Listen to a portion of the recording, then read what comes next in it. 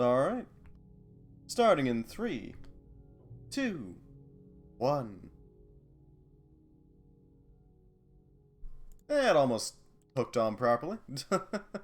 Welcome back. We're going to be continuing where we left off. Shouldn't take us too long to get back in the swing of things, you know? But not quite properly. Hold on. There we go. There's a little line at the bottom that I wanted to get rid of. Just real quick. So, we'll be continuing doing what we were doing. Mostly just gathering equipment so we can actually get the brass together to actually make the require machinery for the next step.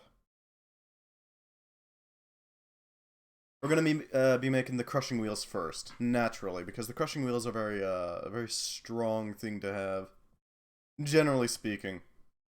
The idea is that we build these crushing wheels, take these first couple wheels, and convert them directly into a ore grinding setup, which will allow us to properly handle crushing up ores. Then we start making foundries in order to make the ore processing plant, basically.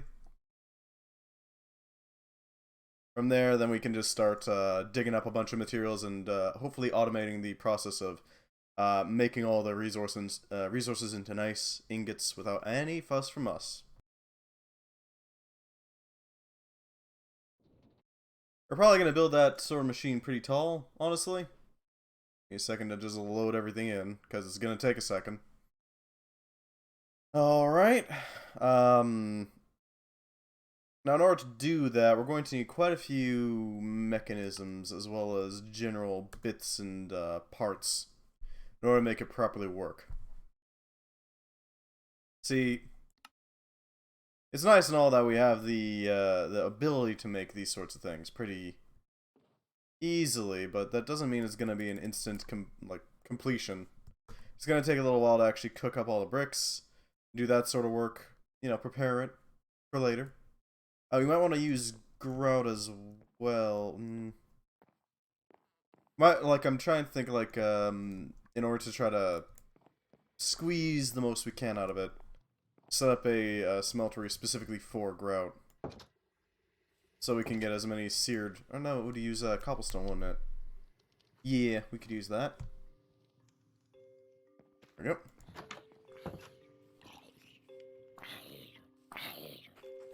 Hopefully that deals with this thing. Alright. So, what do we need? Could have sworn I saw at some point... Yeah, okay, there's no electrum. Unfortunately. No, wait, there is electrum. Okay, then. What can it be used for? Ingots and weaponry. Okay, then. Not bad. I don't know what the hell experience does, but hey, whatever. Right, so where was I? Right, okay. We're going to want to set that up pretty soon, ideally. Won't be too hard to actually, fuel it, thankfully. We got plenty of lava, so that's not exactly an issue. We just have to get the resources now. That being the clay, the necessary ores in order to make the parts, the brass. A lot of brass, honestly. I do want those crushing wheels first, before we actually get to the creation of the foundries. And I'm pretty sure we can also make use of a special little tool called... Well, not tool, technique called stacking them up against each other. Basically just having them share walls. Yeah, there we go. We get around 2 per ore, give or take. Sometimes a little more, sometimes a little less. Okay, less than that. But still. More than we got before. That's the important part. We're gonna get more again when we throw it into the crusher. So there's that as well. Look, any boost is a good thing. I see some up there. We can use that. Maybe.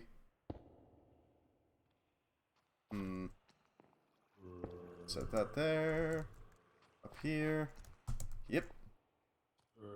There we go. And if we use this, we can get over there without too much trouble, I hope. Should be able to get us pretty close, at least. Go through some dirt.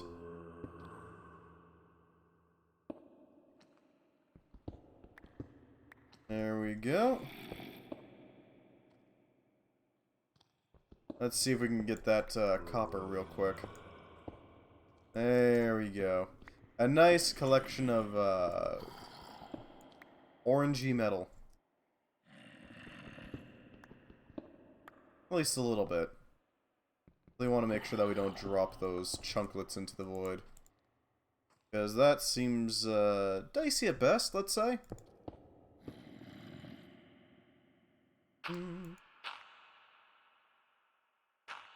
There we go. That should help out a little bit. Well, thank you for the lurk, Inbound Whisper. I hope you have a wonderful time. Doing whatever it is you're doing while having me in the background. I always appreciate it. We still need to set up a proper crafting device for that, but that is the whole reason why we're grabbing all this copper. A little bit of zinc as well, just to like add on to it as a nice additive. Necessary additive, actually. Now the main thing I'm concerned about is whether or not those crushing wheels that I mentioned are going to overtax our system. See, grinding wheels are pretty hefty things. They take a lot of stress in order to run. Otherwise they just don't run flat out. If I look them up, crushing wheels, 8 times whatever their RPM is, and their RPM is going to be how fast they can pump through. So the faster we run it, the more brutal it gets. Hopefully we can actually run them. I might have to add another windmill just dedicated to that. Grinding up ores and rocks. Or at least to ores and then another one to rocks, I guess. But still. Extra is generally going to be a problem. Because it takes time to build each windmill, right? We gotta wait on the sheep to do their thing. Unfortunately. If I remember correctly, there's an X-Petrified over by the quarry. Not the quarry. Where the hell did I put the quarry?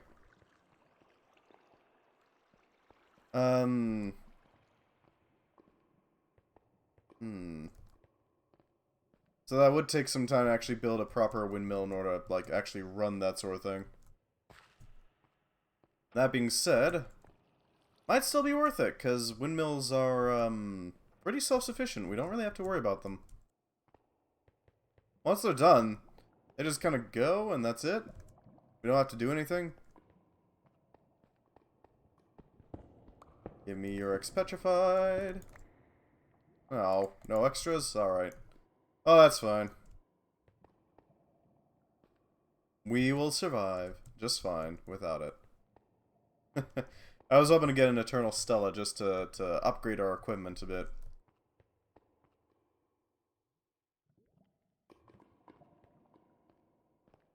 Okay, next target. Right, grinding wheels, first and foremost.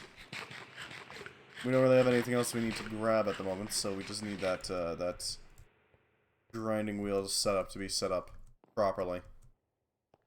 Now the question is, where are we going to set up this foundry? And that's kind of the thing that I'm having troubles considering. There's not a whole lot of spaces for a, tall development. But nonetheless, we should be fine. Alright, so what ores do we need to prepare anyways? We got redstone, which doesn't need any foundry work, it just needs to be crushed. Easy. Sapphire and ruby are no processing, they're just done. Copper, gold, iron, zinc, nickel, lead. Anything else? I guess we could just look up dusts, can't we? Yeah, there's a bit more than I expected. What the hell are these for? Oh, sapphire reagent, which converts into diorite and igneous. Huh.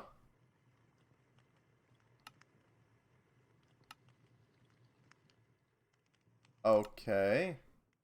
Oh, we can make ruby by doing... Okay, we can do a few things. Zinc and sulfuric. Okay, that's certainly something. Not a bad one. Isnium is not something we care about. Apatite comes out fully formed. We're never going to run into glowstone. Redstone, we just need to grind. Neater is fully formed. Just needs to be ground sometimes. Don't really know what to do with it even.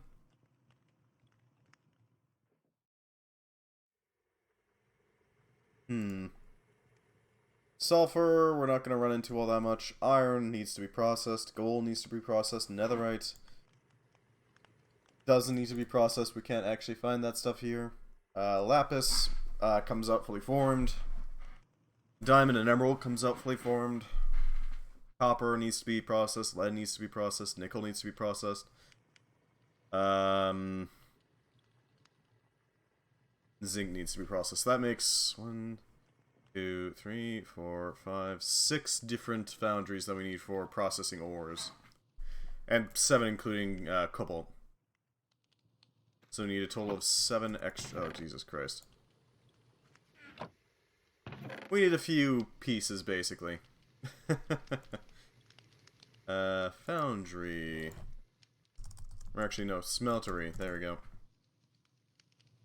Smeltery is pretty cheap, thankfully. Oh, and one more for the grout. Okay, we're gonna need a pretty hefty setup in order to run that, though. But we can still do it. We can still do it. I know that we can. Let's see. Do we have any more...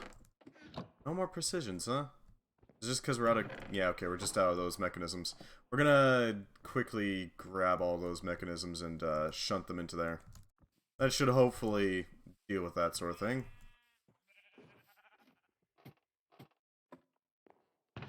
Why let it rest?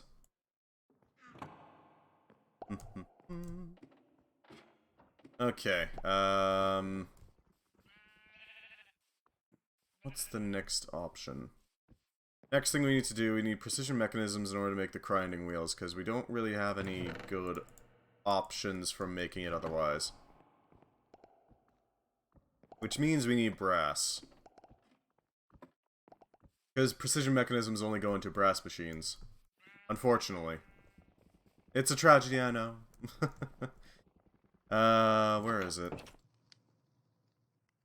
Right, the ores are in here. Copper and some zinc. Toss a little bit of that into there. That way it can start processing.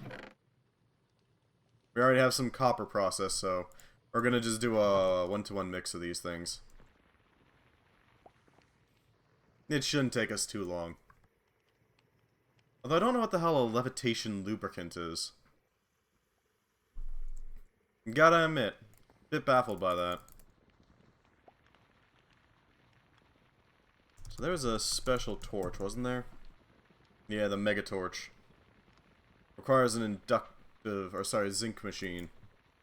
Requires infernal mechanisms. Which means it can actually make those things. Huh. Might have to do that. Mega torches would be really handy. Mega torches, the only thing they do is just prevent hostile mob spawning. Makes it a little easier on you. And makes it so your factory isn't filled with mobs. That's basically the gist of it. You know what? Sure, we'll take some spare zinc and convert into omega torches there. That should process just fine. Okay, zinc. Thinking 4 of them will be plenty.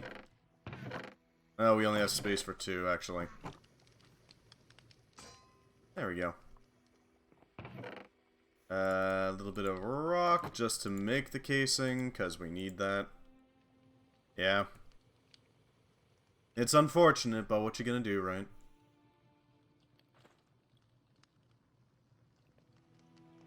A nice zinc casing. A couple of torches just to improve upon ourselves. Oh, right, I need to actually put the mechanisms into it. I forgot about that. Give me a second. Infernal mechanisms, helicanisms, if you will. What the hell's a zinc machine even good for? A variety, it turns out. Okay, then. I forgot how actually useful this can be. Igneous. Not bad, not bad.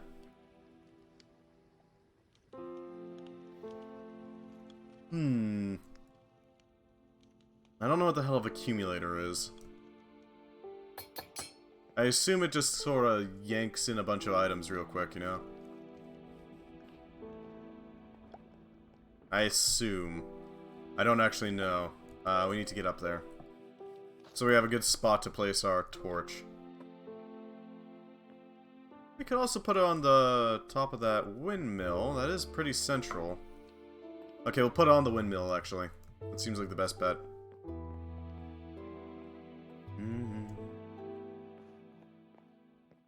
Okay. There we go. There we go, we got a torch. And a big radius around the torch. I don't know what that means exactly by big radius, but... we'll find something, I'm sure. We'll find out. Speedometer. How about stressometer?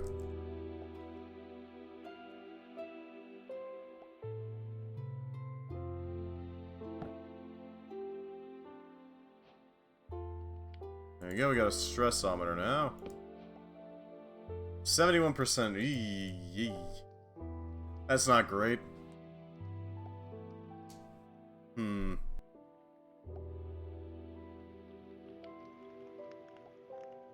So, if we got 4,672 stress units remaining, that's gonna be...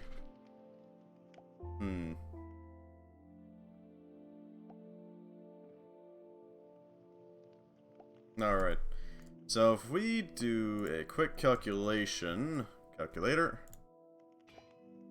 It's 8 times, so we got 4,672 divided by 8.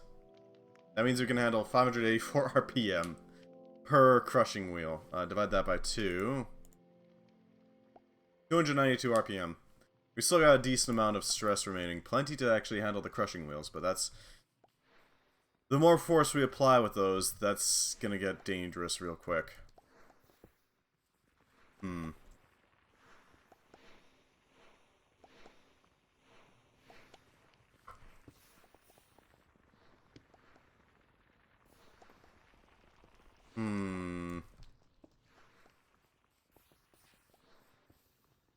How do we deal with that?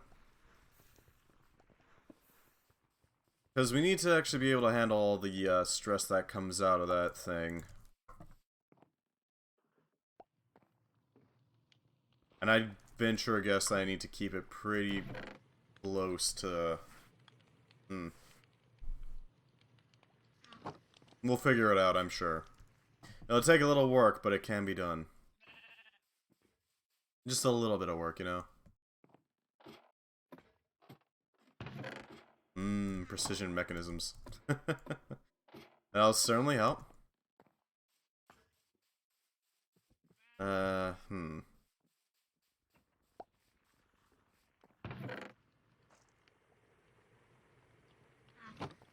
Okay.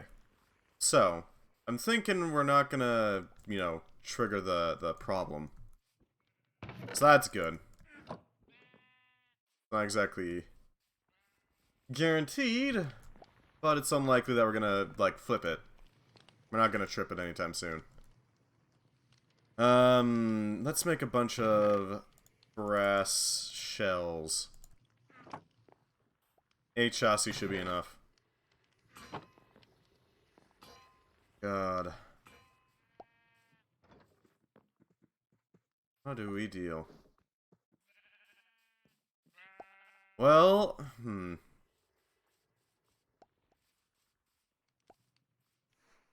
I'm trying to think of a good way to handle it, because we're gonna have to deal with the stresses of actually crafting the crushing wheels too, and the crafters are gonna take their own toll on the system. So we need to be a little wary of that.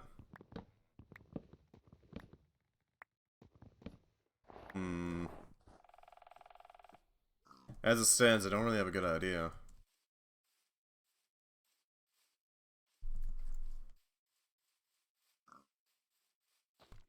That being said, I do have an idea of how we can deal with the problem of actually filtering out all the ore. Still running just fine. Let's grab our sheets. Convert them into brass casings. We need a few more precision mechanisms in order to make this work. Just a few, you know? Oh, your actual screwdriver broke. Okay, then.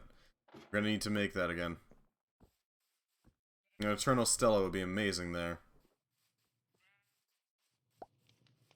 Alright, so we need a screwdriver. What does a screwdriver need? 2 blue and a bunch of iron. Okay. Be arranged. 2 blue and some iron. 3 iron to be specific.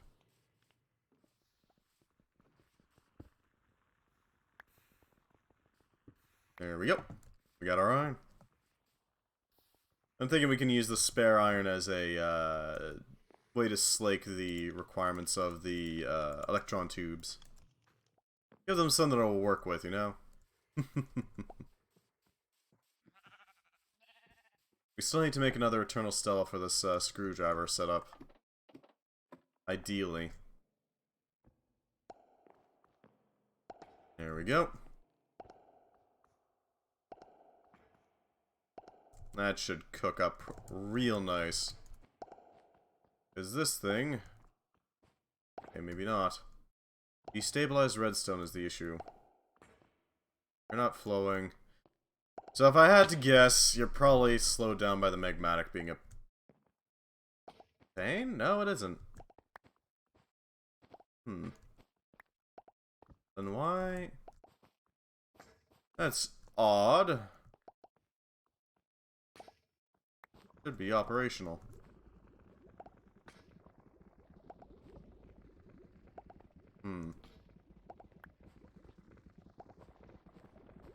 Alright, you're running. That's good.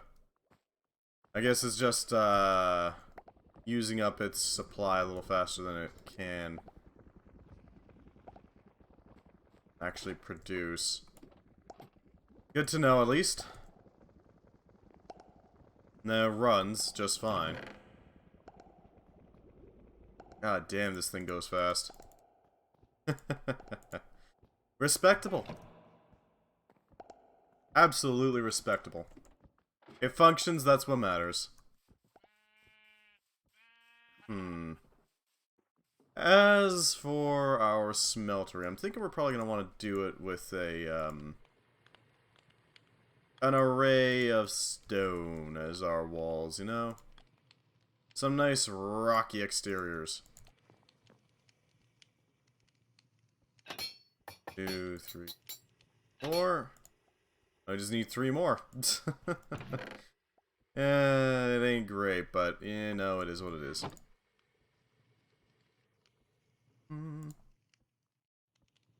That forms the exterior perimeter.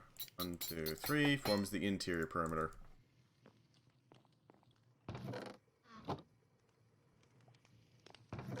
Alright, that should do it.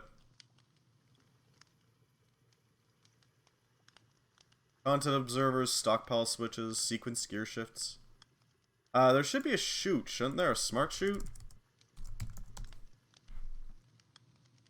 Requires a little bit of work, but it can be done. And we can siphon some of the electron tubes from the actual setup.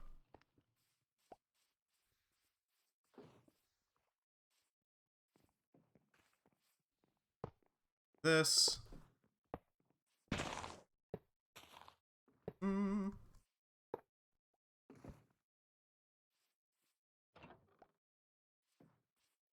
Oh, put it inside, I see. So I was confused for a second. I was thinking, wait, where'd it go?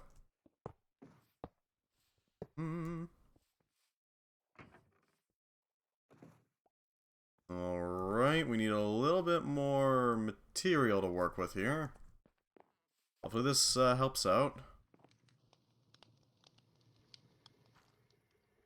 Oh, we can, no wait, that would block the grabbers, wouldn't it?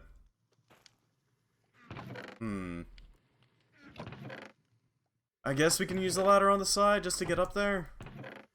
There's like an option. Yeah, that'll work.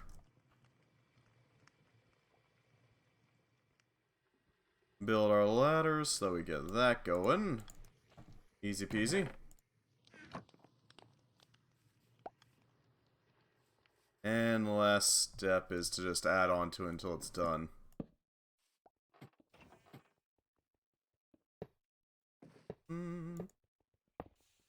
And the last bit. There we go. Now I just like doing it like this, where it clumps together, basically. Like this.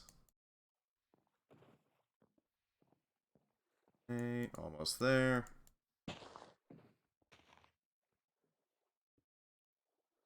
Alright, that's right so far. There we go. Hopefully that'll work.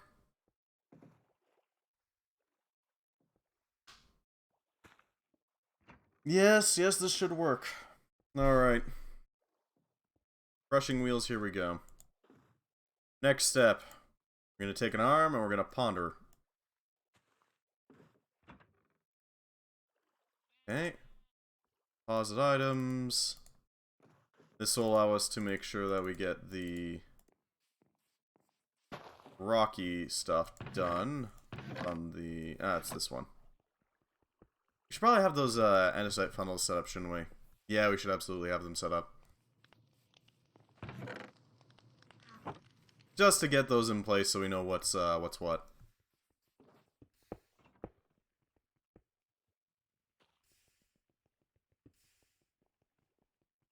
Or can I? Nope, alright. Let's see what we can do here. There we go. Good boy. And deposit here. Because we're using this to get the proper shape in place. I hope it can reach.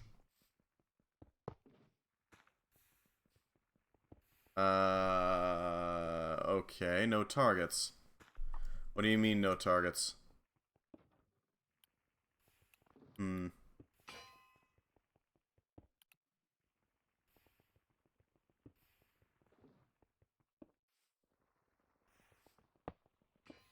What do you mean, no targets? You have targets. Maybe it just needs some, like, rotational force? Get it to recognize what's going on? I don't know, maybe. It's possible.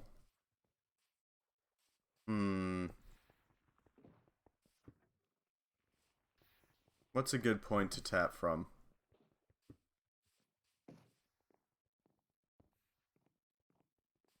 Guess there really isn't a good point, huh? Ah, well.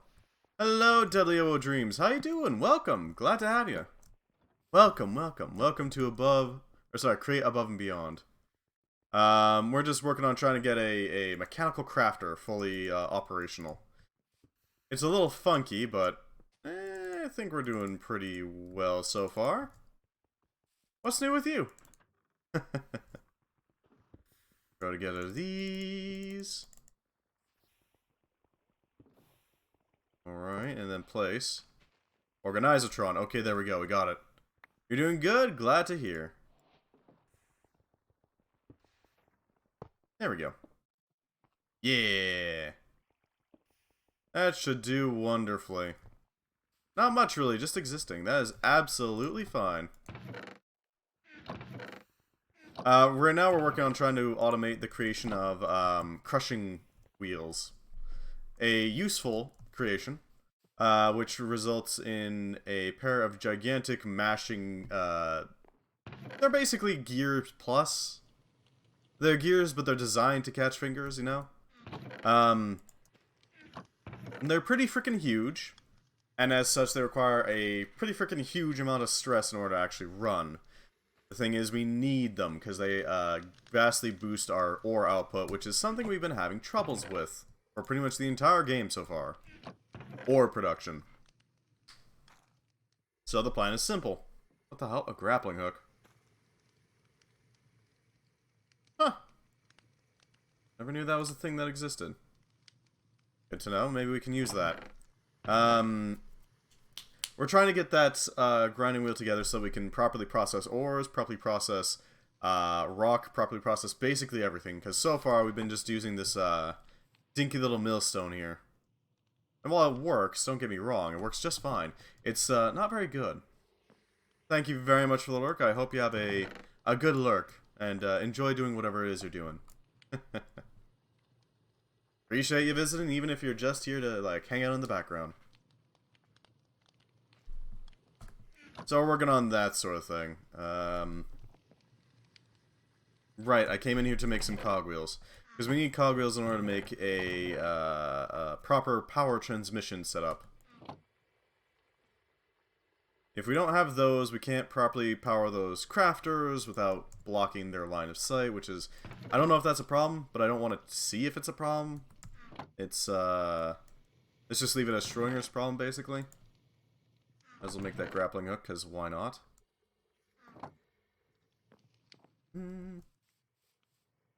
Grab some... no sticks, okay, that's fine. I was hoping to get some sticks, but no sticks. Grab a couple of sticks from here.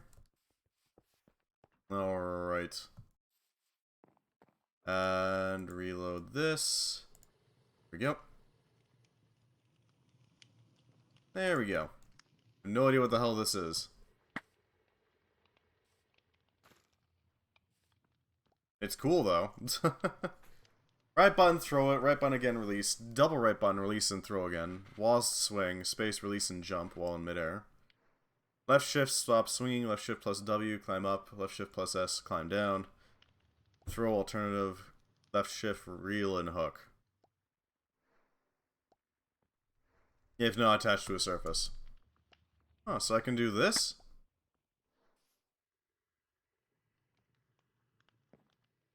Okay, then. That is a really nice mod. I like it. A little laggy, maybe, but still. I can see the benefits. Let's see. So we need to set up another cog here. Purely to set that a little further. A little bit of a shaft up here.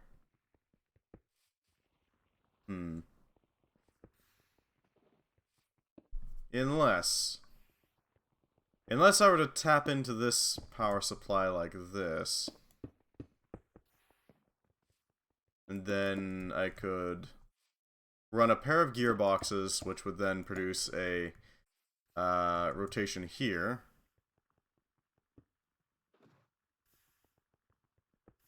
Okay. I think I've got some ideas on how to do this. It's going to take a little bit of futzing, but it can be done. All I have to do is build a couple of gearboxes, put them together. Oh, we already got some gearboxes. Well, would you look at that? Don't even need to build them. We need a vertical one, and we need a horizontal one. And this will allow our transmission to properly function. Well, transmission isn't quite the right word. That's a different thing. And there we go. We got a little bit of spin here. These things will now move items over. And start putting in the slots. There we go. Busy hands. Organize a Tron, program a mechanical arm with 10 or more output locations. Crafting mechanical arm, select in and outputs, place it down and give it power, then watch as it does all the work for you. Not bad. Not bad, arms. Not bad. It's been armed with the knowledge it requires to succeed. There we go. And this machine doesn't care what direction it gets. As long as it gets something. I'm thinking another pair of gearboxes and that'll work just fine. Just swell, even. Which means we need to actually build some. Not too hard to do. One batch of gears should make enough to actually properly supply us with all the gears we'll need for a pair of gearboxes. Give me these. Set these in here. And there we go. Oh, we even had some spares. Set these to be vertical. Because again, these ones don't really care what their rotation is, thankfully. We're just using the gearboxes as a like a pure transmission source, and that's it. I guess not transmit. A way to change the direction of the rotation.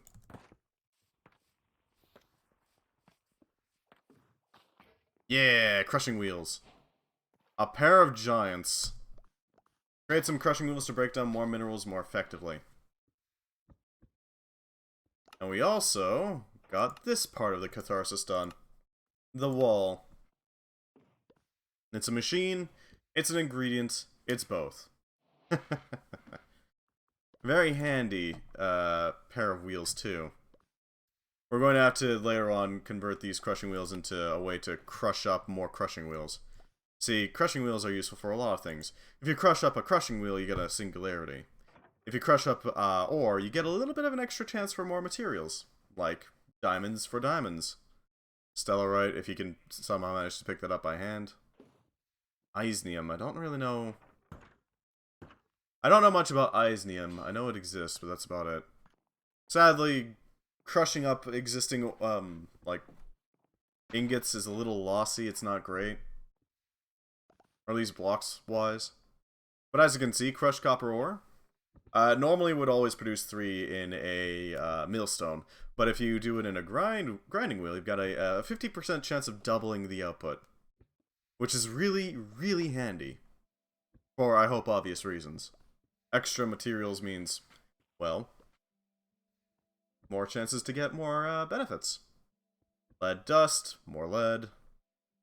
You get a better chance of coal, but you have to get, like, silk touch for this. I don't know what the hell arid rock is. More nickel, convert luminous into glowstone if you want to. Gravel gets ground up into sand and clay. And that sand can be washed to have a better chance of getting more clay. Limestone gets turned into gold. Oh wait, what? Oh, that's limestone gold ore, there we go. What am I talking about? You can grind up buddy cards into shredded buddy card.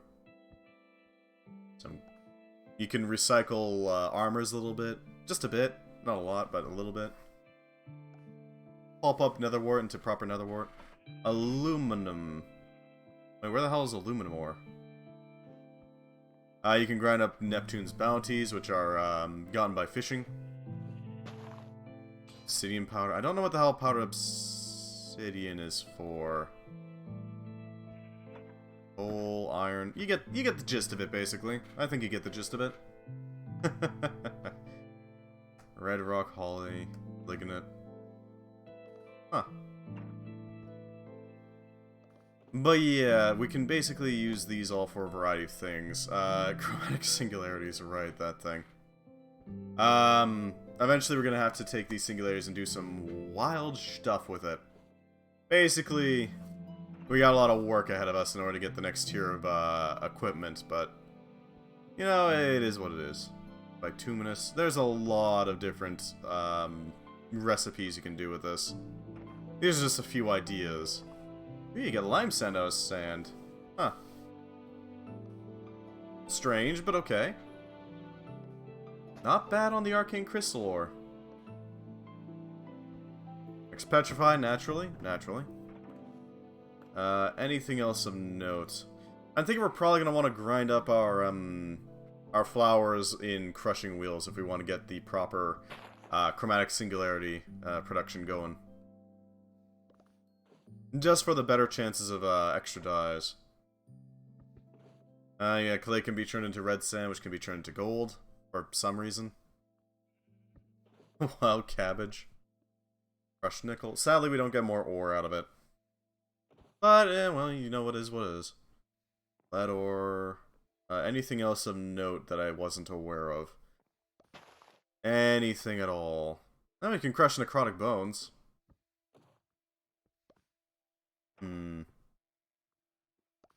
Anything. We can turn granite into red sand. Red sand means we get gold from granite. Not bad, not bad. The hell? Pink hibiscus. Tomatoes.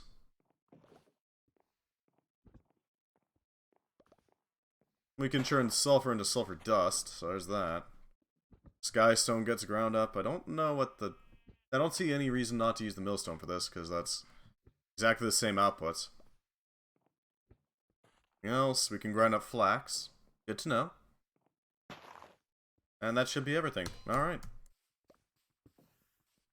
So, now that we have our grinding wheels, we can now start doing some other shenanigans with it.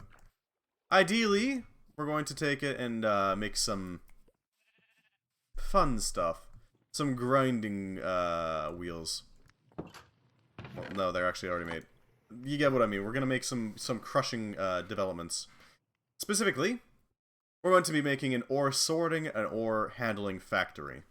Somewhere that automatically takes any ores that we feed it, grinds it up into a fine dust, and then takes that fine dust, sorts it out, and extracts the most metal we can get out of it. Because I want to be able to put it into like a chest and have it just dealt with. We don't have to do anything, it's all done. It'll do it all itself. That sort of thing. We should probably have an oak drawer and a andesite funnel. Yeah, we don't really need to put all that much resources into a fancy funnel for this one. We don't need to filter it. We are going to have to do it for later, but not this application. Grab a funnel, place it here. Or, not there. God damn it. There we go. I want to get it to that point where it's not even, like, a problem for us.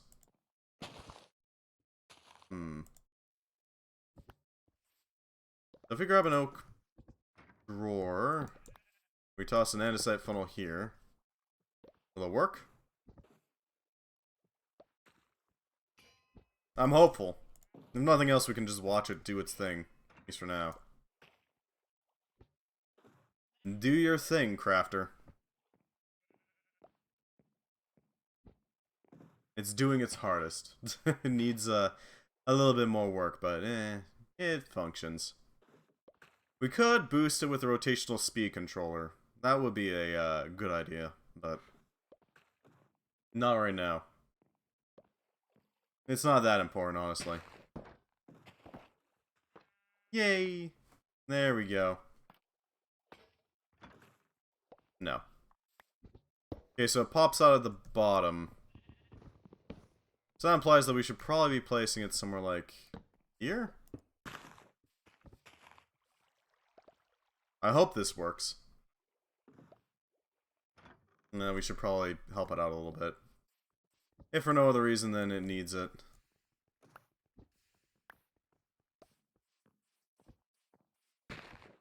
You know, give it a little bit of a speed up by doing some of its work for it. Right, and there we go. It'll do its work. Crush up. Cool. Crushing wheel is in position. Oh, it was the wrong way. There we go. Excellent. We don't have to worry about it anymore. It can just run on its own merry way. And we can place these wheels there. Alright, so, next step. Next step. We need to set up a foundry. Somewhere to properly tap into our How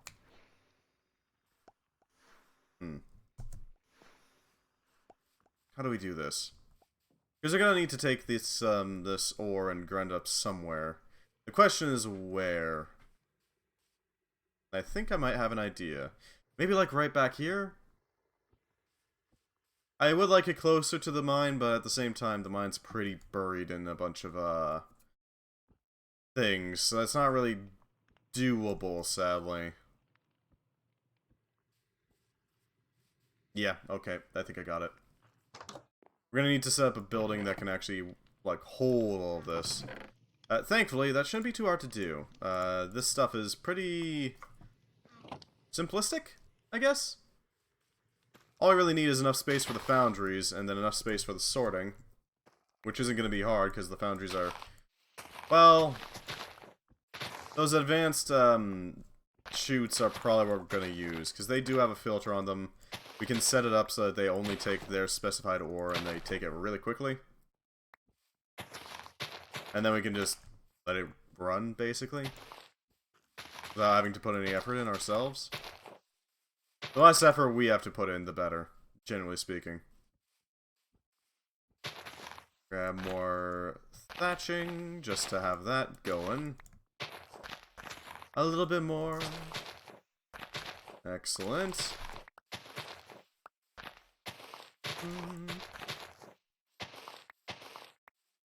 Alright. So, how are we gonna do this? We could do it by...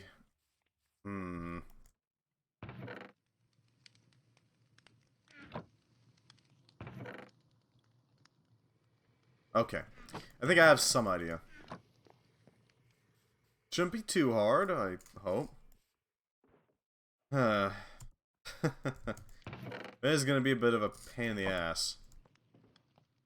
We're going to have to siphon some of the seared bricks off of this thing. Properly refine them into foundry faces, controllers, or sorry, smeltery controllers. Those smelteries will then be converted to proper working, functioning devices. Yep. I've been playing 11 hours worth of Finch's story. Like, straight or like in a single world? In what way are we referring to here? I've only made one thing out of metal. Oh god, yeah. Yeah, metal is a little bit of a pain. Only need 6 smelteries, so that should work to, like, game out where our faces are going to be. Alright. We're gonna need some of these, some rubber. Yeah, we might as well take 64 of them. It doesn't matter. And, might I ask what sort of thing you've made out of metal, exactly? I'll cover half of it. We should probably also fill up the precision mechanism creator. There we go. I'll give him more things to do.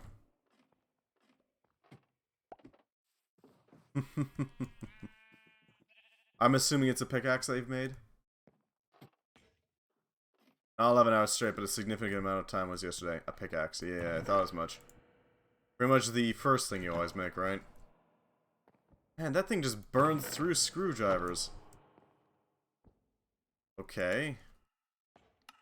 Yeah, it usually is that way. I usually recommend having like a spare pickaxe at all times. Just in case. You never know.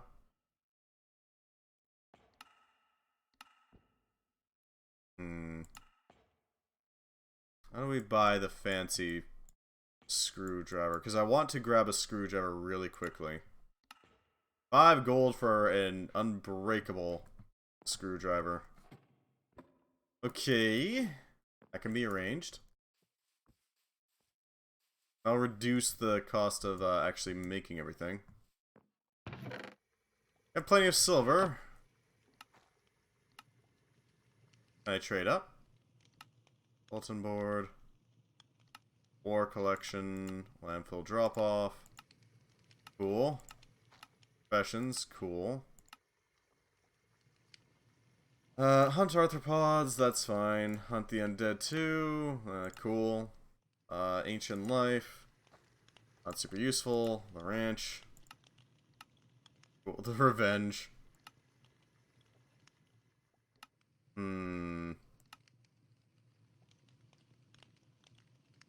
How do I trade up into gold? Oh, the market. Manual exchange. Ah, I see how that works. Alright, so we submit those. Hey, that's actually pretty expensive. 64 silver for gold. That requires 7, and that requires 7 as well. Ugh. Not great.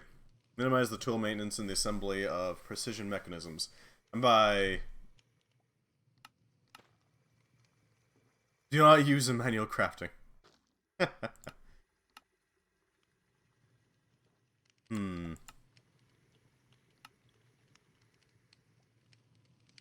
Hmm. Okay. So if we do a landfill drop-off, that should hopefully help out a bit. Just a little bit. Yoink. That'll give us a little bit more silver, but nowhere near enough. Because we're going to need a few of them. Okay, we can't actually do that.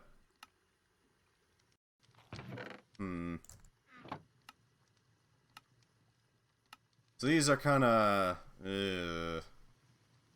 we can sell those. Trader's Finest a globe. Can we make a globe? If we can make a globe, then we can get a gold out of that. A wood globe. No. No, we cannot. God damn it. Shape. Prop collection. Not a good one. Yes, we can...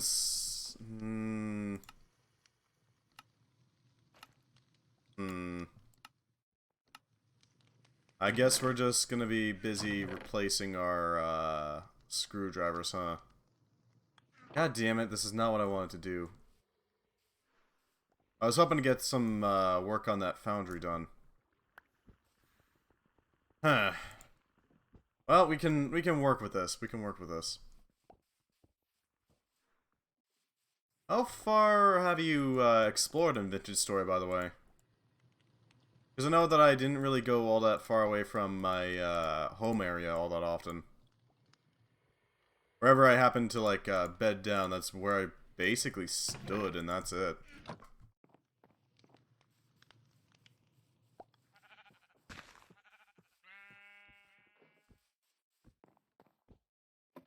Mostly just because I didn't really feel a need to go anywhere else.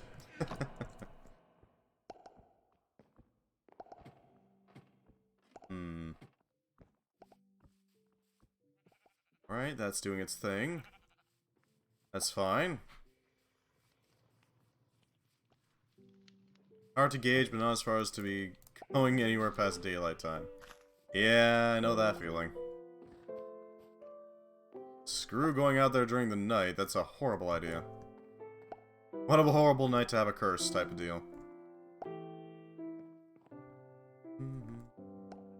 Is this actually getting any resources? It's got a stick in it. Okay. Not sure why I had a stick in it, but sure. I guess. Throw that there. Alright. God damn it. There's literally 0 oak trees around. Yeah, that's the worst. It's vastly important to... well, not vastly, but it's very important to get a good oak tree spawn. I usually like to set up, like, next to a forest, because there's usually a lot of oak trees hidden inside there. Amidst the pine, maple, and birch. You can find a lot there. Highly worthwhile, in my opinion. Seems to be fine. Not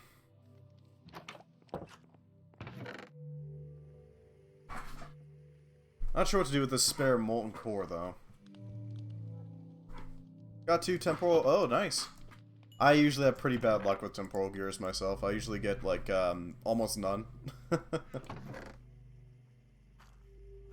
At least so far.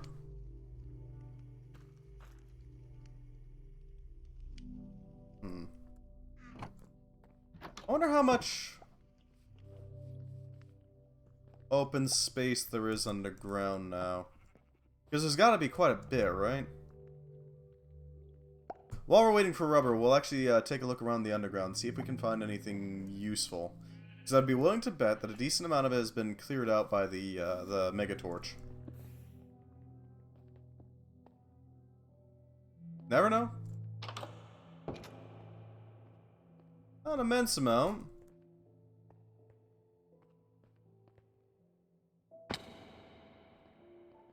But I also don't see anything over here, hostile at least. So this might be safe area now. Or at least safe harbor.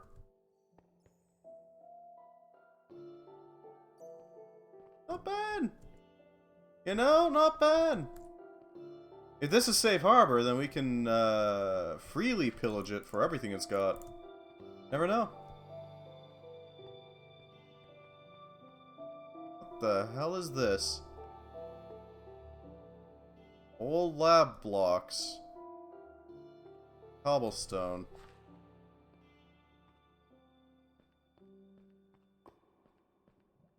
Is there custom world spawns here? I get the feeling there might be. If there's lab blocks, that ain't natural. Okay, we need to see what the hell this is. What the hell? What is that?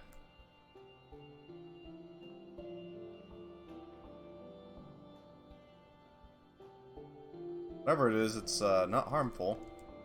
It's Powerade, there we go.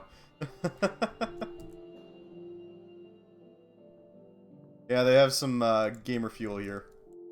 That's what it is. Fair Mountain Dew. Chromatic waste. Oh. Ew. Painting. A small treasure quartz. Some silver coins. I'll take it. Basically ready for iron, but I just can't find any. Oh god, yeah, iron is a pain in the butt to find. I wish you all the luck. You're gonna need it.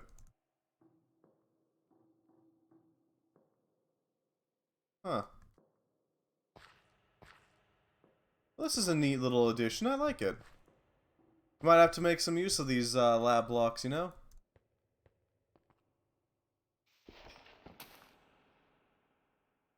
Oh, damn, that's a full-on anvil. Jesus. Hefty. Let's just eat that. Tinker's anvil made of hepatazine. Can I actually break it down? No? No, I can't.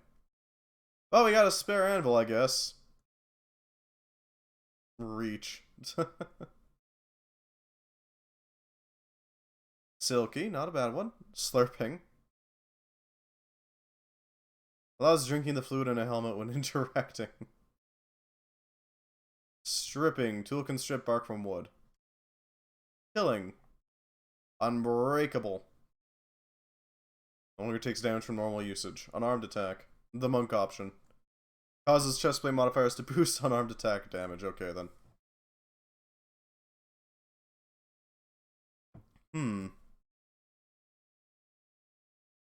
Blast protection. Recipes incrementally, you can apply power of the input for a partial effect. Ah, okay. Dragonborn. Becomes Strixiki. Strixiki. Increases protection and attack while airborne. Makes sense. Golden. Piglins love it. Revitalizing. Strengthens the heart, granting more hearts. Horses go on land, turtles in the sea. Increases protection underwater along with swim speed.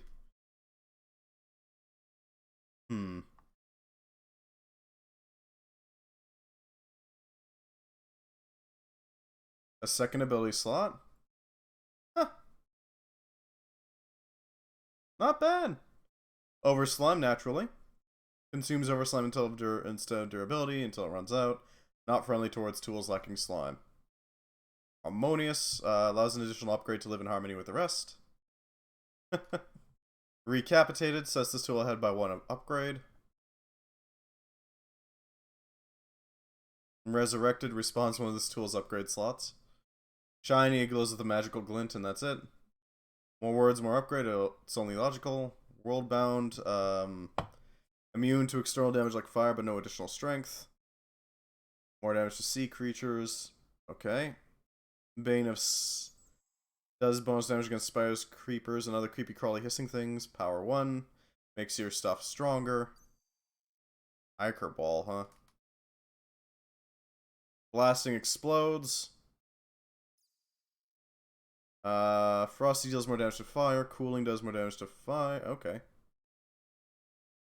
Durability and stats. Durability based on base durability. It'll just hate it. Fast learner. Gain experience from killing mobs and mining blocks. Floof softens falls, causing reduced damage. Makes sense. Fiery gives it fire aspect. Fire primer increases the area of fire of the tool. Magic red dust makes tools swing faster and mine faster. Makes absolute sense. That's just logic. Hydraulic. Tool mines faster underwater or in the rain. Hitting things makes them go flying. Light speed mines well lit blocks faster. Leaping makes them basically yeet. Okay. Hitting things attracts nearby items. Necrotic. Okay. Netherite makes the tool stronger and immune to external damage such as fire.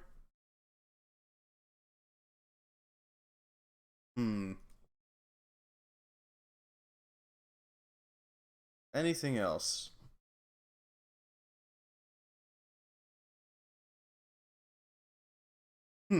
Water is oxygen 2, increases lung capacity. Anything else? Not just the heads, the feet, the feathers. Potentially blast heads or other parts of mobs right off. Okay, then. We may want that, so we can increase the chances of getting wither skulls. If we can bop their heads right off, then, hey, it's more materials for us, right? And we're going to have to fight the wither at some point in order to make chromatic or radiant alloy a little easier. It's gonna take some doing, but it can be done. Make these. There we go. Almost got all the copper. Just need to tap into this vein completely. Shouldn't take us long. Here we go. Excellent. A little more copper. Why not? Okay, so if we're gonna do the grinding idea, we're gonna have to find a way to get the ores to go through the grinder. I think we could just put the like chest and andesite funnel like right at the entrance of the grinders, and then send it up via conveyor belt. And that seems like a good idea to me. Oh, it doesn't stop them from spawning from spawners. Makes sense, I suppose. Could probably put another mega torch like north of us, so we can hit up that cave over there as well. A Hepatizan Tinker's Anvil. Shame we can't reclaim them. Up here. On the other bank should be fine. Line it up. Okay.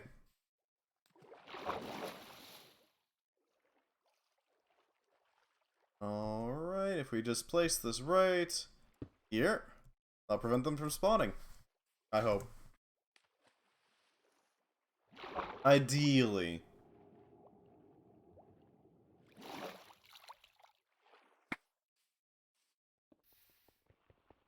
Yoink. Okay, so we can use grappling hooks to basically just launch ourselves. Not bad at all. I really need to find a better way to make a cobblestone generator there. I really do. Okay, grinding. How are we gonna do this? So we're gonna need a way to... Alright, so we're gonna need a lot of stone, first and foremost, so we can make the fancy walls, basically. Because I want to make it, like, look nice, you know? I want it to be swanky. Not too swanky, but swanky.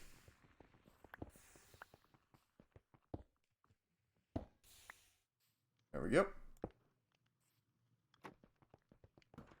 Back in place. Oh, we can also take from the World Eater. Yeah, there we go. Or, I guess World Nibbler is a better way of putting it. We're definitely going to want to make it so that the iron and all the ores get pulled out as well. So they automatically get processed in the foundry. Okay. You go in here. You go in here. Alright, this should work. So we need foundries, and quite a few of them, honestly. 6 of them, to be exact. The thing is... yeah, that'll have to do. We're gonna have to properly process all this material. Honestly.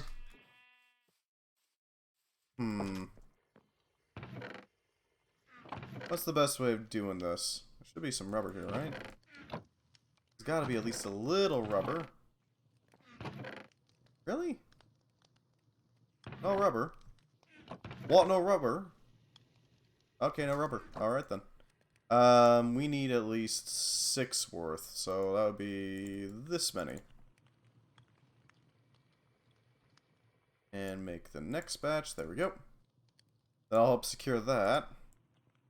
Excellent. Smeltery controllers. Let's set this thing up. So, we're going to need at least a 3x3 space with which to have a path here. Just, you know, for aesthetic purposes. This needs to exist. Next thing we need is to remove this section. Now we're going to need at least a 3x3 space for each one, but each one can be merged with the other ones. That's not exactly a huge issue. Thankfully. This, do these, and make a basic shovel again. There we go. We don't need anything fancy, just, you know, enough.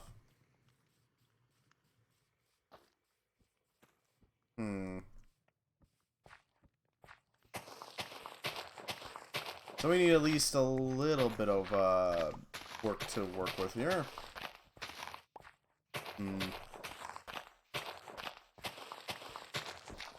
Okay, I think I have an idea. We could make them a little stockier, which would allow us to process way more ore.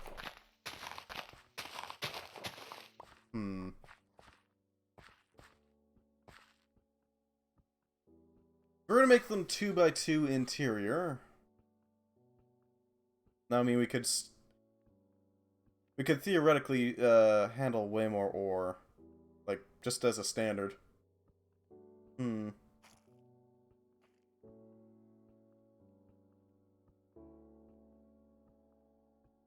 There's a few options here, I think. I'm thinking we're gonna stick with a simple 3x3.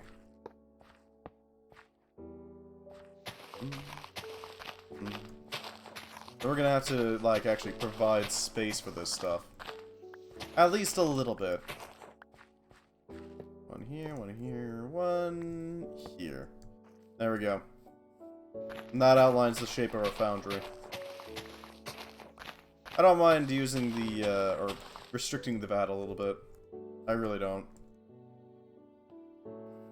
Alright, so we're gonna need to also clear out this space, which will grant us access to that. We're gonna want a lava supply, because obviously, I mean, it's just freaking obvious, right? Tinker's Construct requires lava, that's what we need. It's just what we need.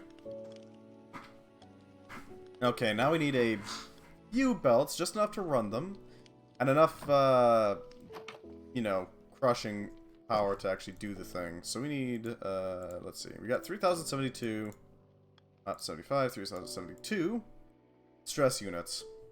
If we, if we take this number, 3072. Divided by 8, we get 384 RPM. That is the most one crushing wheel can handle. But since we have to do 2 of them, we can actually handle only 192 RPM. Not great, in other words. Huh. Yeah, we're gonna need another windmill soon.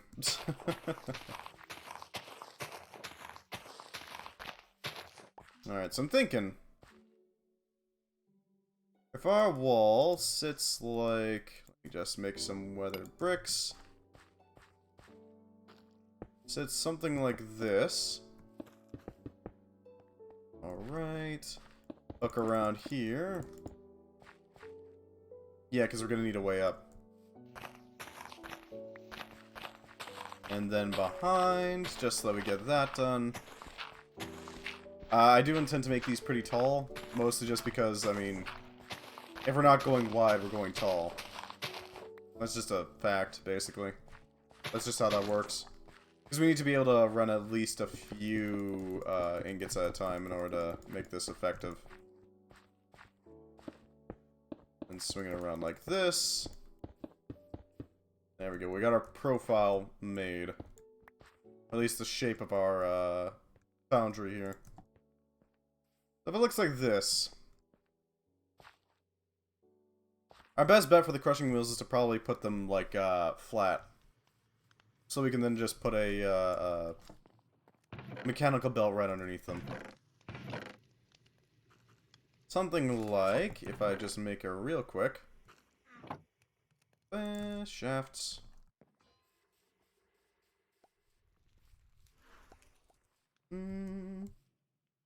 Something like, come on. I don't think that's quite how that goes. No, yeah, that's how that goes. Like this. We need to rotate these in opposing directions, ideally. It doesn't matter that this wheel goes into the wall. It really doesn't. All that really matters is that it faces like this. Then we need a belt, something like this.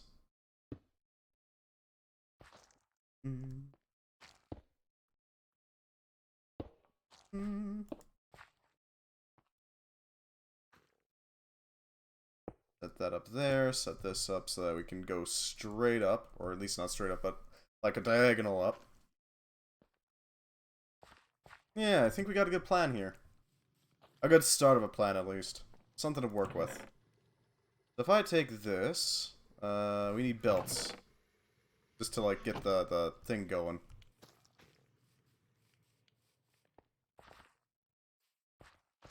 Belt up like this. Belt like this. Set this up so it's a chain shift. That'll help out quite a bit. We need it to be a diagonal. So something like this.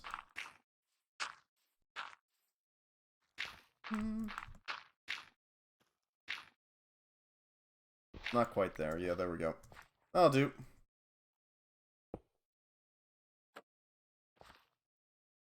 Yeah, this could work. And then we need a belt going up here. Another belt. Sort of like this. If I grab this, there we go. And this is going to go all the way across to the other side of the, we're going to have to scoot the smelteries forward. But that can be done.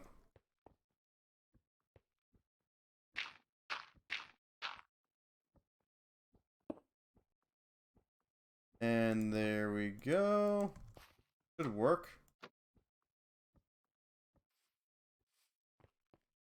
Yeah. There we go. And that's our feeding mechanism. All we have to do is get the right rotation into it, and we got a proper setup. Well, and some gearboxes, but, you know. That can be arranged pretty easily. Okay. This'll do. Yes, this will do. Alright, so we need grout to be processed. And a lot of it. We can repurpose one of the... no, actually, we need that as a backup. We can repurpose a... No, we can't repurpose anything. We have to build this from scratch. God damn it. Okay. Okay, we got some seared bricks left over. We got some glass left over, which is a godsend. Enough to make our tanks, which is useful. I think we should probably have the tanks... Ooh, we could share them actually, like this. Or... and then a fifth, and we'll have all the tanks we need. Yeah, that should work. And we have just enough bricks and a little bit extra glass to spare to handle that. Easy peasy. Happy little smelteries, you know? Now we're gonna have to be able to actually, like, distribute lava to that, so we're gonna need a steady source. You see. The best way I can think of to do that is to basically just tap off of this thing. Shouldn't be too hard to do. It's pretty basic.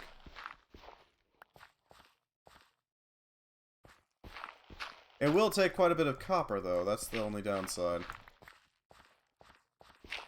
There we go. Tap into these. I think we can use those like a decoration type deal. You can see exactly where all the pipes are. That sort of thing. Or at least you can see where they hid the pipes pretty clearly. It's a real shame we can't do the scaffolding technique that is present in immersive engineering. Having like a nice wireframe scaffold would be really nice for that. It was like a look at what we're doing type deal. Alright, there we go. Eee, that's not good. That could be much better, honestly. But, we do what we must.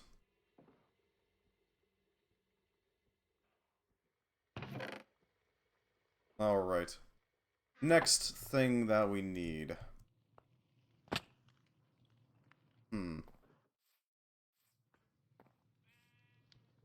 Honestly, next thing that we could use is a solid supply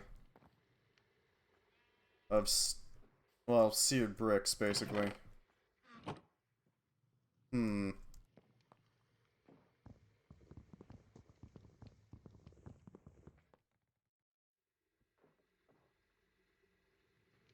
Okay, I think I got something. Well, first we're gonna have to, you know, set this up so that it actually collects some lava as well. Just as a thing to do.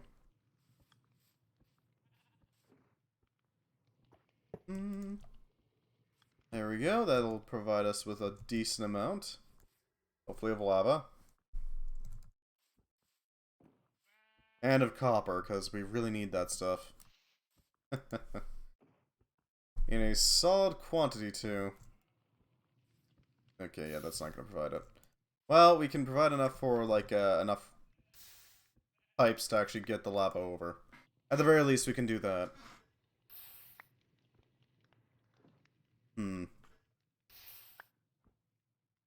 Now, the next question is, how are we going to tap it? And I think that's a pretty easy answer, actually. All we have to do is take our pumps and suck them out from the vents. Not the, well, yeah, actually the ducting or whatever it's called. Basically, just yank it out. Slowly, steadily, maybe, but still, yank it out.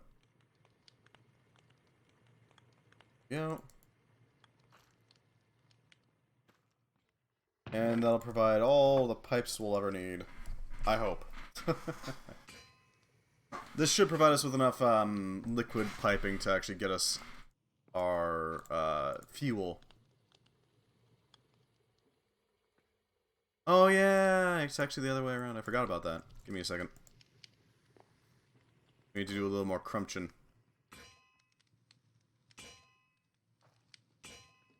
we go. Acquired. Make the pipes. There we go. 32 pipes to work with. Okay, game. Slow your roll there. I'm thinking we can put the pipe in here. And then have it get pumped in. Through here. Yeah, there we go.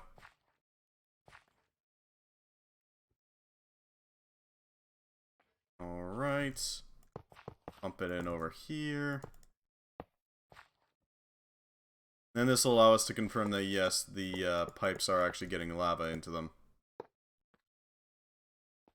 There we go. Another one. And another one. Okay, then. That's it. That's all the pipe we got. Tragic, I know, but... we'll get used to it, I'm sure. Is that as far as the lava goes? Okay, then.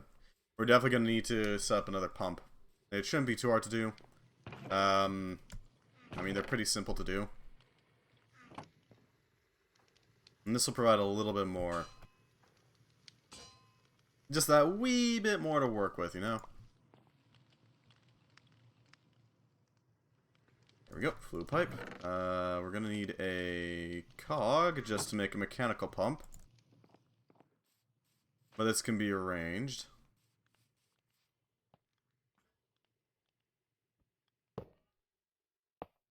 Not there. God damn it. There we go. And another cog to actually run that thing. That should work.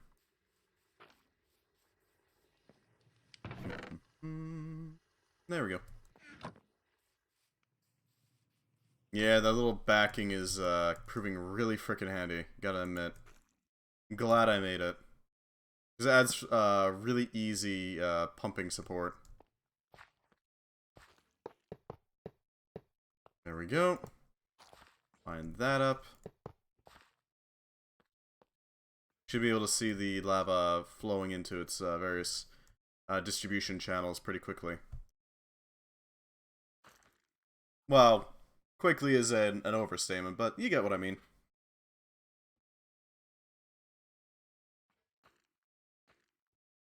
There we go. We're seeing some throughput into him. Good, that is flowing.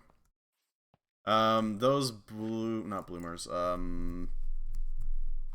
tanks should feed the requirements pretty well. Ideally. We are gonna need more frickin'... Yeah. We need more copper. That's just how it is, sadly. You're probably needing a screwdriver again. Yep, that was absolutely correct. Damn thing needs a lot of screwdrivers, huh? I really need to get together a Eternal Stella on that thing. Get to the point where it's fully functional. Alright, so copper. Copper is going to be pretty shallow. We can get that pretty easily. I hope. We can get that easily, he says. Preparing for a little bit of a spelunking expedition.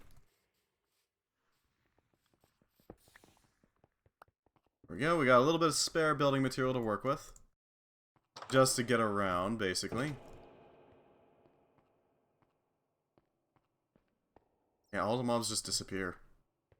Like a ghost town here. Not that that's a complaint. Or compliment for a mineshaft. I don't exactly want any mobs around here. And there's some over there. It might be a wise investment to go ahead and make a bunch of mega torches specifically for clearing out the caves. Because if I remember correctly, it goes from surface to bedrock. We're going to be using these torches sparingly just to mark places we've grabbed ore from.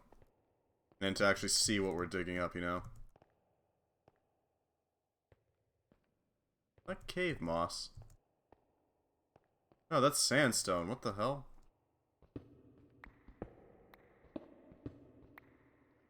Oh, that leads to the surface. Cool. Not too keen on that. What the hell? There's a whole cave system down there. Looks like that's this thing is a shelf rather than a proper wall. Good to know. We should probably replace this with a grappling hook. Just as like a good precaution. And to prepare ourselves for digging on the ceiling, hopefully. What is that? Granite or... Hold on. Yeah, bro. Hey, I can use this while swinging. Not bad, not bad.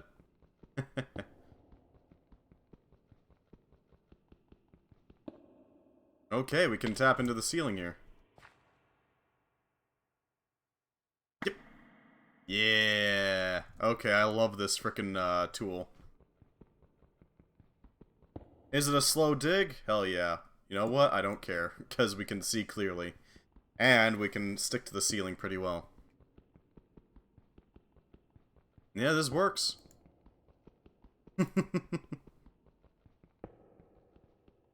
Just kind of sticking to the roof. You know? It's fine, it's fine. This is an effective mod. Gotta admit, I do love it. Let's just tap into this ore vein real quick. Don't mind me. We can also use it as like a safety harness where we can latch it onto a surface before properly swinging up to it.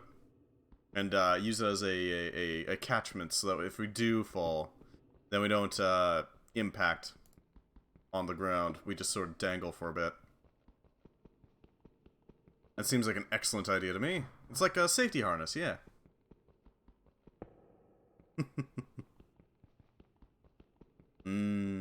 Ore. There we go.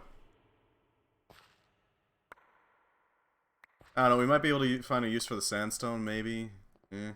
Hey, some of the ores down here, cool. There's some more copper ore. Zoom up.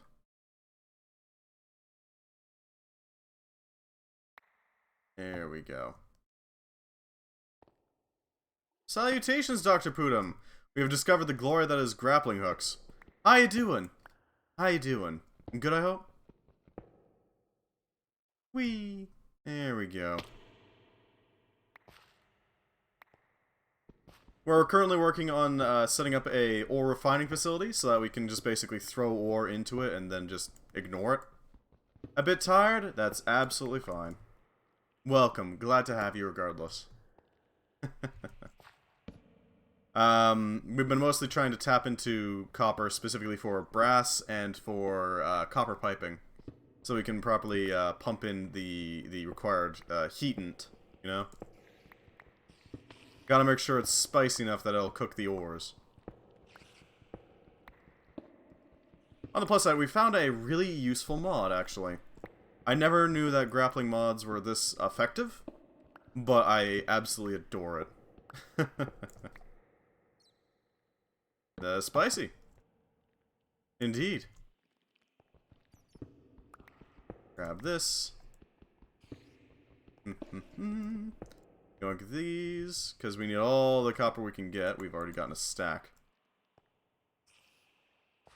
Shouldn't be too hard to get more.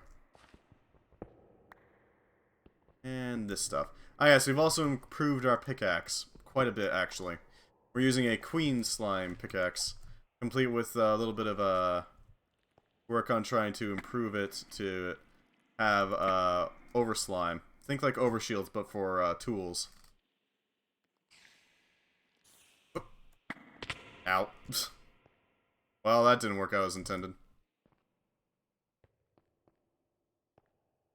I think we got enough copper for now. We can grind it up and convert it into its required materials. Oh, we can do that by preparing the crushing wheels and the belts for proper use. Because then we can actually, you know, produce the stuff that we need with it. We have placed a pair of mega torches, which will prevent any mobs from spawning near our factory. Make sure that we can properly prepare ahead of time during the night. Alright. Excellent.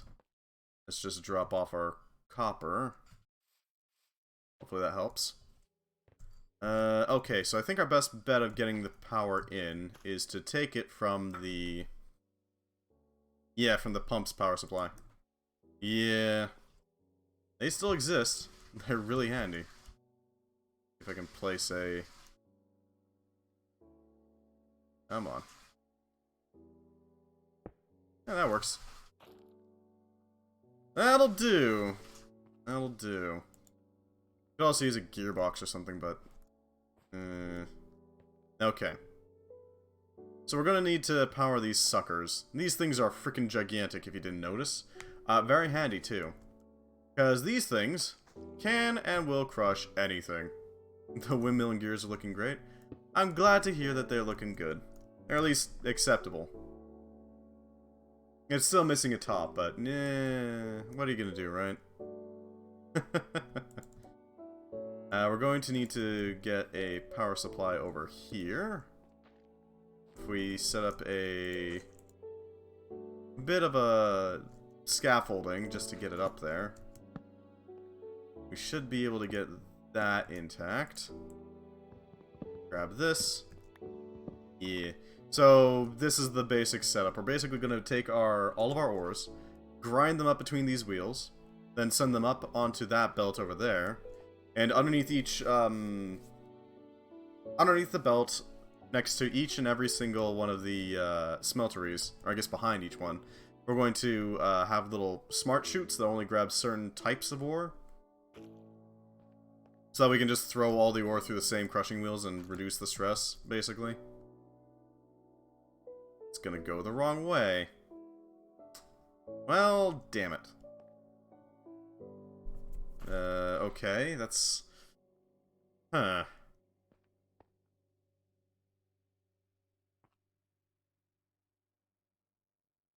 How do I change that? I guess we could go through the crushing wheels. But that's not a great option either, is it?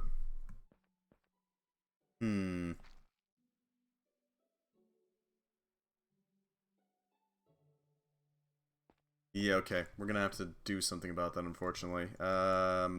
Question is what? Could just move the ramp. That is true. We could try to move the ramp. But that would mean that we'd have to get behind the crushing wheels every single time we want to do an ore drop-off, you know? Which is not ideal.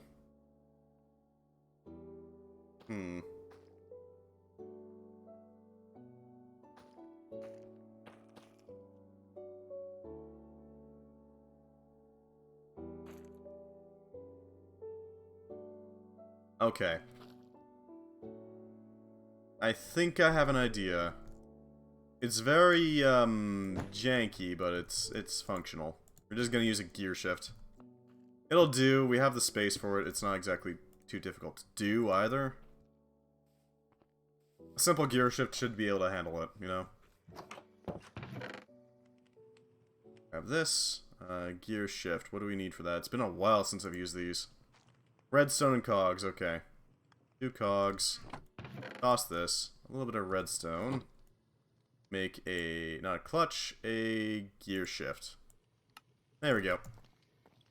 Oh, and we're gonna need a lever, basically. There we go. You may notice I have actually added in the link for Discord. If you want to join that, by all means. If you don't, that's absolutely fine too. I am planning on like working on it a little bit more, like fiddling with it to make it a little nicer, trying to make it more useful to the people there. I do have a little suggestions channel that you can toss in suggestions for like how to properly, or I guess not how to properly, but how to make it better. There we go. We got a proper ramp. Or at least a processing path for it to take. Now we just need these two things to rotate. And not only rotate, but in the opposite direction of each other. So it's gonna be a bit of work. Wait, why am I using a gear shift? I'm gonna have to do it anyways. What the hell am I doing? Okay, then. I am apparently being a dum-dum again. Give me a second. This. Sure, we can place it here for now. What the frickin' hell am I doing? We're going to need to split that anyways, so why not? Why not gearbox it? What the hell am I doing? It happens.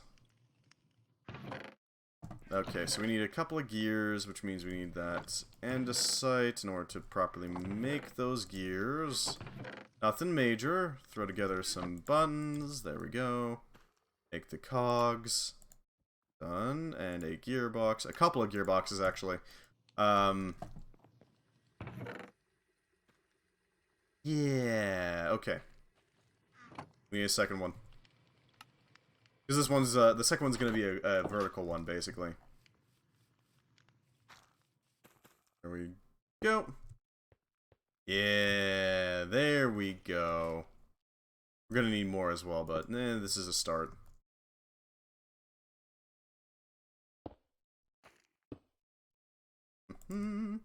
Set this up so this spins the wrong way. Okay. There we go. That spins the right way. I can't post the entirety of the B-movie script. What else am I supposed to do? I mean, come on, man. We can't have people spamming that sort of thing, you know? Reasonable stuff. If it's just like spamming the B-movie script, then I'm not too keen on it. But if it's like an actual like paragraph of written text that you put in yourself, I don't care. That's fine. Sometimes you need a long post to get an idea out. And I may refine the rules a little bit as people interact with them. Make sure that they don't... I guess Morbius' script. Oh no. Oh no. Are we gonna have to see the words "It's Morbin time" on the Discord?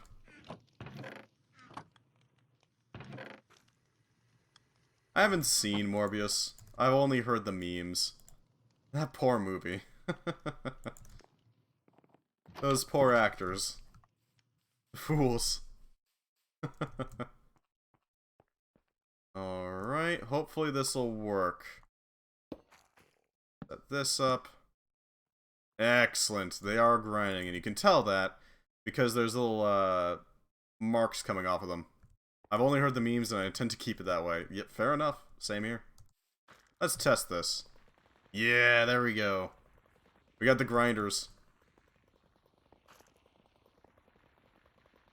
I wonder how fast... 256 SU at the current speed. So if it's 256 SU... 56... divided by 8... They're at 32 RPM. That's not bad. It's an acceptable level. Jesus Christ. So the reason why we're using these chunky wheels is pretty simple. They are just way better. By any metric. They have a 50% chance to double any input they take. Which is pretty freaking great, you gotta admit. We're gonna have to make sure that at least... Really, this requires a booster? Okay, sure. I guess we can boost it. I guess we can boost this pipe. Wonder... I know Fubuki also did a, a thing with Morbius. I'm not sure exactly what, but I'm confused? Why? Let's see. So we need a bunch of bricks in order to make this work. The sacred art of ore doubling. Not just ore doubling, because we have a... First and foremost, our pickaxe has fortune. Fortune 2, basically. Which means that we occasionally get double drops of the ore block. Then we take those potentially double drops, and then we throw them into the grinders, which gets even more drops. And then we're going to throw them into the smeltery, which theoretically gets a better return on investment. Theoretically? Copper dust goes into the... yeah, you can mix it, or you can melt it, which produces more ore, theoretically? You can melt a lot of things. A golden nugget. Yeah, that's a great idea. Yeah, in Smeltery 2 ingots, in Melter 1 ingot, 3 nuggets. 3 nuggets. No, it's just bigger. Okay, then. Huh. Chromatic waste. Milk. Water. Molten glass. Blazing blood. Can sorta rework on those things a little bit. Blazing blood, Jesus Christ. But 5 times, that's not bad. Chromatic waste, wow, that's an insult. Venom, blood, a little bit of clay.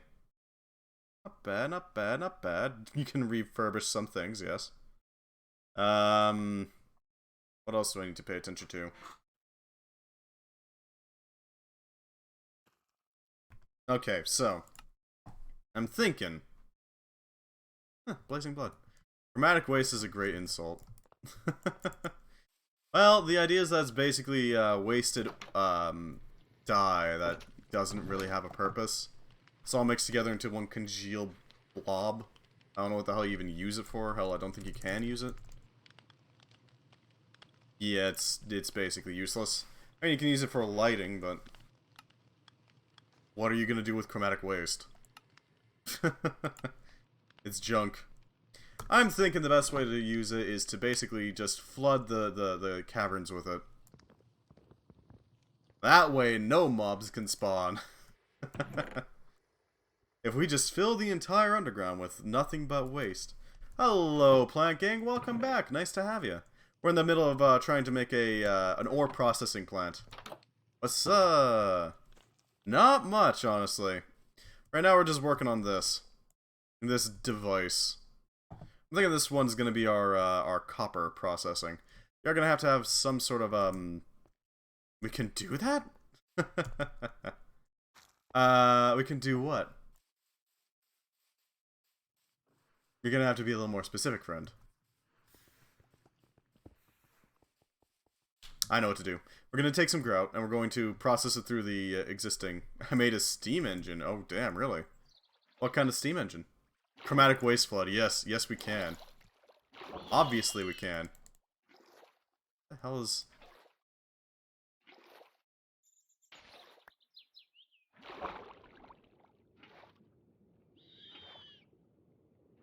What the hell? It generates high voltage power. That's pretty freaking good. Fire the pumps! Oh, you see, first we need to actually make the chromatic waste. We can't just fire up the pumps immediately. We don't have any. But it is an option. We need to find some use for all this chromatic waste, and I can't think of a better use myself than refilling quarries with junk. Plus, we can calibrate so it just feels just right, you know? It's not too hard to set it up. Yeah, I remember doing that a lot in SevTech. Where you would take the solar distilleries and, or not solar distilleries, solar towers and take that water and just sort of pump it direct, or not water, the steam that comes off of them, and pump it directly into your steam turbine for a bunch of power. They are very handy. I still yet to find a silk touch yet, Dr. Putum, sadly, so I can't make that honey cave, but believe me, I'm trying. That would be an interesting idea. Create a layered honey chromatic waste setup. Truly terrifying too, honestly. We can't rush perfection. Exactly. Where the hell is some clay? We need a bunch of clay, honestly. Where is it? There's some clay. We can make use of this. Any more? I would like to get at least a stack's worth of grout in order to make all the requisite materials. Because we're going to need to make a lot of blocks and ingots of it, basically. I know it's not technically ingots, but, you know, whatever. They're basically ingots. Use the same mold. And there we go. Excellent. Excellent. Now I just need the other resources. Sand and gravel. Gravel is really easy to get in the underground, so that's not exactly a concern. Sand is the harder one. Although not so much now that we have crushing wheels. We can convert gravel directly into sand. Alright. That's fine. We can make a sand pit here.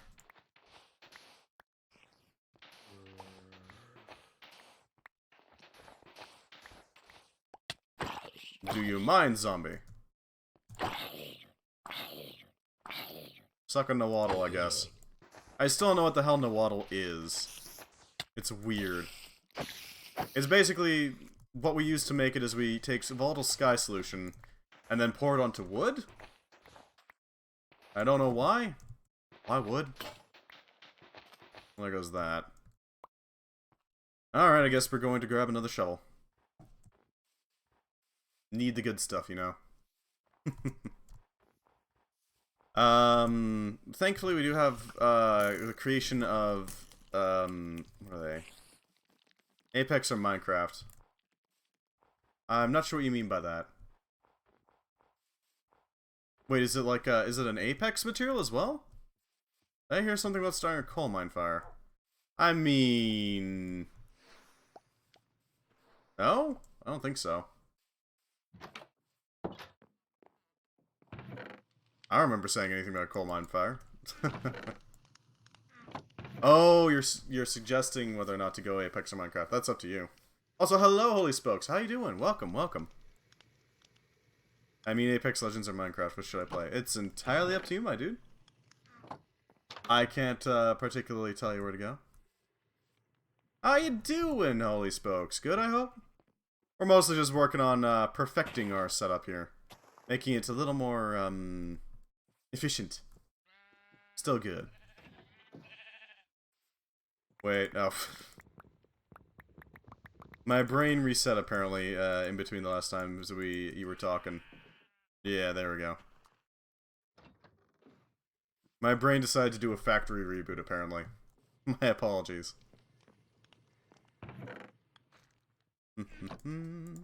We're just gonna set this up. There we go, we got another shovel. We can take this and acquire more sand. Now, I'm a little concerned, I gotta admit, about the fact that we're going to be using up so much lava. See, those smelteries are going to be using up tons of lava. And I do mean tons. Because they're going to have to process all the ore we throw into it. And I don't know why the hell that's still watery. Well, it's splashing, you know. Any tips for fighting Volcana? Okay. Volcana was the ice dragon from Iceborne. She's got some weird abilities. The Absinthe Vodka Cocktail Factory reset your brain. Yes, yes it did. Minecraft then Apex, huh? Are we talking Arc-Tempered or Standard Volcana?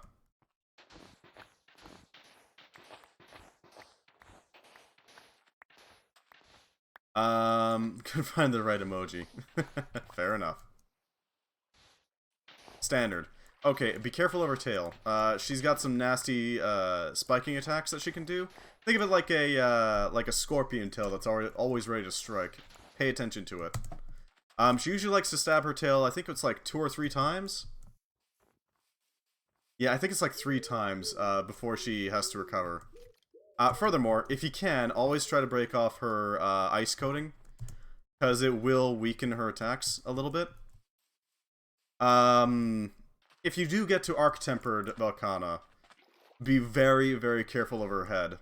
She's got some really freaking brutal ice attacks, including an ice attack, which is basically she just flies up into the air, points her head downwards, and nukes the area with ice. It's not an instant kill, if you're properly equipped for it, but it is close to an instant kill if you're properly equipped for it, and if you aren't properly equipped for it, then yes, it's probably going to kill you instantly.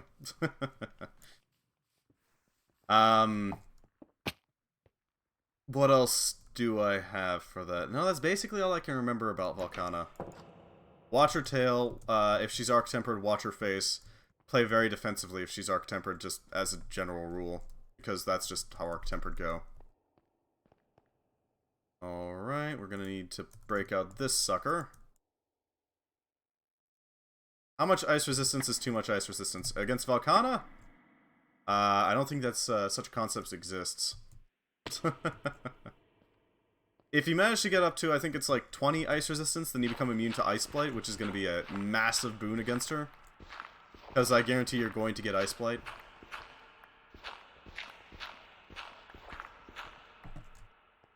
Where's some more gravel? Yeah, that'll work. I'm gonna have to find a new source of gravel. Oh, that's not a great source. Yeah. If you can get a immunity to Ice Blight, that's gonna help you a lot. Ow. I really need to get better at chaining together my grappling hook swings. Get a proper, you know, Spidey-Man type deal. Almost web-slingy.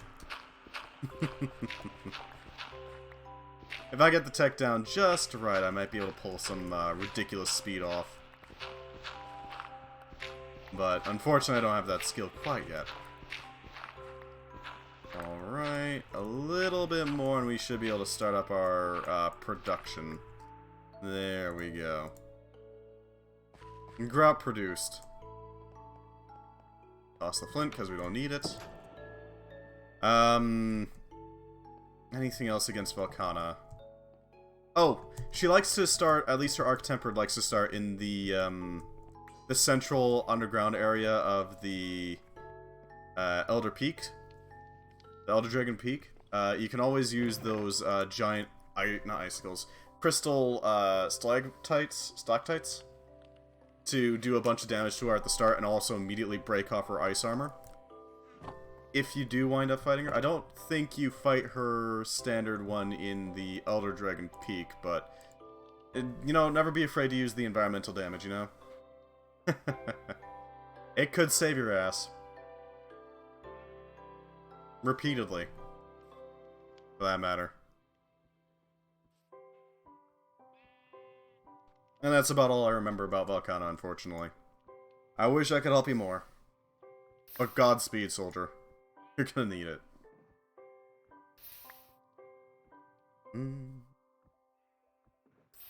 There we go. Plenty of ingots to cook. Okay, so the other thing we're gonna have to pay attention to when it comes to this, this smeltery. We're going to need an input and an output. The input is going to be a item input, like this sucker over here, the seared chute. And the output is going to be one of these drains. And we need one for each one, so we need 12 total. We need 6 of each. 6 chutes, 6 drains. Which means we're going to need a ton of bricks for that. Frankly, a lot.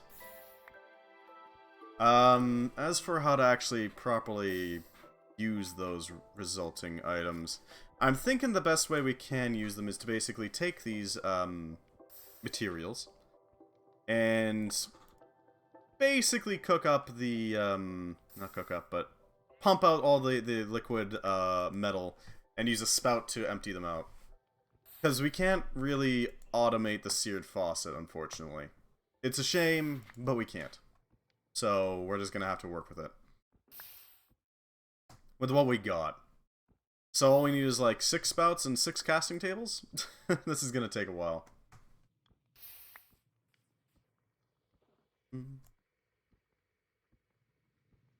No fuel found, huh? Interesting. Just steadily eking out more material.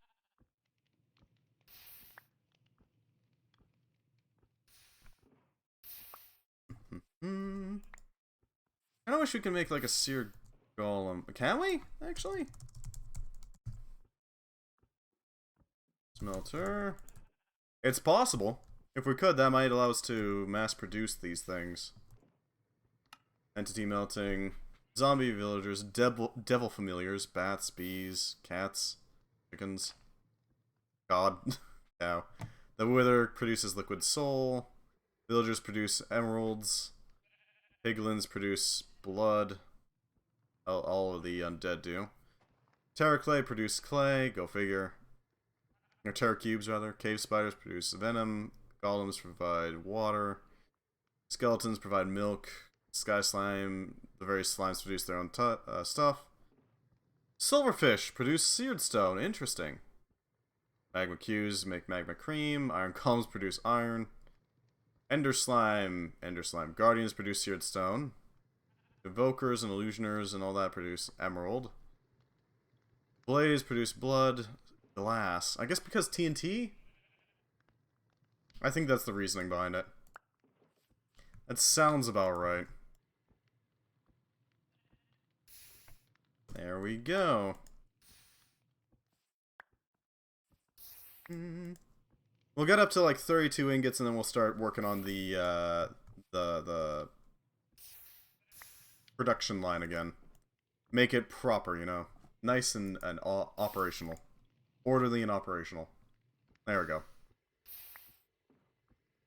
And there we go. That'll handle that, hopefully. Make them into proper bricks for the aesthetic. You gotta get the proper aesthetic, you know.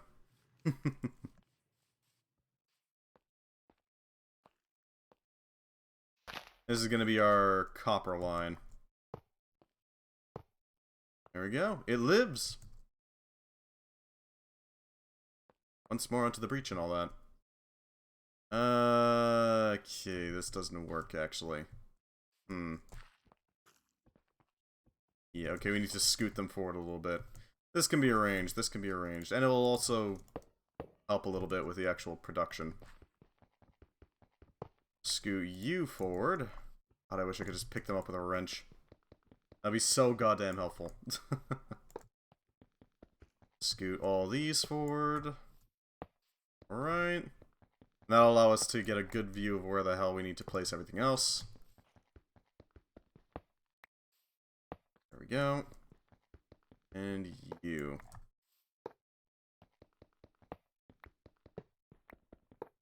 There we go. That should handle it.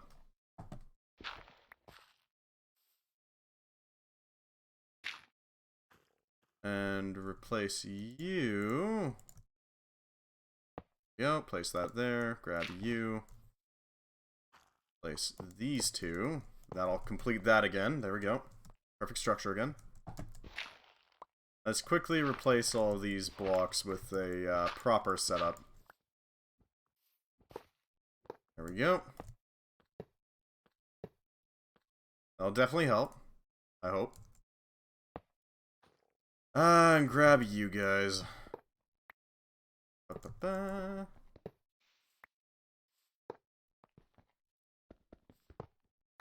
It's a lot of extra work, but it's worth it. It's worth it. Clear off these. And replace them with dirt for now, because we don't really have another option. Not at the moment, at least. There we go. One short, goddamn. It's always one short, isn't it? Always. Alright, so we need a chute and a drain.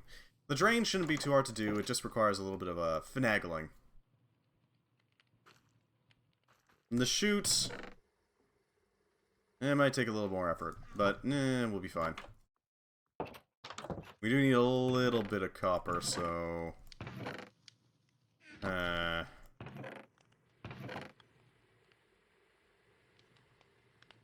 okay. Here's our plan. We're gonna take a stack and use that there. It's unfortunate that we have to use the fruits of our labors, so... well... manually, I guess is a good way of putting it, but... it is what it is. We must, and therefore we shall.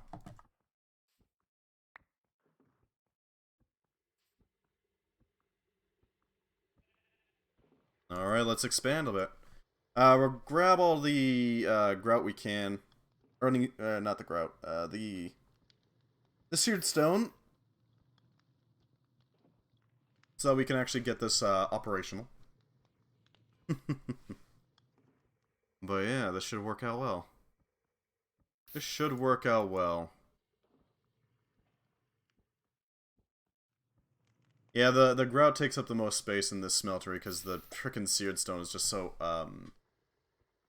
not dense, the opposite of dense. What's the word? Porous, maybe? No, not porous. What is the opposite of dense? Opposite of dense. Thin? No. Not murky. Oh, that's similar. Opposite.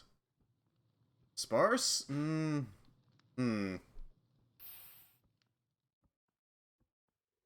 Undense, there we go. Yeah, thank you, Pootum. Thank you, Pootum. It's undense, there we go. Clearly, obviously. How could I have thought anything else? Why do we have nuggets in there? That's weird, but whatever, we'll take it. Oh, I guess it got, like, filled, and then it, kinda had a backlog to work on, yeah. I'll explain it. Copper. And this will be the basis of our, chutes and all that. Our chutes and ladders. Chutes and drains. There we go. That should do it.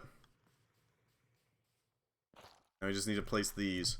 We're going to want to build up these ahead of time. And we're going to want to build... Actually, this one's going to be our item chute.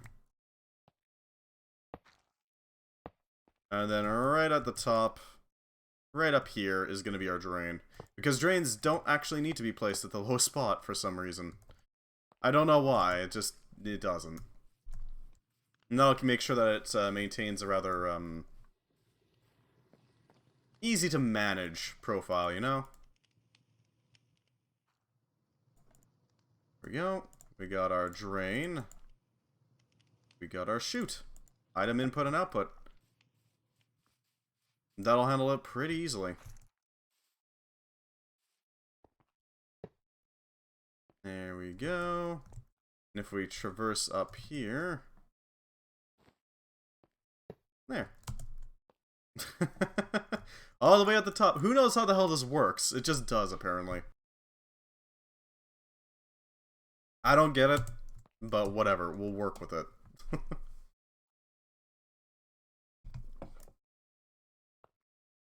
Alright. Now all we have to do is place the rest of the stuff. We need 1, 2, 3, 4, 5. Yeah, 5 of them. We need 5 blocks. That should be, that should be doable. Functional. Doable. Funkable. There we go. Yeah, okay, yeah, that is absolutely what happened. It got a bit backlogged, so it couldn't really do the whole thing. There we go. And now it's back to seared stone. Excellent. We can make use of that.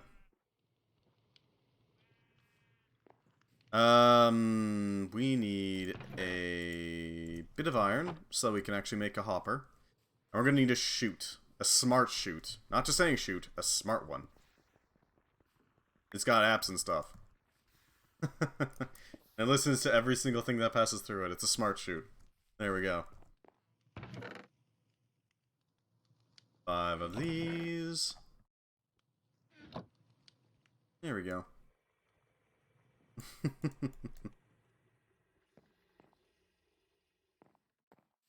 And we just need to slap this hopper onto it, because that'll allow it to, theoretically, pass everything through, but also collect when it needs to, and have, like, a good buffer to work with here.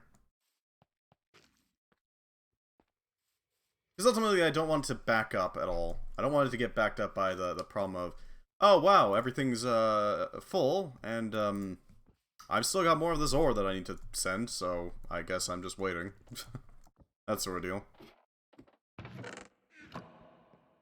Oh wow, we're actually a bit low because... No quartz? No, not enough redstone. Okay then. That's certainly something. Oh wow, they're actually emptying out pretty well. Surprising. We're gonna need at least 6 electron tubes in order to make this work. There we go. Okay, so we need brass, and we need chutes. Chutes are pretty easy to get. Brass, a little harder, but we got a decent backup supply, you know? And we got a few chutes already, so it's not exactly an issue to get the chutes. This should be fairly simple to do. Plopped hard. Get the chutes. 2 andesite and 2 iron. Yeah, we might as well make it right now. Get the materials, you know, not have to worry about it later on. There we go. Make more chutes. Build them. Make the smart chutes. Because these things are filterable. And now we just have to, you know, make it work. Shouldn't take us too long. Red. There we go. Like this. No attached fans, items move downwards, that's fine. Light filter. Does this work? Yes. Yes, it absolutely does. Very good. We need 2 gearboxes, but after that we should be set. Because that'll get these 2 belts working as fast as possible.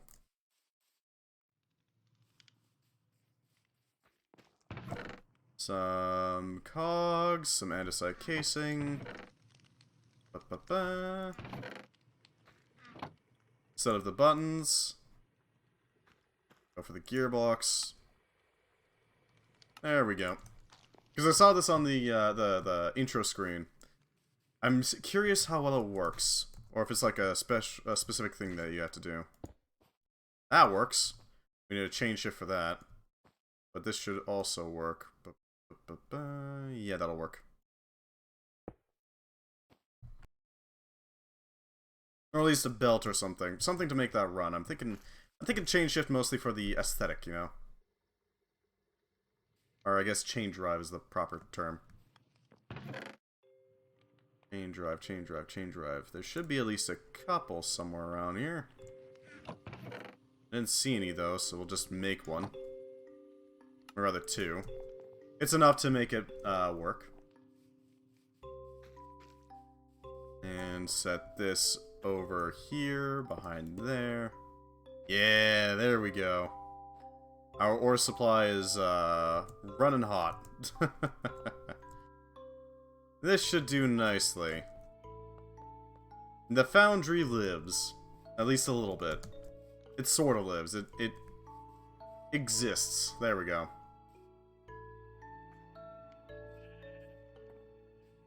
We still need to set up a chest with which to grab the materials from, but thankfully it should just be a andesite funnel and a box away, and that's it. We can place whatever the hell we want on there, and it will just automatically sort it out. Alright. We can use... Yeah, we can use a brick. It's fine. One of these things. Make it a proper foundry box. Yeah, there we go. That'll spit out the ore directly into the grinding gears. It'll also prevent us from, you know, stepping on it like an idiot and getting our leg crushed in between the gears. Because that is a thing that can happen. Create does not kid around with those crushing gears. If you set it up so that there's a bunch of crushing gears underneath somebody and then drop out the floor, they will die. Very quickly. Yeah, this is as safe as I can get it. There's just not a good way of getting into these gears and getting crushed up. I should probably add some more safeties in, though. Lord knows, it wouldn't be the first time I did something stupid. Or... Alright, we still need to figure out a way to get the molten metal into the proper slots, though. The best way I can think of is just to, like, put on a pump, and then spout it out into a point below it. Into a mold below it, I guess, is a better way of putting it. And then dump that out into a ready catchment chest of some sort. We can always expand the foundry upwards if we need to get that done, because we can just move the drain up to the top. It's just gonna take a little bit of effort, you know? We are gonna have to use brass funnels, though, because I don't want to accidentally drop out the ingot mold. If we do that, then it suddenly doesn't have anything to mold onto, and if it's on gold, then it's just gonna make blank cast for the shits and giggles, basically. It ain't good.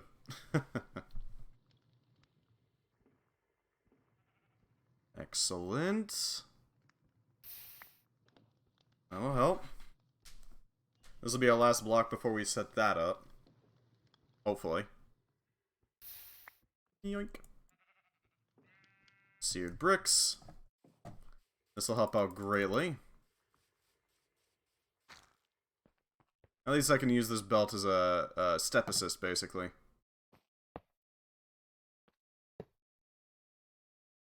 Huh, none of the ore passed by. Cool. Because it did actually fill up. Okay, we can actually fill this thing a lot higher if we get it up to this point. How many ingots does it have stored in there? I gotta wonder.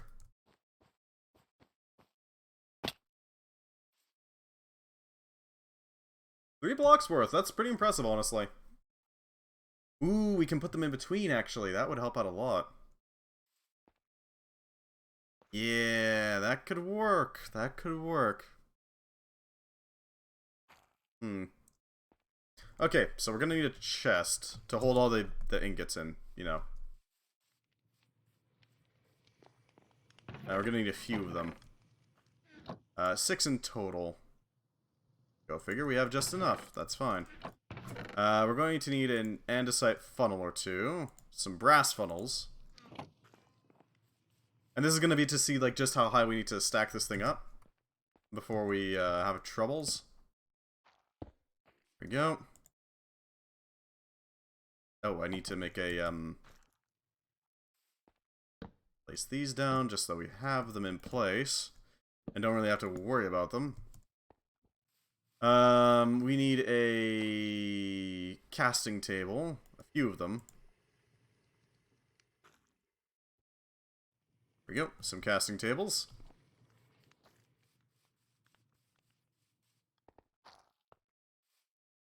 It's going to need to be 2 blocks up. Okay, we're going to have to kick this up. That doesn't look half bad, to be honest. No, not half bad at all. We are going to have to give it an example of what it needs to print out, but we'll be fine. Plus, this also means that we're going to, because we're increasing the height of it, we're going to also increase its fluid storage. I guess molten storage is a better way of putting it. My god, I love the way the lore is presented in this game. Oh, really? It's certainly something. I don't know. It's an okay method, I think. It's not quite Dark Souls-y, and it's not as important. But, yeah. It's funky. A copper ingot, just to say, hey, here's what you're after. We're gonna have to make an ingot cast. That can be done. There we go. And that should allow those things to process pretty easily. Oh, I can use the iron ingot, or not iron, copper ingot as a base for the cast that we need. We're gonna need 6 separate casts, so that means 6 ingots of gold. Which is gonna tap our supply pretty hard, gotta admit. Might as well melt it all. There we go, and a little bit more while we start making the actual cast. There we go. Yeah, we're gonna have to do this a few times. I wonder if I could just pump the liquid directly into it. I don't think I can. I think I have to put it into a spout first. And then I can... Ooh, yeah, that's not gonna work. Okay, let's take this. Real quick. We're gonna need a spout, so that's another block on top, which is going to require...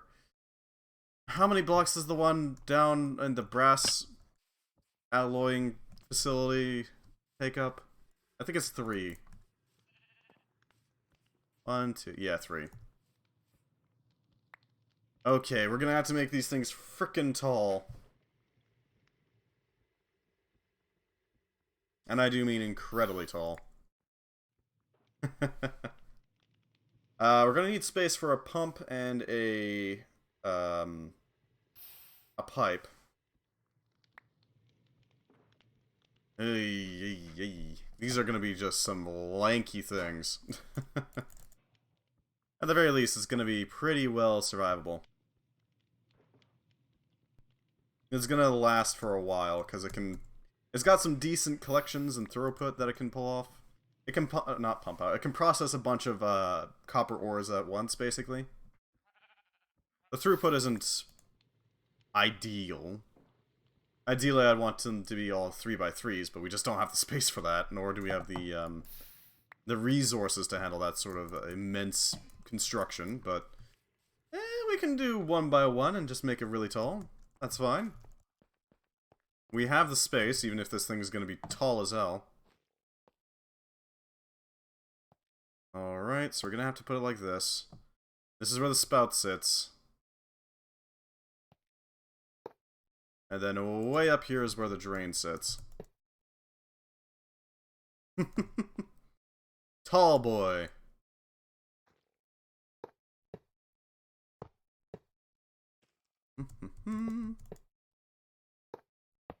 There we go. Look at the absolute height of this unit. That is a tall boy. 1, 2, 3, 4, 5, 6, 7, 8, 9. It can handle entire 3 ingots worth of metal at once. Okay, well, that's not exactly stellar. It is better than before. It is still better. And therefore, it's an improvement. We need 8 plus... There we go.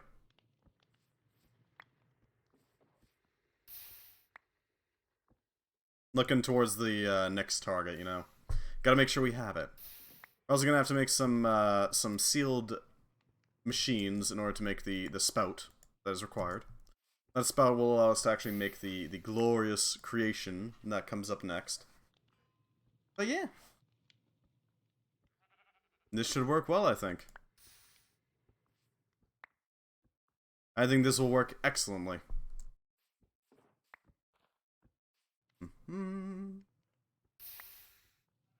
Just a couple more blocks, I think, and we should be set. Because we do have to make the actual, like, immense construction. We're gonna have to make a lot of blocks.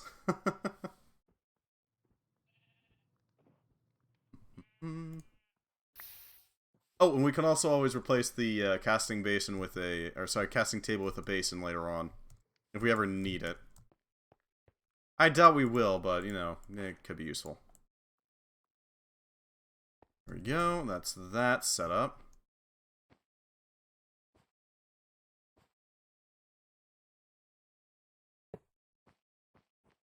Alright. Next thing that we need to do. I think that's that handled. We need to set up this one, which is actually going to take a lot less material, because we can share this. Invalid block in the walls. What the hell are you talking about? That's not invalid, that's valid as hell. Wait, can they not share... crap. We've run into an issue. Uh-oh. If they can't share walls, we got a problem. Yeah, okay.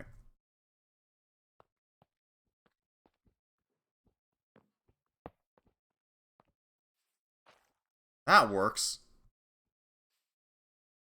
Val block and val block.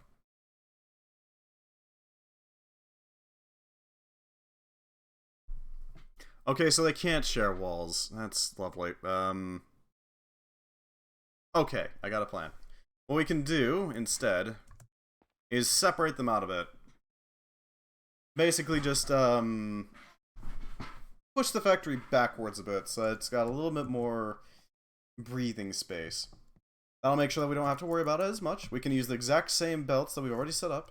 And we don't really have to worry about the piping of the fluids for the spouts. They're already pretty well set. Alright, that's fine. We're going to need... Oh, I got a little bit of extra copper dust that I don't need. Eat.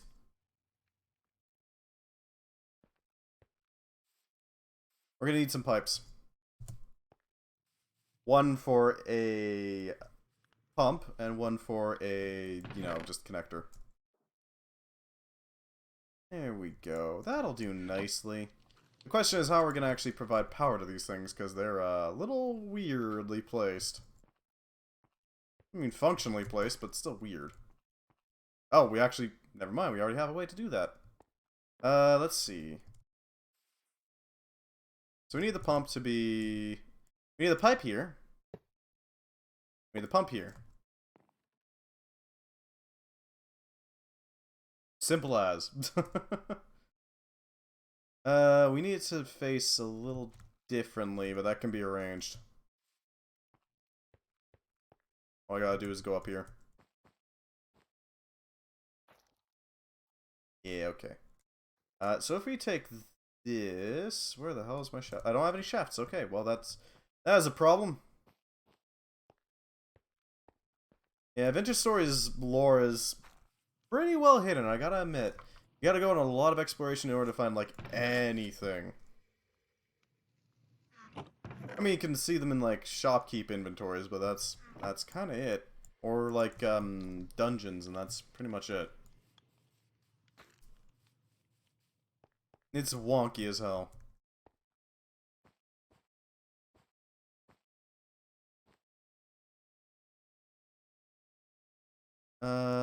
If I go like this will give me enough of a foothold to get up there. Gives me enough of a... Go. Easy peasy. I wonder if I can do it diagonally, horizontally. Like if I do...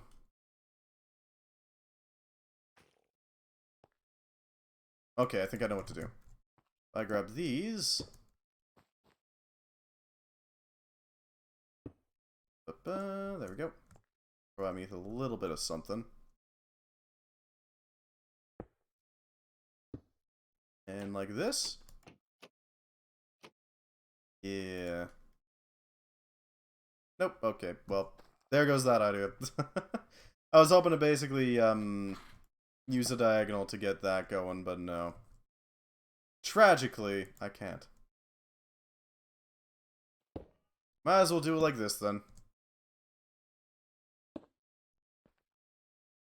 Straight across. And this does mean that we can basically just cap off the entirety of the factory in one spot. We don't actually need to go ahead and, like, add some room on top of it. Oh, we don't even need to do that, so yeah, that should work. That should work.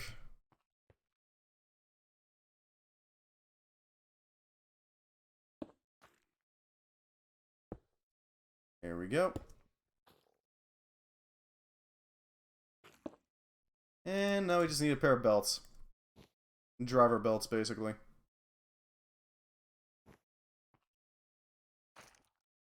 It should operate that. And thankfully it's facing the wrong way, so we didn't lose any material at all. Easy peasy. I just need a sealed machine. and a hopper. And we should be good to go. Copper casing.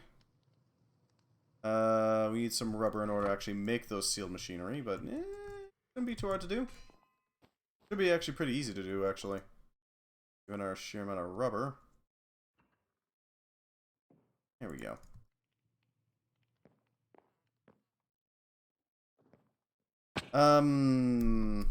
What else do we need? I don't think we need anything else, really. I think we got all we need to get the copper production online. Make it so that we don't need to do anything, we just throw in the copper and that's that. That's the basic gist of what I'm after here. Yeah, 16. We'll make a couple machinery to do this with. And I grab the cured rubber and throw it in here. Grab another copper casing. That will allow us to make the seal machine just fine. Like this. Then throw... Right, we need a chest. Chest. We can use the lumberjack's wood supply. That's just overflowing here. In order to make use of it.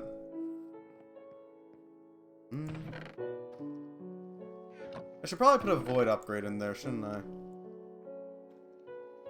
We could do it.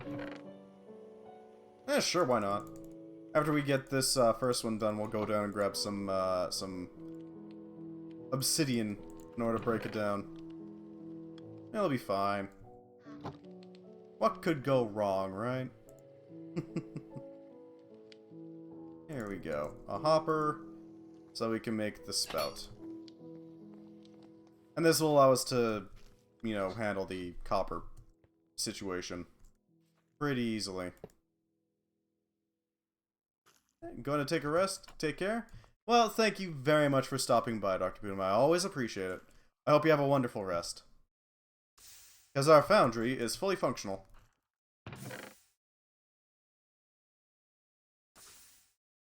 It's very steady, but it works. It works. That's all that I care about, as long as it functions. Because that copper supply is important. Being able to just throw copper in there and just ignore it for the rest of the processing, that is truly handy.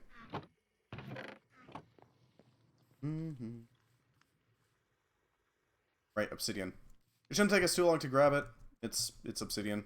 We got a netherite tier piece of equipment. It's not like it's gonna cost us an arm or a leg and time to do it. I wonder if I should set up a... Well, we could use a grappling hook to try to get down here every single time, but not very guaranteed.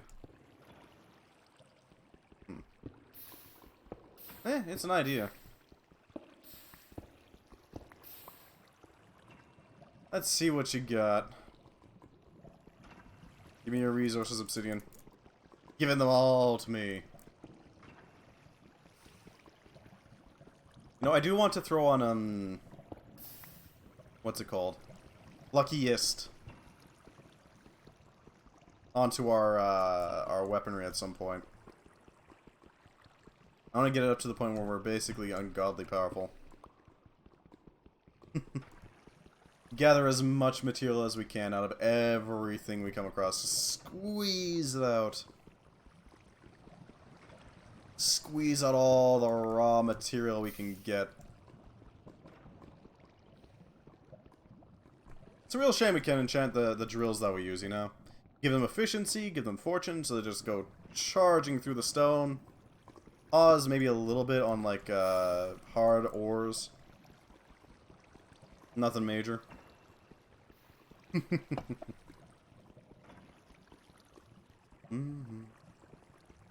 wonder if I can get some good marble here. There's gotta be some around, right? At least a little.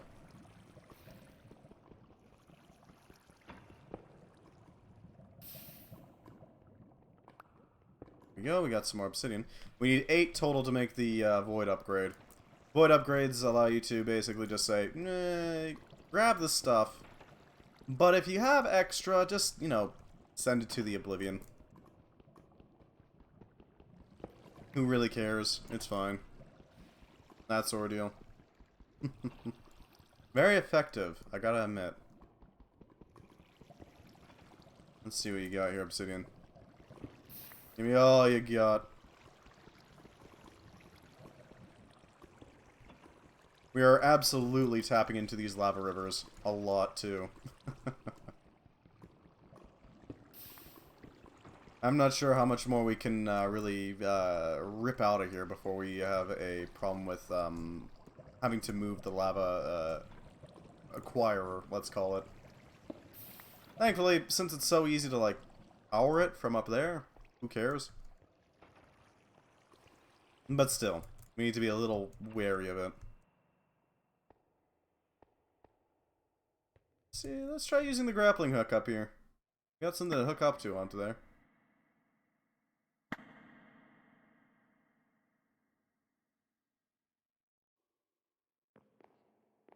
Hey, there we go.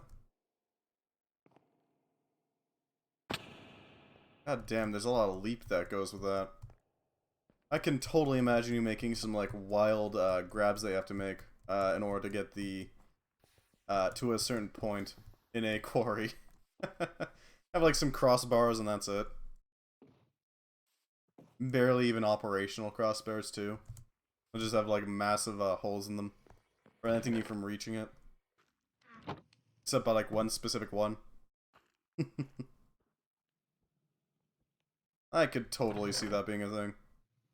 That'd be really cool, too. A really unique, challenge map, basically. Void. Destroy excess items. Very handy. Especially for this.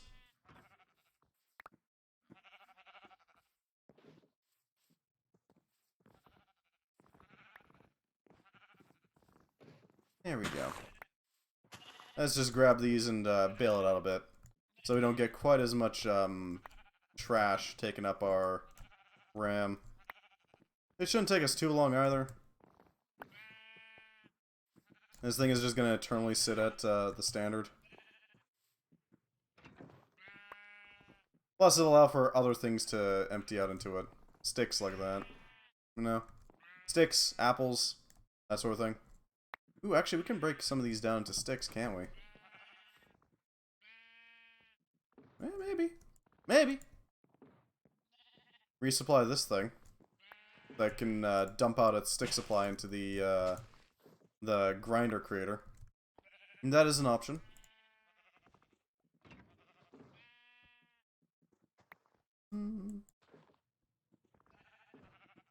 There we go. Alright, I think we're just about done dealing with all these frickin' planks. Just about, you know?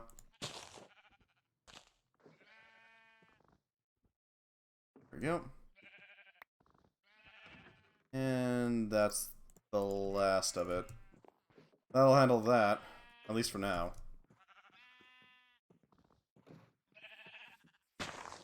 There we go. That should allow more than just logs.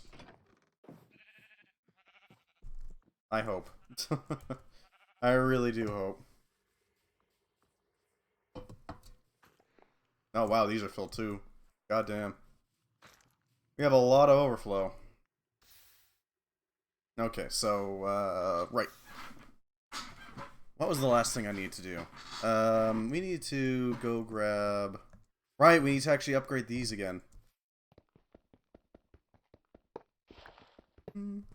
Yeah, why not leave them with, like, 2 heaters, it's fine.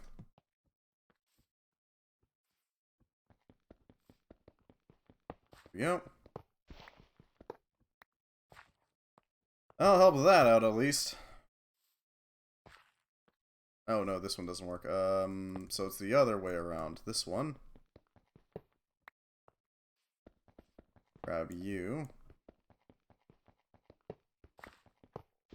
Excellent.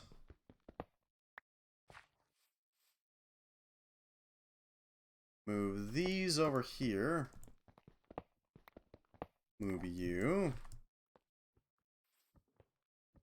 And there we go. Wait, no, that's not quite right either, is it? Here? Yeah, that'll work. I'll do it. This should help out immensely. There we go.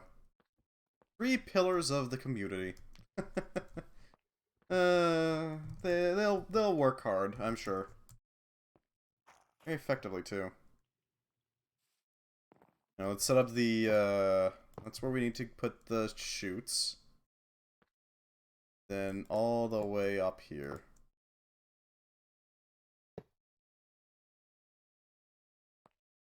We need to actually set that up all the way. Because I want to make sure that I know exactly where to put them. That way we can get all the chutes and such done with, at least for now.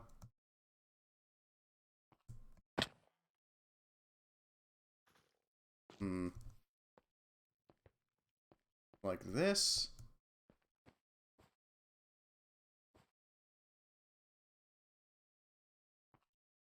Okay. And then one more and we're at the top, I think. Yeah, that should be accurate. Okay. Okay. So, how do we set this up? We're going to need a few pipes, a pump, and all that. Oh boy, this is going to be a bit of a slog to set all this up, I gotta admit. Hopefully it works out well. I really hope. Set up one of these. There we go. We got a chest, make it into a hopper, throw it into here, along with a copper machine. Allows us to make a spout. Spout allows us to make... Okay, yeah. Toss you into there. 2 pumps, a couple of cogs. Oh, sorry, a pipe and a pump. A couple of cogs. It should let us start making the spout works. I'm thinking this will be our iron and gold. Well, not gold. Iron processing, maybe? Yeah, that should work nicely.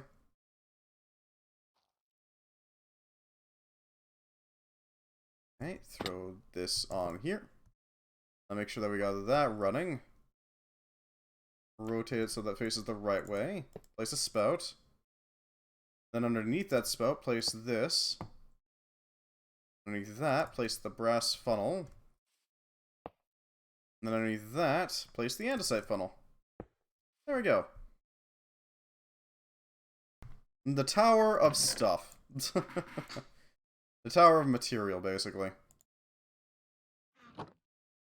The material towers exist to assist us in processing all our materials. Go figure. Drop you here. Add on our casting options here. There we go. Easy peasy. More ingots. Yes. Okay, so we're gonna make that into the zinc processing, because that's the other thing that we get lots of. So I want to be able to process zinc properly. We need another hopper, and we need the chute. We got the chute already, so we just need the hopper now. And we also produce iron passively as well, so it's not like we have a huge problem with it. We don't produce zinc by default, so...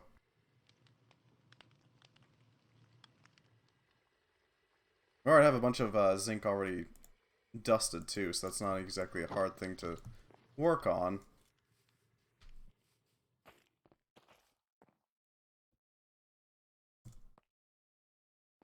Set down a chute here. Like this. Might help? No, no. Not quite. We need the drain and all that. Let's see, so if we set up... We tell it, hey, you got the filter there. And then we go make the requisite thing, which we can do right here, because that's not exactly hard to do. Might as well, basically. I hope this works. Tiered shoot. That there. Place that there. That'll collect it. Oh, that's not quite right. That's not quite right either. Something like this, maybe? Yeah, that'll do it. Alright. So that recognizes that it needs zinc. Good. That means that it'll easily pick up on that and collect it all for itself. Now we just need to actually place the bricks down. And I do want to do them like one at a time, make sure that we have all the resources every single time. Okay, so how many... Okay, hold on. How many bricks do we need? That's the question, ain't it? Because, I mean... Got a lot. Grab 2 of you. Make the drain. So we can actually output. Or processing. It's a whole thing. 1, 2... Okay, hold on. 1, 2, 3, 4, 5, 6, 7. So I need 14 blocks in order to make this work. That should be doable. That should be doable. We may need some boosting pumps in order to get the lava over to the secondary set. This is not the right way. But we should otherwise be fine, I think. There we go. A secondary set would allow us to actually boost the pipe flow all the way over to the next set, basically. Hopefully that'll help. I wonder what would happen if we threw like a pump with like maximum rotational speed. Just yeet the fluid down as hard as you can through the faucet. It's an option.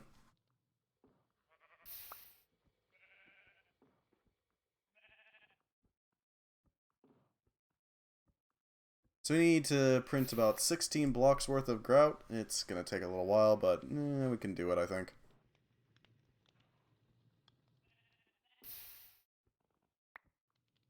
Can we chisel them, actually? That's actually a good question. No. No, we can't, so we need 16 in order to make it properly.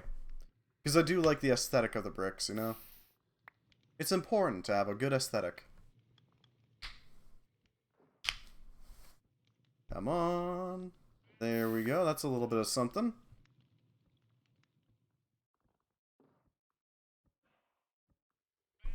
A little bit more.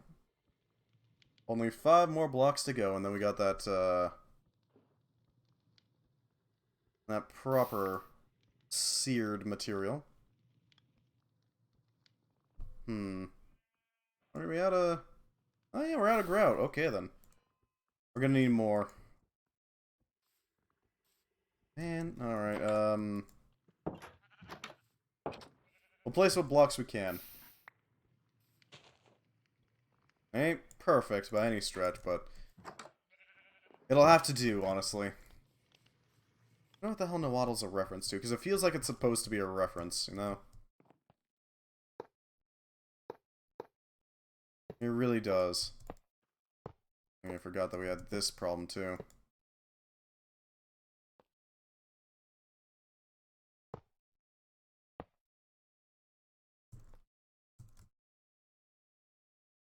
Is that functional?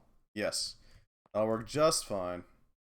Once that's actually online, I'll start to pump out and start emptying itself into the spout, which will then start producing our zinc. Alright, so we need clay, we need sand, we need gravel. In large quantities of each, unfortunately. God, I wish it was easier to find clay. I really do. Because you can only really find it at the bottoms of riverbeds right now. You can make it, don't get me wrong, but it's slow and not very efficient. You get a bunch of frickin' sand deleted just because you need a little bit of clay. It's just not a good situation to be in, you know? Although we did find a good deposit, so there's that. A solid deposit makes all the difference. And this will handle this pretty easily. Gotta admit. I wonder if there's a way I could set up a fish spawner sled, basically. Grabs fish and drops them into a smeltery to be, well, smelted, basically. That'd be nice.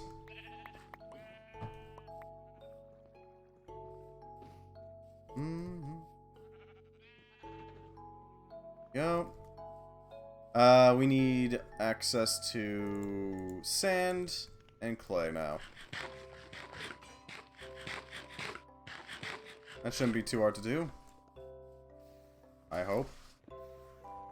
We got a sand pit up this way that we can use. I don't know what's with that little splash thing it was doing. Yeah, what's that?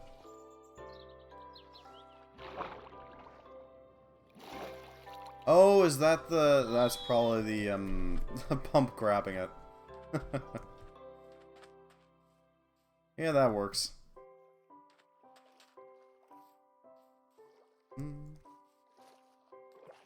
That makes sense. Split splash, you know? Well. Okay, so I need sand. Sand! So much sand. There we go. This will help out quite a bit. Yep. Hell. Alright. There we go.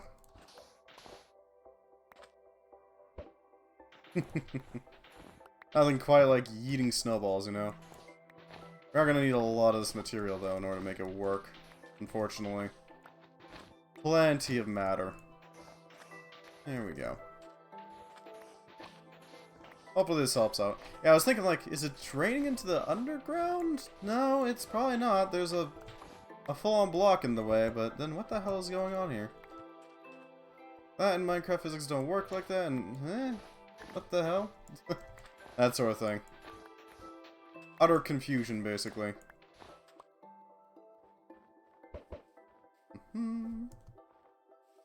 Alright, next target. Gravel. It's gonna be hard to get, we already know where a good solid stack of it is, so there's that. Really, it can't cling to ice. Interesting. Can cling underwater.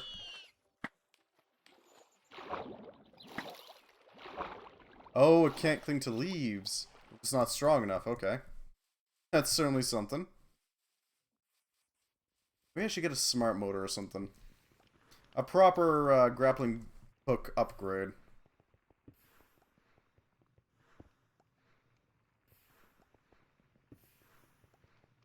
What the hell's a ender staff?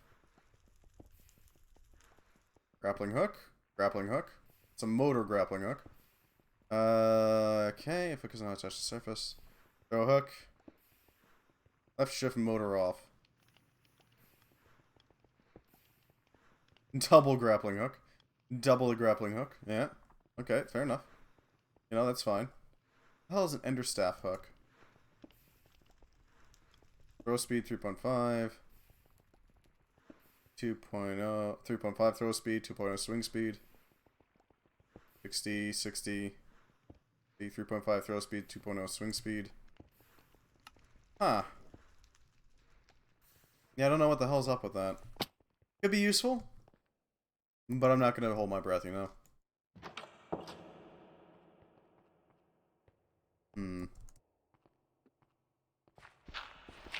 Although double hooks could be pretty fun. Give it a nice double swing. Could be usable. Could be a little ridiculous, too. But I'm not against that. What's andesite?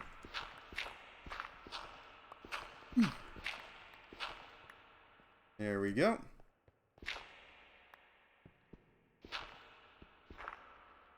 Makes sense that this is all gravel, I guess. It's already broken apart pretty badly. It's not entirely gravel, but it's on the way there, basically. It's getting there. Let's break all this down, get the remaining gravel, and disappear, because we don't need to be here anymore. There we go. That should cover a decent amount of the requirements that we need now, at the very least. We still need to make that not secondary spout. No, that tower's actually pretty much ready. It just needs to be finished. Just needs to be built. The last part. After that, we should be pretty well set, actually. Thinking on it. Because if we get all that done, then it'll start pumping out its liquid, and we'll start getting a lot more zinc. Or at least we'll be able to process zinc a lot easier. Did the World Nibbler get any raw material that we can use here? I don't know, is it possible? We got a little bit of iron. That's not really usable in this case now, is it? Because we don't, well, we can still process it by hand, but I don't want to? So there's that. Let's give this blaze a little bit of coal so that it has something to do.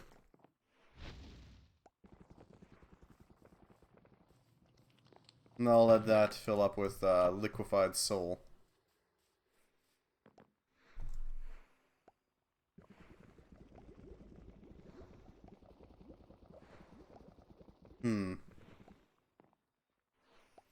Not bad, not bad.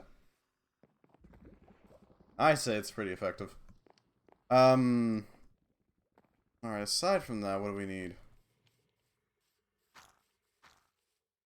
No, we just need the grout. Okay, then.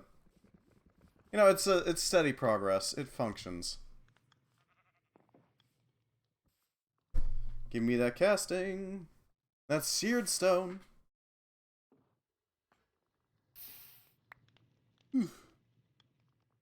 The good stuff, basically.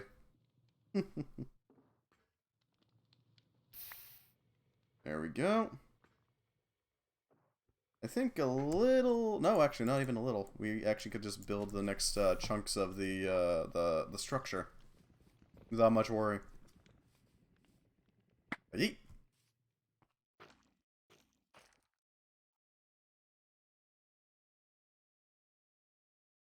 Okay. There we go. And we're... Oh god, that was a little close for comfort. Go, and just one more layer and we got the zinc storage completed. Or I guess the zinc processor completed.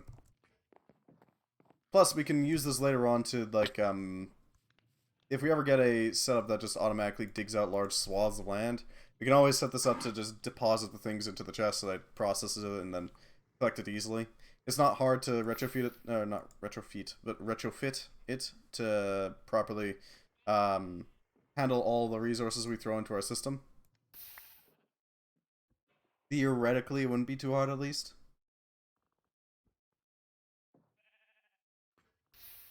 Oh, even to just collect some of the zinc and use it as a, I guess, what's a good way of putting it? To make Invar automatically. It'd take a little bit of work, but be done. There we go. And now it runs. It should now start spitting zinc. Yeah, there we go. We got a little something something running now. Something a little functional, you know? We're gonna need 8 bricks and a casting table, as well as a bunch of frickin' chunks of rock. God damn it. We need some more wood to set up a crafting table. Set that there. Grab this. There we go. Another casting table, and this one is probably going to be for the iron. That way we can easily collect all the iron we need and then just toss it in and not give a damn. That'll run just fine. Because while yes, we do have the ore generator, or the iron generator, there's no reason in leaving the ore behind, right? We might as well tap it for all it's worth. Rip apart the world. Make it ours, you know? Aside from our little core drilling operation.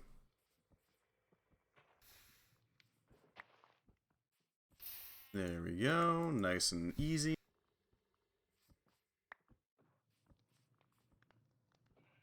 And this should run just fine.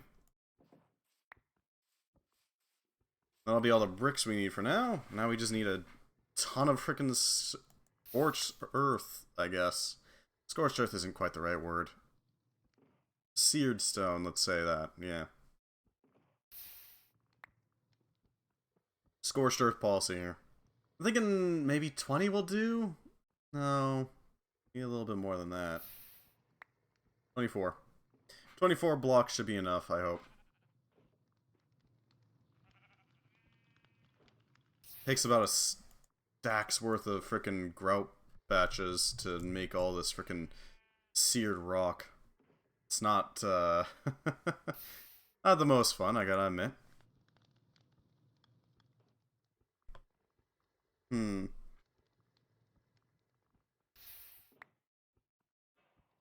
I'm thinking this is basically just a point where we stop for a second in progress and, you know, work on QOL stuff. Quality of life. Being able to take all this resource and directly pump it into a set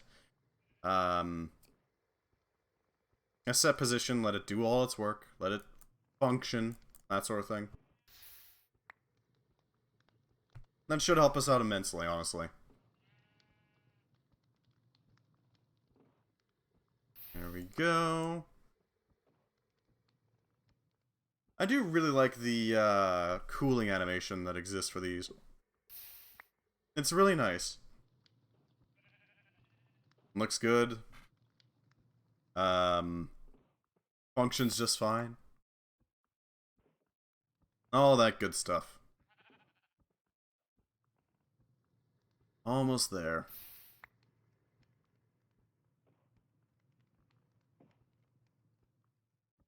We can use some of the spare cobblestone to make a...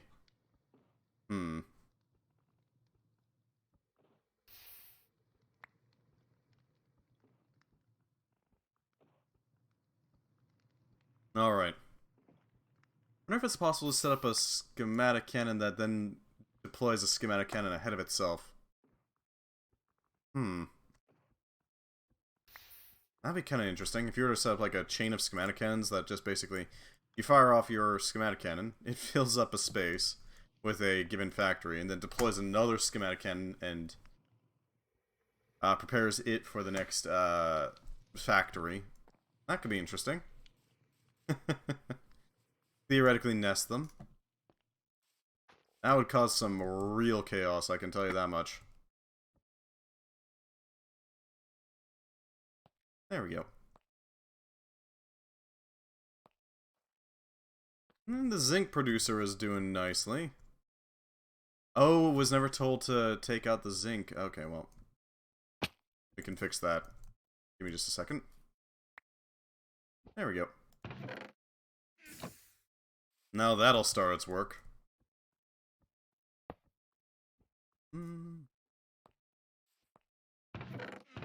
A little bit of copper just to, you know, make our devices.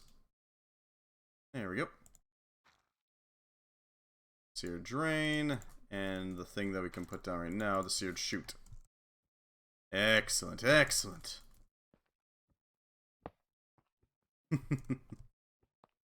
This shall work nicely.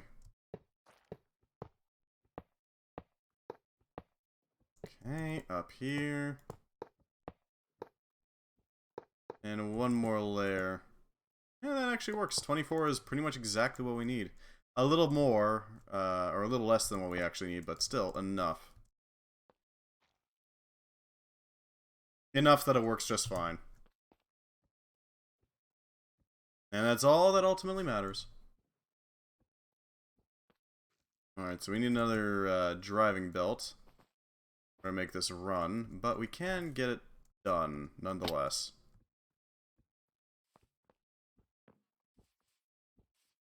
There we go. Shoot to make it work. We need a pair of hoppers, one for the spout, one for the actual, you know, operation of the thing. Okay. Set this up so that it works just fine. Grab some iron, because we need it. Naturally. I'm trying to think, like, what do we do after this is done? Because this is going to take a while, don't get me wrong, but it's not going to be an infinite slog. It does have an endpoint. The question is, what do we do after this? You know what I mean? Hoppers, copper casing. Okay, we need to toss this here. 8 of these. 16 of these. There we go. Set this up so we have our spout. We're gonna need a... Okay, we're gonna need a few andesite funnels. And by that I mean like one batch worth. And that should be enough.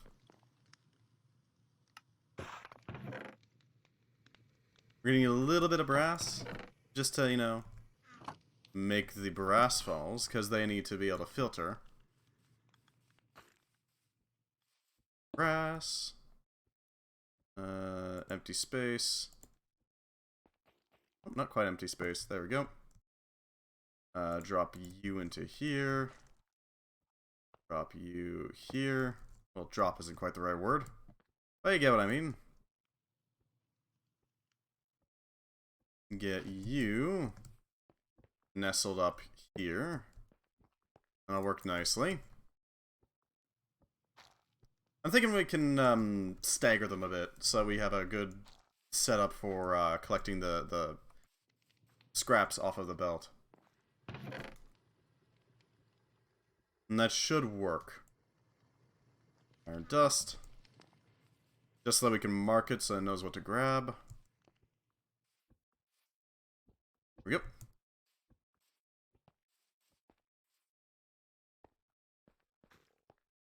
Toss this. Excellent. Now we can dump all that iron in there. And let it process, let it simmer, basically.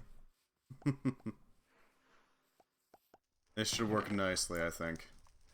Very, very nicely. The devices are turning out pretty well so far, I think. And with this newly acquired method of producing, this is going to help out a lot. Okay then, game. That was an interesting jitter you got there. We need 16 precisions.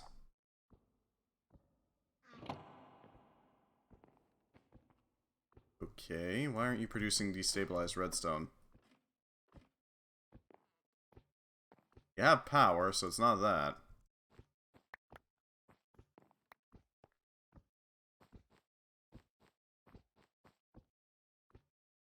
Where'd all your crystals go? Wait, where'd all the crystals go? Oh, all these stars. Oh, it's the sky solution, that's the problem. Alright, what now?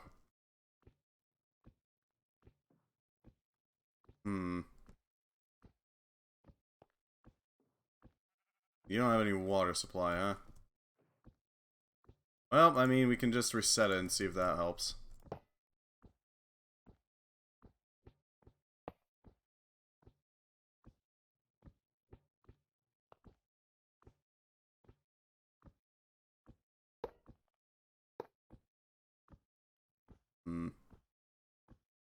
Water flows.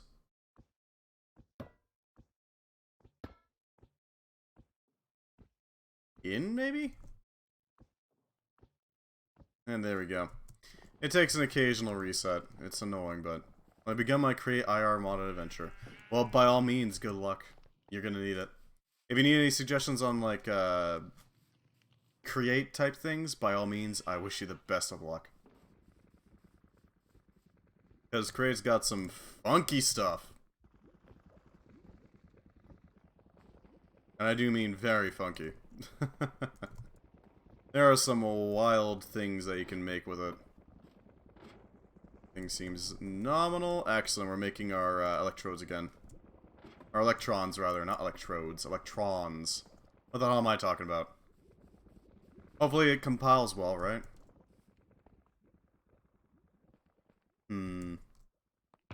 Grab our copper. There we go. I'm making the induction heater furnace engine loop. Thankfully, in Creator. I see. I don't really know what the hell that is. There we go. And throw these on here. I need a single log. That'll allow us to make our brass casing pretty easily.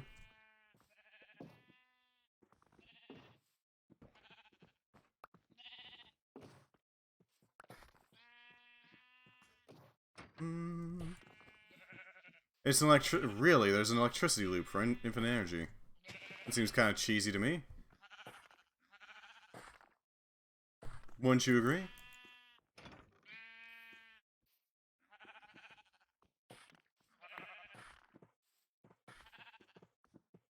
Yeah, not bad, not bad.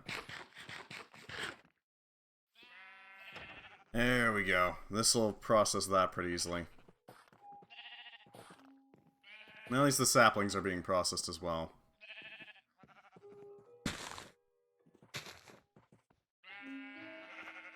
There we go, that's all we need. A single log with which to make our brass machinery.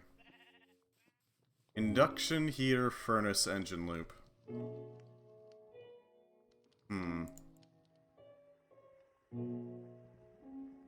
Induction. So wait, is induction heater furnace engine. I can't really. I don't know what the hell a furnace engine is. But hey, if it produces free energy, that's pretty freaking wild. I gotta admit. Induction heaters heat furnaces with energy. Yeah, I know that much. Furnace engines make energy from burning furnaces. You'd think they'd have thought of that, huh? Huh. That's really weird. I don't know why the hell they didn't think of doing that.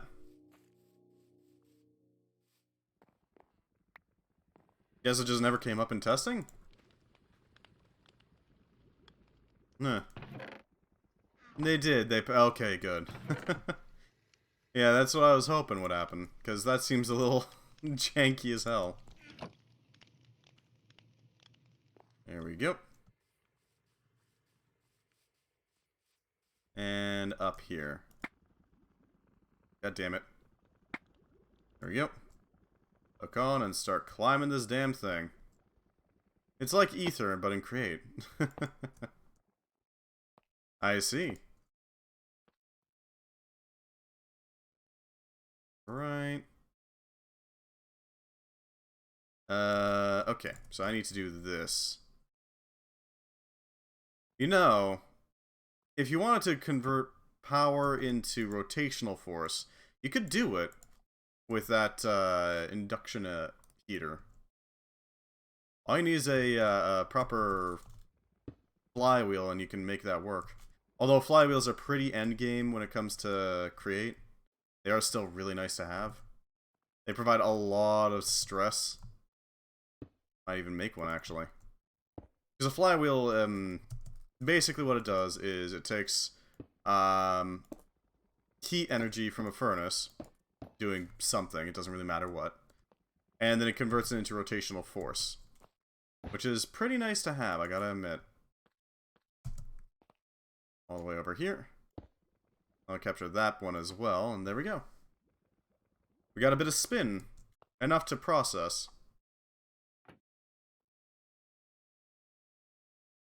There we go.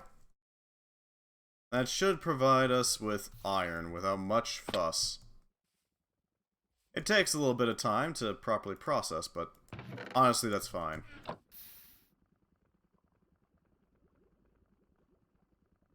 Oh, it's facing the wrong way. I made a steam engine generator. Ah, I see. Oh, and that's also facing the wrong way. There we go. Those will process now. Yeah. That works really well. I just need a pipe going here. There we go. A little bit extra heat for the iron furnace here. There we go. Now I can see into here. That'll help out a lot. Oh boy. Those crushing wheels have probably pushed us pretty close to the edge of what we can actually do now. Ooh, yeah, that's not good. 88% ain't good.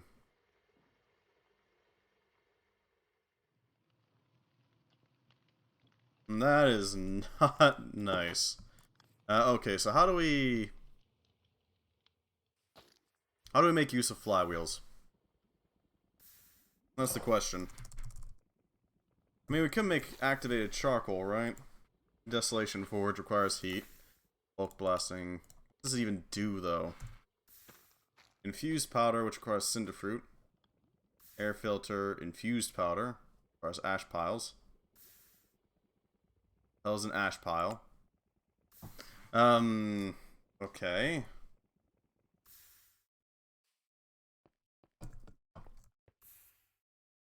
Maybe if we burnt down some logs? Could work. Could work.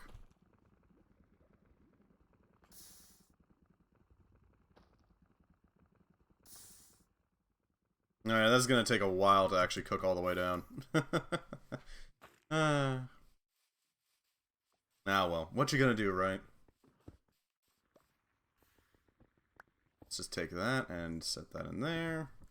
Alright, we still need to set up a few more basins with which to cook with. Because I want to see all of this processed automatically. Nothing done on our end. Ultimately, that's going to take a little bit of work, but it can be done. Oh boy, can it be done. All of our raw materials have been smelted up pretty well, I think. At least pretty damn well. We need to expand out this thing. Make it reach a little further, you know?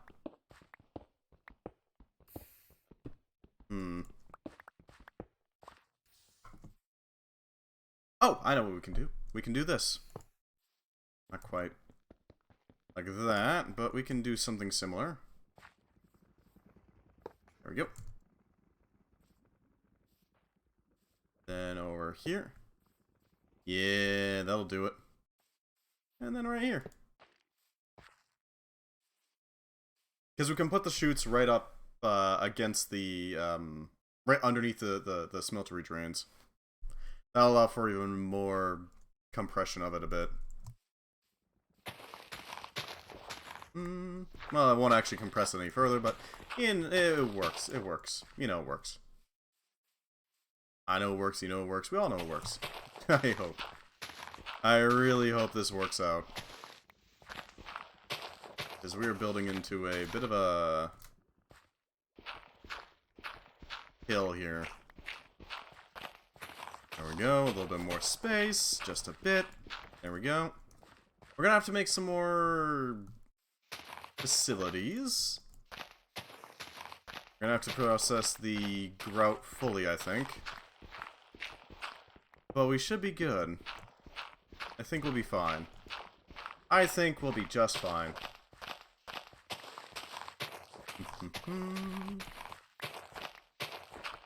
Pair up these, and then grab these. There we go. Grab onto both of these. I can backfill this with cobblestone and such. Not a huge deal. Might as well steal it, it's here.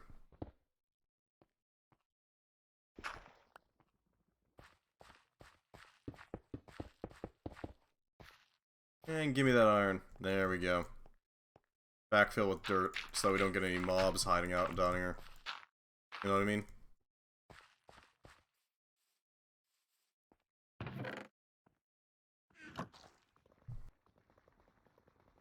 Yeah, that will do just fine. Just peachy. Throw that there, throw that there, throw this here. There we go.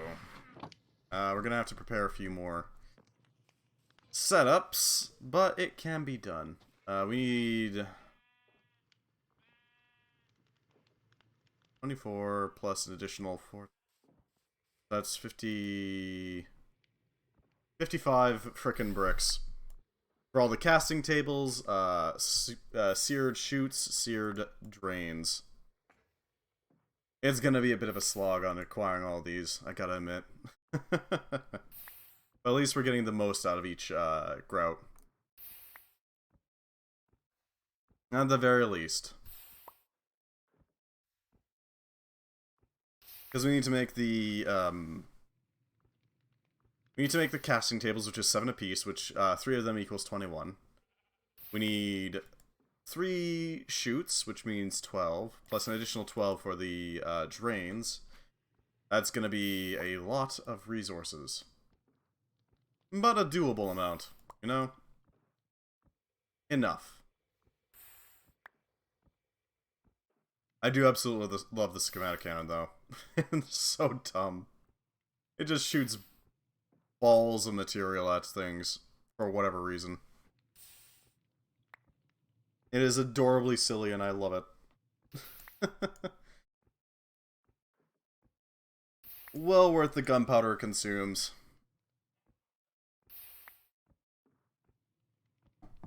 This should do nicely.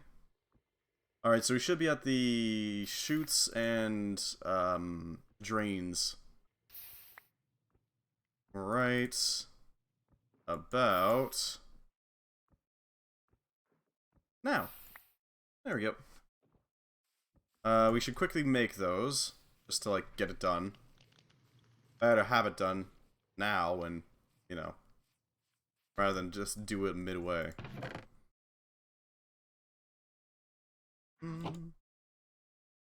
Set these up so that they are fully loaded. Make the devices. Seared chutes. Seared drains. God, I wish I could place them, like...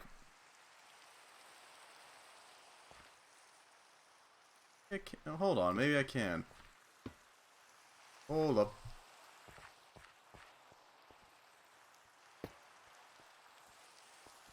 If I place some temporary blocks... There we go. This will allow us to situate a little bit of a...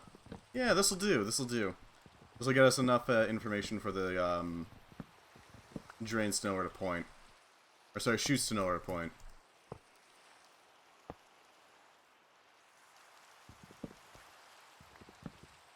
There we go. Good chutes. That'll work nicely. We can now take that material and convert it directly into... Or not convert the material. Convert the thing directly into not having to do the hoppers later. We can just do it now. Do more. Thunderstorm, unfortunately, so I can't just get rid of the slight chug going on. Make this. Make some hoppers just to make this run. Excellent. And these things will run on time. There we go. A nice semi-complex design. Not very complex, but enough. Alright, now we can set up our grinders to do basically everything for us. We need gold. We need nickel. We don't have any lead, we don't have any nickel. Extreme chug activated. Exactly.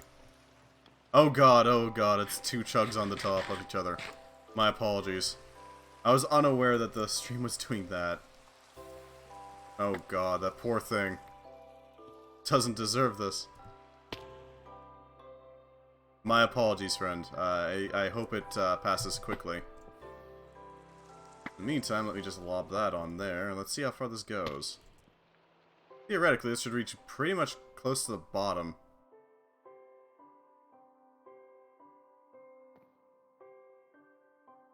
Really? That's it? Okay. That's disappointing. Is it recovering? Maybe? That ain't good.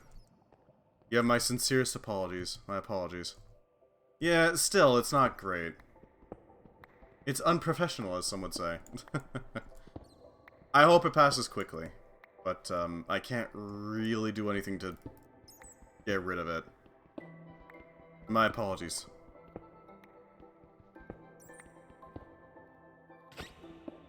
Grab that.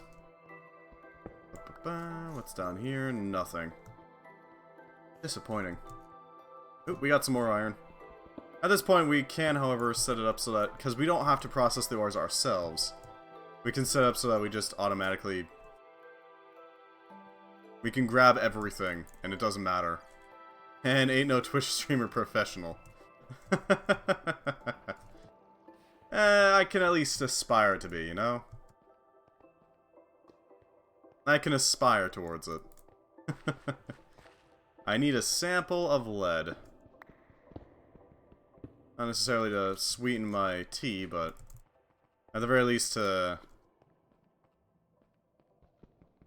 make it a little easier to set up automation. Because we need a sample of lead dust. To show the filter, basically. Tell it, hey, this thing exists, you should probably pay attention to it.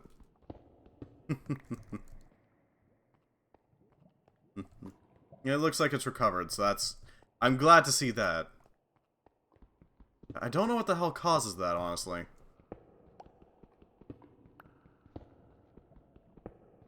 Hopefully it, finishes up whenever. That diamond... That's diamond, okay. Well, we got a detour. We have a detour to take, don't we? Hell, this could be useful. Oh yeah, I don't need to actually do this. I can just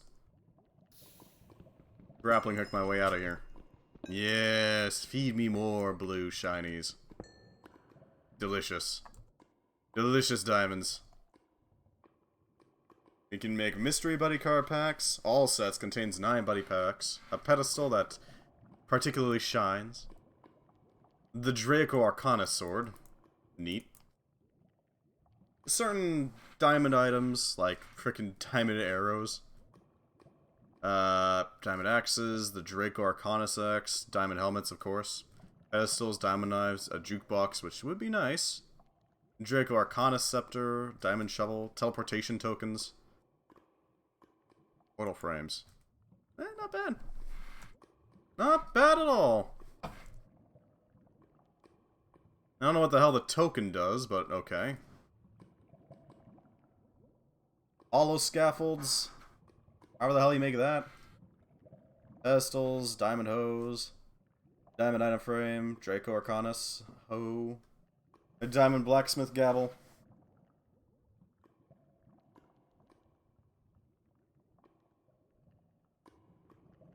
Winter shears, advanced cards, really powerful exchanger core, storage upgrades, diamond boots, ice megas rod, diamond gears.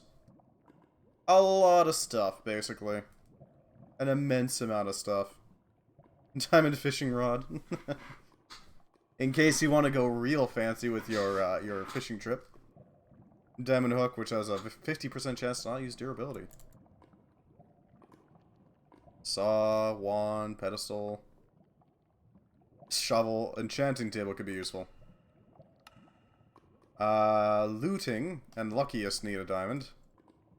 Those rose gold, however the hell you get that. Copper and gold. Okay then. Noted. Ow. There's my face, thank you.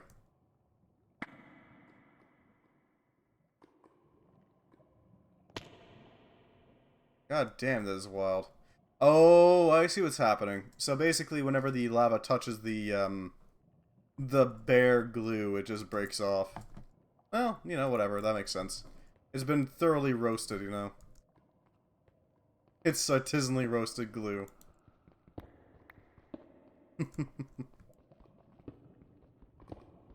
Oh, Jesus, nope.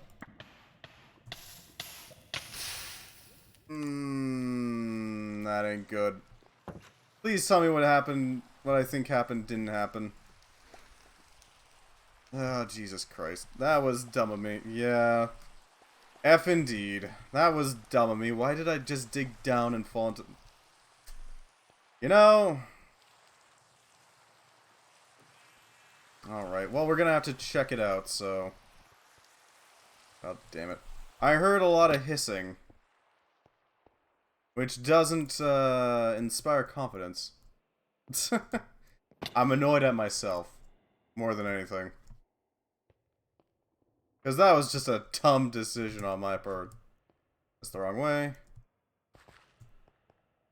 You must claim all of the lava. It shall never hurt me again. Rage against the fates. Oh, thank God, my stuff is floating.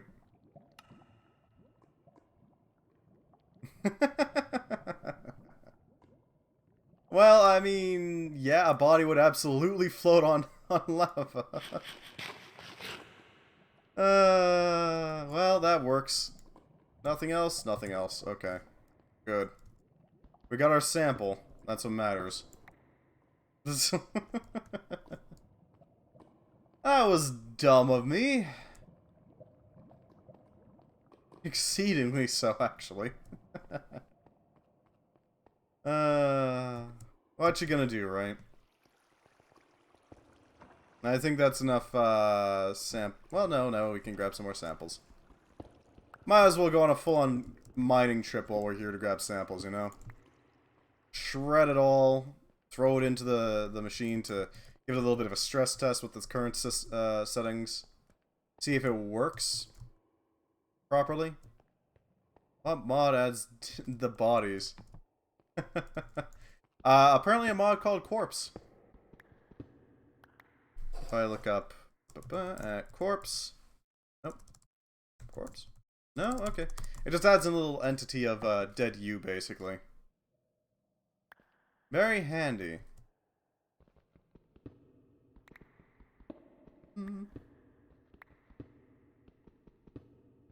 Forgot we weren't playing RimWorld. Yeah, I know. I sometimes see it the same way too, you know? Oh, there is a mod that lets you eat your own corpse. It is a thing. Creepy, but a thing. I don't remember exactly what it was called, though. It's been a while since I've actually used it. Evilcraft, that's what it's called, Evilcraft. It gives you mystery meat whenever you die. Who knows where this meat came from? It's just, it came from somewhere. It's mystery meat, you know? If they told you what it was, where would the mystery be? Then it wouldn't be mystery meat anymore. It would be cannibalism. Simple as. Sulfur. Sulfur like G did. What's up here?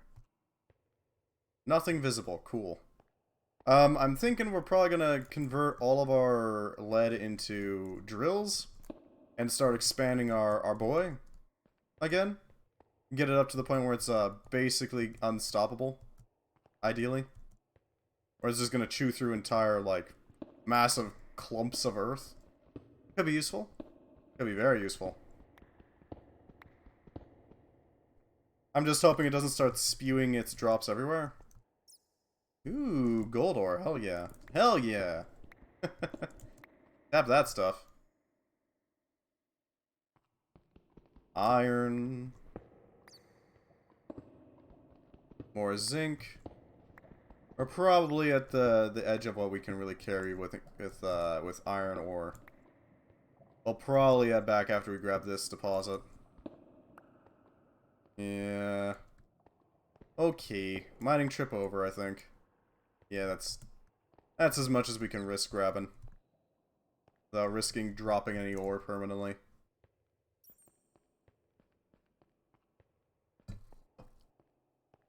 I would like it to get the World Eater. Up to the point where it basically just devours entire chunks. In one go. Just for the meme. Because that seems like it would be very handy to have. Be able to just push a lever and watch it just go through an entire chunk as if it was nothing. Well, I gotta wonder. How would we go about producing flywheel heat? Because we're gonna need to, like, spice up some flywheels. We need to get it running, you know?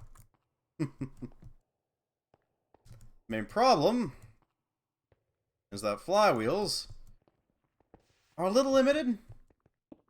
You need to actually have a recipe going on in there. Otherwise they don't produce any, like, rotational force. Which is obnoxious, because I kind of need it to.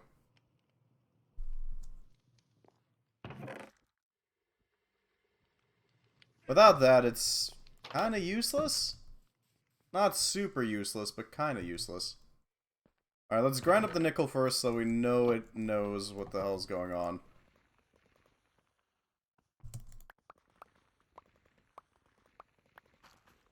Give me the nickel.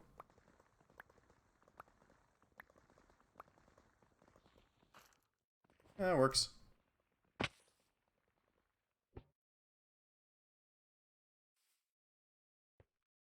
Okay, and filter. I'll get that done. Nickel is now flowing into there. Good. Next one's gold. Because we got samples of gold now. And I'll process everything else. Cool, all I need is a sample, thank you.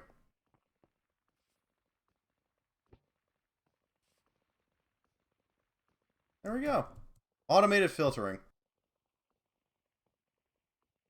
And this will work very well. Hell, we could even, like, compress it a little bit more by making them right butt to butt with each other. Make it so these things were, like, directly next to each other. And then have another row that's on the other side of it, basically. And that would work really well.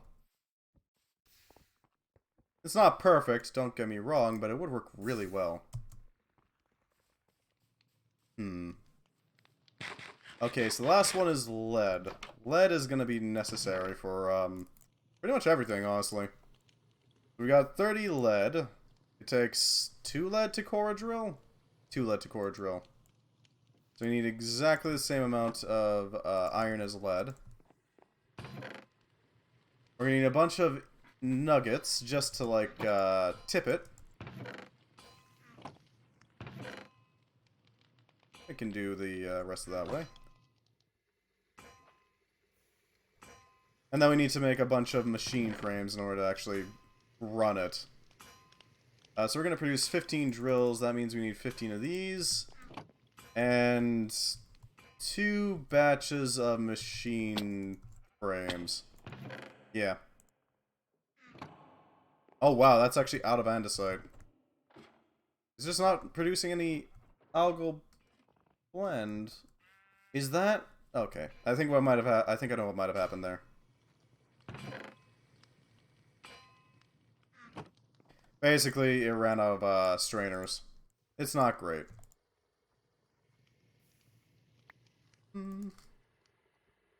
Alright, core, external, tip. Just the tip, you know? Clang, clang, clang. We got a bunch of drills again. Okay, we're gonna have to fix that. Unfortunately.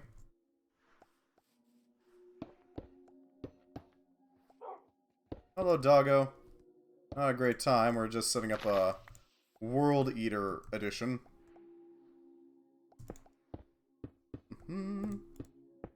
Expand. Many opportunities for expansion. Oh, we can't make it a full-on rectangle anymore. God damn it. So close. So very close. But no.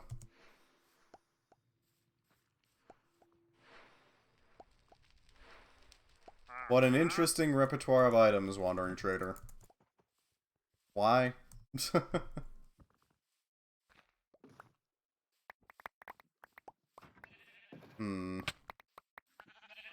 Okay, so we're gonna need to refuel our escapades over there. That means we're gonna need thatch. Thatch is pretty easily doable, honestly. Not that big a deal. Thatch. We do have quite a bit of it, so there's that. Canvas. A bit more of this goes here. There we go. More thatch, or more canvas, rather. We can make 10 of them, which is honestly a lot of them.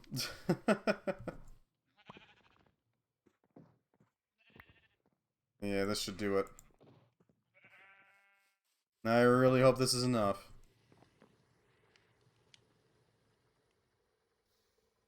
Yeah, actually, that's enough. Plenty, actually.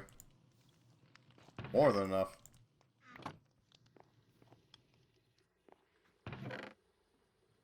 There we go. Another strainer. We'll set that up. And now we can refill one of them, at the very least. And the second one can be refilled afterwards. That will help immensely. That's the sediment strainer back online. If nothing else. Although we should probably replace that to be more of a grinder setup. Something to properly harness the grinding wheels we have now. We can upgrade it. We've updated the material conditions, as it were. Although it doesn't produce orange sand, which is a pain. Because that means that we're not going to get the 100% chance of getting the clay. Which is really frustrating. Having it as like a small chance is a real pain in the butt. Because that means they have to focus on throughput. How much can you throw through there? How fast can it be processed? That sort of thing. Not exactly ideal, is it? Alright, next step. Seal up some more mechanisms, because we're going to need to actually make a... Yeah. Alright. There we go. And we'll just make a new one, because we need the extra one anyways. There we go. Yoink. Now we just need a log. We're getting close to the completion of our grand project. Our glorious project.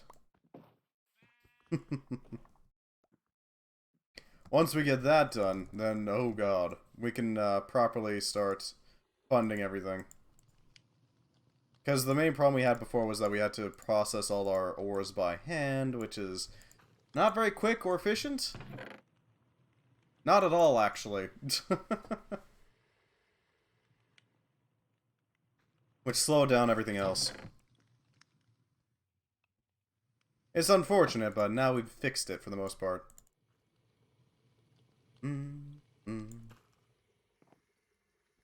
Throw this together, spouts. Excellent. Alright, we need to get back to grouting things up a bit. You know, grouting materials around, all that stuff. Right. We need the bricks. 21 to be specific. can also grab some ingots to cook up into an ingot cast. Ingot cast allows us to cast out the materials, yeah. Make sure it's in the right shape, you know?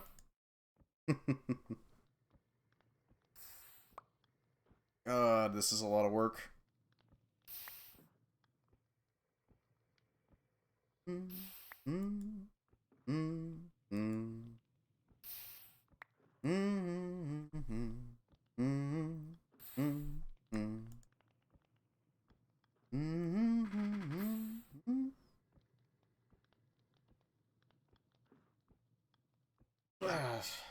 Alright. We need 21 blocks. Oh god, it's a lot of work to get this all done, isn't it? The moment we can, we're, going right back to chewing up chunks. That seems wise to me. Thank god we can't yeet these bricks, so there's that. There's the last brick, and now we can start printing blocks.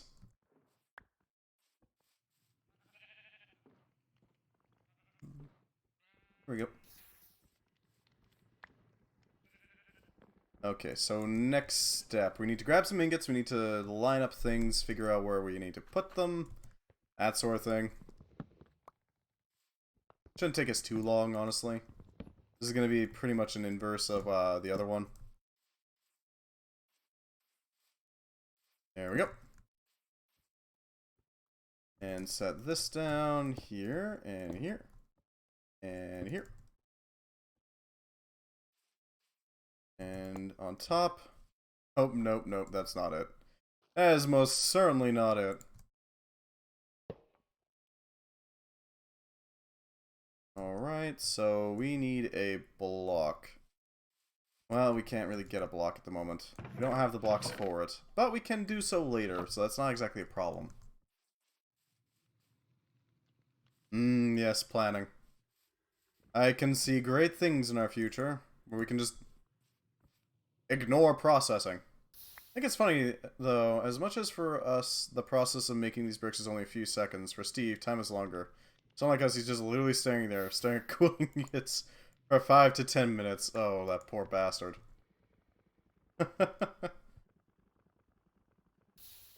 You're not wrong.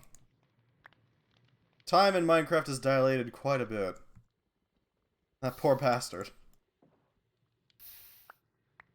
There we go. Set that to go.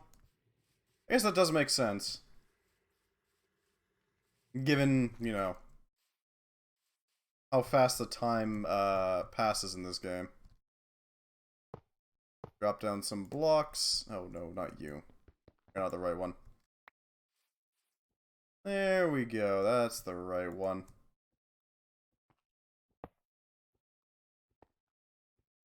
And now we place the casting tables so they can actually, you know, make the ingots. It's a bit, you know, high up, but...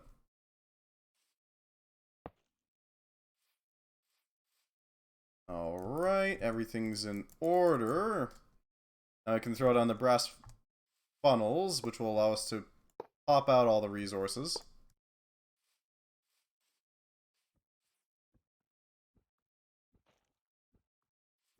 There we go. Everything good? I think so. We can worry about the samples later once we actually get it running. Once it's running, then we can worry about samples. But for now, we're just going to continue working on upgrading our infrastructure so that it actually functions. And now he gets to stare at bricks drying. Effectively. The long process of actually frickin' doing this whole thing. At least it's worth it, because all this time is going to be just absolutely shaved off later on when we can just throw all of our resources into one singular chest and let it run. And that's it. Or processed. Done. I'm thinking we can also probably make, you just not sleep or something. Nah, screw that. The mega torches prevent us from having to worry about the mob spawning. And we do kind of want, the frickin' phantoms to spawn in. This man is just built different. We do need the flying buggers to arrive, because we need their wings. We need to make lube, you see. No, I will not elaborate.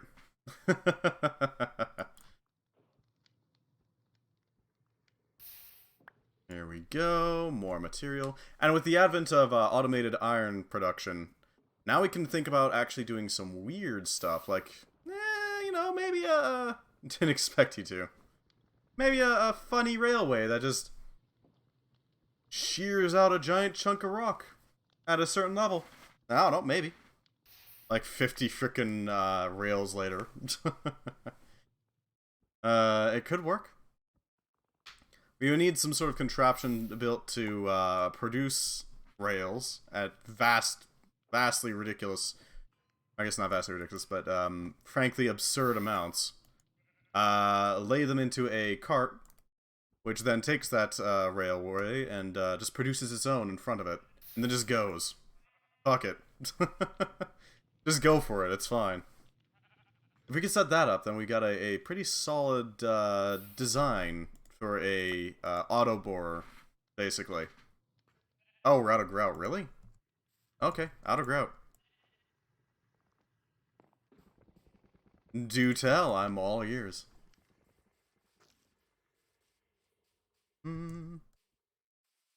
Wait, never mind. Fair enough. Fair enough.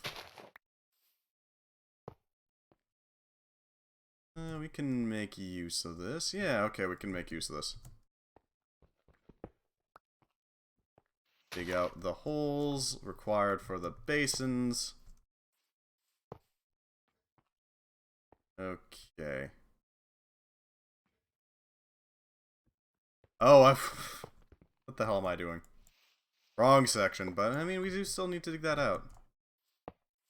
We do still need to dig that out. There we go. How was I thinking? There we go. We're gonna have to make a bunch of, we're gonna need 5 separate, seared fuel tanks. Purely for the fueling of these things. Making it run, you know? I goddamn wish I could set up an entire base that's completely automated. And, mobile. So you could just, like, sit on a porch or something on this gigantic monstrosity of a construct. And sip tea or something. Just wait. Wait for things to go through. The world leveler, there we go. Just this giant construction that rolls across the world. Chewing up trees, chewing up, stone and dirt.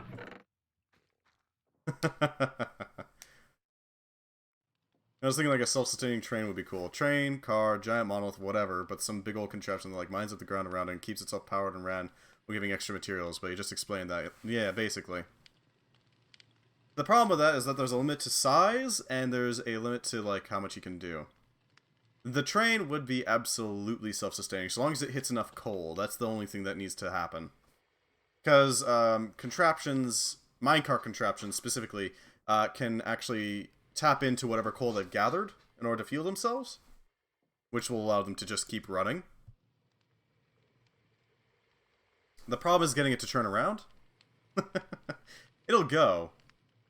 And go. And go. And go. And go. And go. And go. And go. And it'll just keep going until it eventually runs into some sort of drought of coal and just stops going. Or it hits something it can't break. I don't freaking know what that will be, but theoretically, it could hit something. Or it hits like a ravine big enough that it just runs out of material, which is unlikely. It is, however, possible for it to happen. Hmm. Okay, so I need resources again. Clay, sand, gravel, you know the drill. I wonder if I can hook onto the... Not that. Yeah, I can hook onto the pipes. The problem is actually getting back there, you know? Because, I mean... How the hell do you do that? I don't know.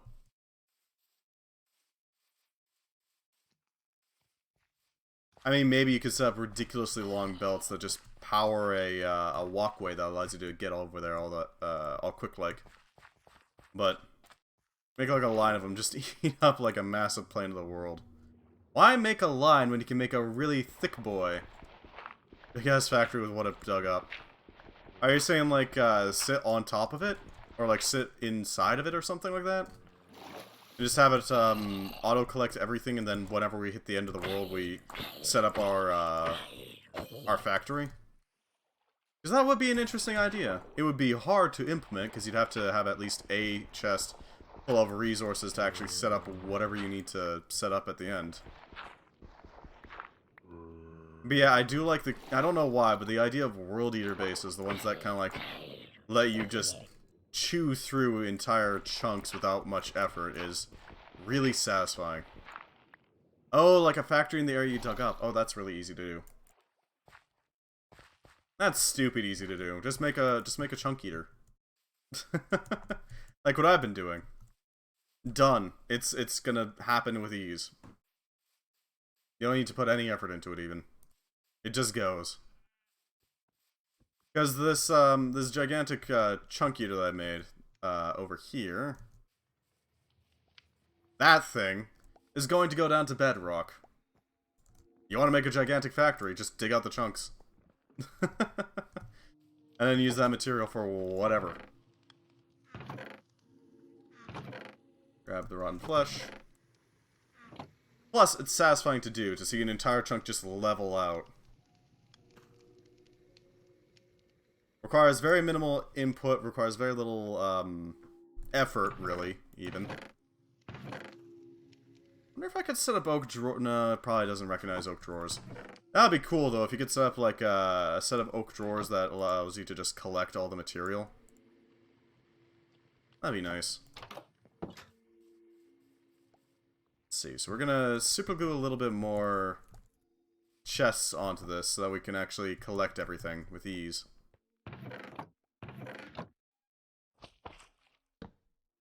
Splop. Let's just layer on some glue, shall we? Just a little bit. 0 stress units at current speed. No kidding. Its speed is 0, so I'd hope it produces 0 stress units. Otherwise, that would be really weird. How far exactly can you go? How much resource can you get from stone alone? Is there a way of, like, converting materials to different ones? Yes. In Create, there is absolutely ways you can convert materials into... You can transmute materials, basically. So, allow me to give you a brief rundown of how that works. We get a variety of different cobblestones. If you're going from stone alone, you can get iron, gold, sand, gravel, flint, a few other things. Bone meal, theoretically, if you want to squeeze out every last drop of material from it. It takes a little more effort to get that bone meal, but some would say it's worth it. Okay, andesite. In this mod pack, you can take this andesite cobblestone, give it a nice crumption to make sand and gravel and flint, naturally. But more importantly, the better use is to mix with algal bricks to make andesite alloy. Or you can also melt it down into lava, that's also an option. You know, do what you will. Actually, let's just pull up cobblestone, because that's probably going to tell me more. Regular cobblestone will provide you with gravel. Gravel can then be broken down into iron at a low chance, but still a chance, and flint. Or it can be crushed even further down into sand, flint, and clay. If we're talking granite, well, we can take that granite. If I remember correctly, you cook it first into an actual block.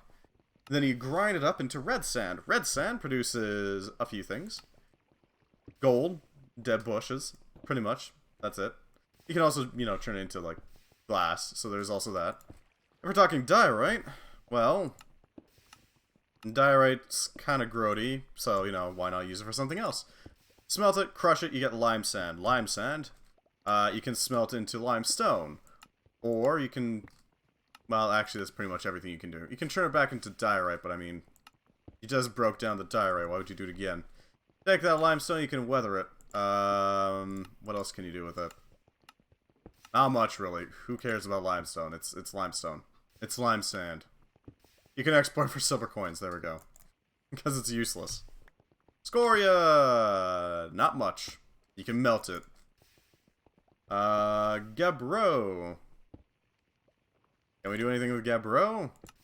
Not really. We can melt it, and we can turn it into stone, but that's kind of it. Motors. Speakers. Seared cobblestone.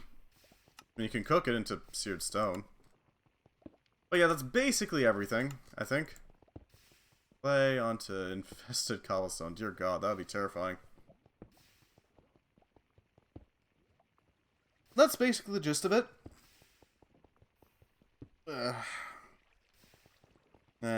So you can do a decent amount with just rock. In addition to all the usual rock byproducts, you know. Wait, how much do I get per clay ball melted? 1 ingot poured onto a seared stone. Okay, so it halves it. It's not worth it. We do still want that sand and gravel.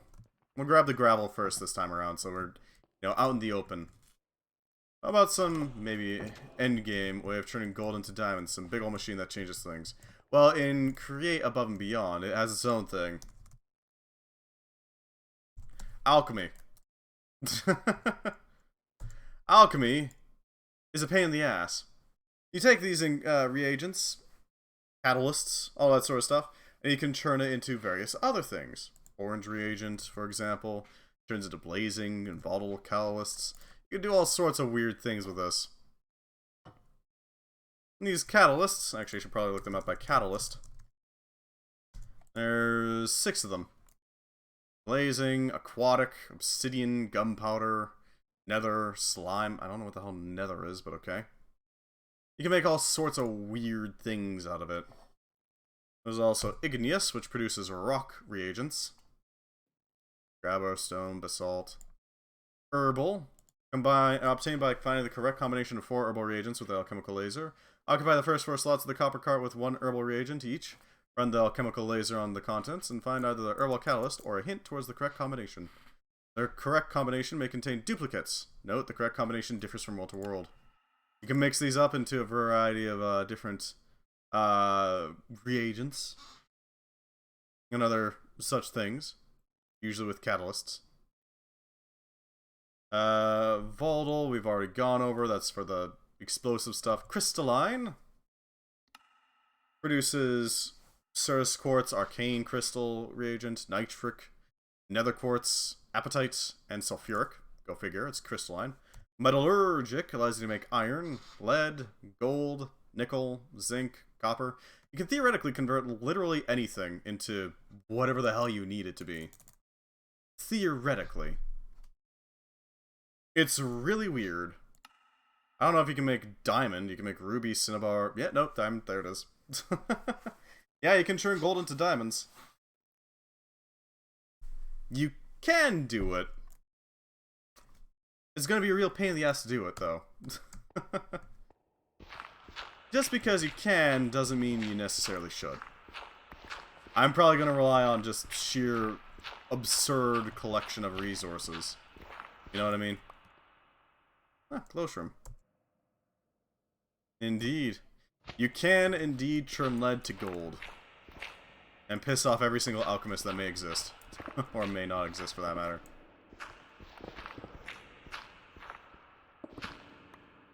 If only it was that simple! That sort of thing.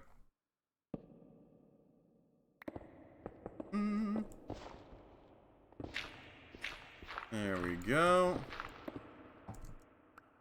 Ooh, there's a little bit of zinc down here. Let's reveal it so that we know for later.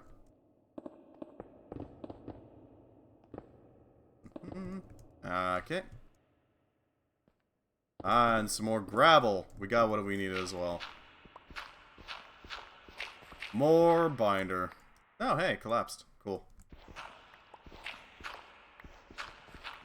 Give me all the gravel, baby.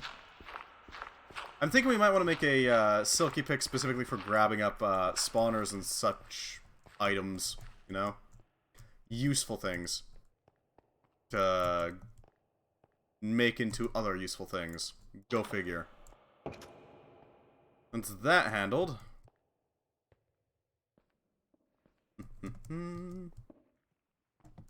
Now we just need some sand. We can get right back to staring at blocks. Slowly cooling. Converting into more useful material. Yeah, I feel like the grout could be repurposed a little bit. I get that it's like a throughput thing that it's so slow, but still. Obnoxious. At the very least, we'll save some time later. I feel confident in that. Give me that sand. There we go. We're doing pretty well so far. Didn't take us too long to set things up. Thank you, server. I appreciate it. God, this kind of game kind of gets me in a Factorio mood, and I don't know why. Probably because they're pretty similar vibe. Just slightly different execution. Creates a lot more steampunky, I guess. It's actually very steampunky, now that I think on it.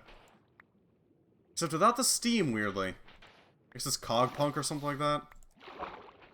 I don't know why, but steampunk always likes the cogs, so I mean, even though this doesn't have any steam, it still kind of feels steampunky. It's a little weird. Ogpunk, maybe? Big chunky machines that run on rotational force. I kind of want to see a Cogpunk now, you know? Rather than the usual steampunk everything. Why not Cogpunk? No, you see, we have all these fancy cogs on our hats and all that, but we don't use that steam. Why would we use spicy water? That makes no sense, that's for tea. Now, what we use is we use some high tensile springs.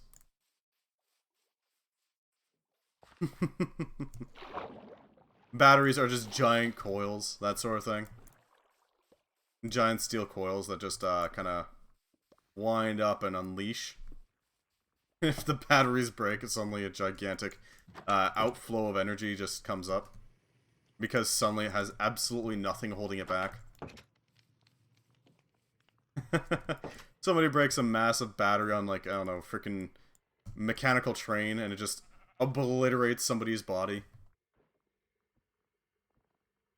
As the coil unwinds all at once.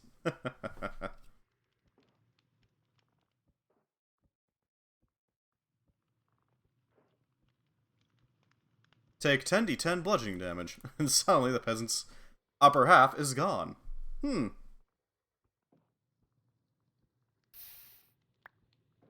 Oh god, that's actually a really good idea. I think I'm gonna keep that idea. You have some old tech that's just, wound up springs that are so tight. Or not springs, I guess, what are they called? The little tension springs, those are what they're called. Tension spring. Not sprint, spring.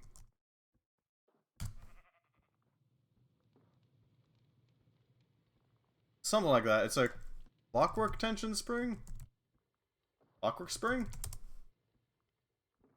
Yeah, clockwork spring. So I was thinking, this create mod has a lot of it feels kind of steampunky, but there's no steam involved. Like literally none. You can't make steam in create. That's just not a thing. So it's kind of like a weird steampunky vibe, but it has absolutely no steam involved. Which is kind of weird. I kind of thought it was like something like Cogpunk or something like that. I don't know what the hell Cogpunk would be.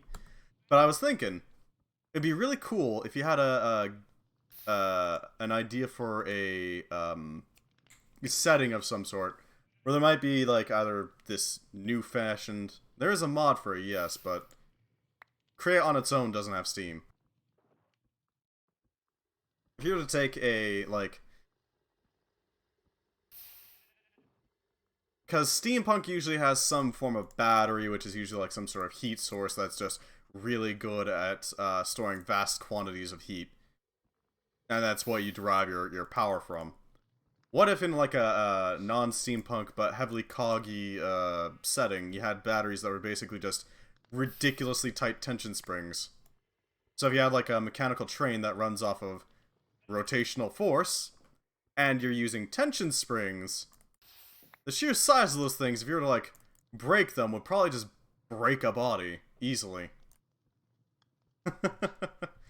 So I'm thinking that could be fun for, like, some old tech in, like, a Magipunk setting. Like, the idea would be, before people figured out how to store large quantities of magical energy, and before they really got out onto the scene of, like, now there's magical energy flowing through wires above the head, and all that sort of thing. They use tension springs, because you could use magic to really easily wind up a spring. And make it really nice and tight. Yeah, it happens on aircraft carriers, yeah. But these old batteries are kind of wearing down, and, you know, some of the casings might be a little weak, so if they take some damage by accident, suddenly it just, releases a little bit. Take 10d6 bludgeoning damage from a gigantic tension spring, unloading directly into your side. Suddenly a peasant is missing an upper half. That seems like it would be fun. Help makes them into like a sort of grenade idea. I guess not a grenade idea, it would be like a intentional breakage of it causes a massive spring to burst out.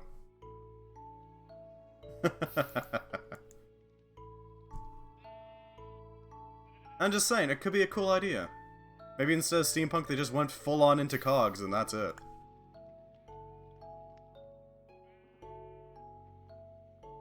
I am slowly, like, working up the motivation to actually work on a D&D world, to actually try to make something unique. Because someday I would like to, in the far future, do, like, a proper D&D stream.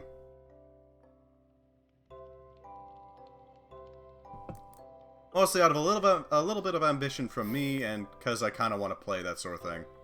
Because every single D&D world is, like, medieval fantasy type thing. But there's not really any, D&D doesn't really have any settings for modern day type stuff. Which is a shame. A crying shame is what it is. Yeah, big ass steel ropes for the planes, and when one of them fires... Yeah, exactly. When it fires off or malfunctions in the way, say goodbye to upper lower half legs head. That's even a fact with boats. People are specifically trained to avoid getting in the path of a steel cable in case it snaps. Because then all that pent-up energy just goes flying right into your side. And can easily cut off a leg.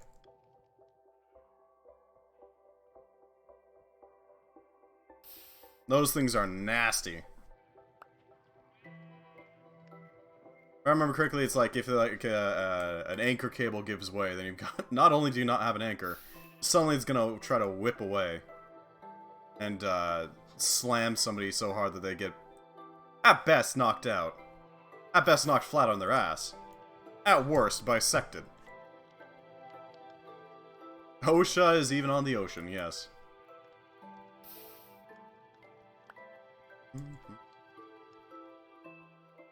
God, I could totally imagine like a modern D&D setting where just because the technology has gone up, there's just so many more opportunities to cause damage to people through non-conventional means. Oh man, that's interesting. There's a canister of compressed air behind you. Poink! That sort of deal.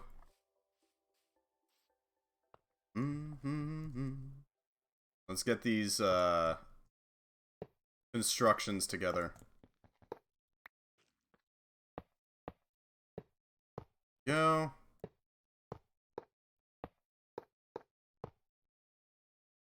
Right. Almost at the top. There we go. And now this one only needs one more part, and it should be good to go. Well, I guess technically 2 more parts, but they're both the same, so, you know, whatever.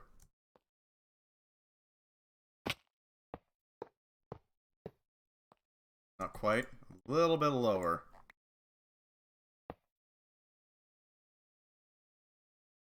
There we go. Because I want to get these seared drains out. Coil grenades, like what you're talking about. Just miniaturized and weapon. Yeah, exactly.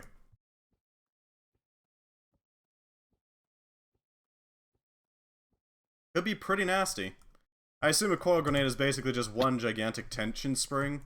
That's, I guess not gigantic, but long tension spring that's just held in place by a very small pin. But a very strong pin, for that matter. Then when you throw it, it just kind of explodes out in a radius. In order to lacerate things.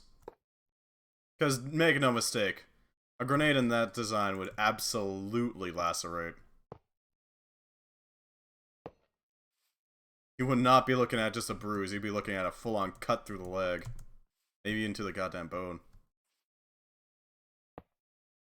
Yeah, it could be a good idea, yeah. Relatively low tech, and more importantly, weirdly enough, reloadable. Because all you have to do is just get that spring back under tension and you're good. Weirdly enough. That would be a reloadable form of grenade, wouldn't it? Alright, so I need 5 frickin' tanks, which means I need to do 5 times 8. That's gonna be 40 bricks.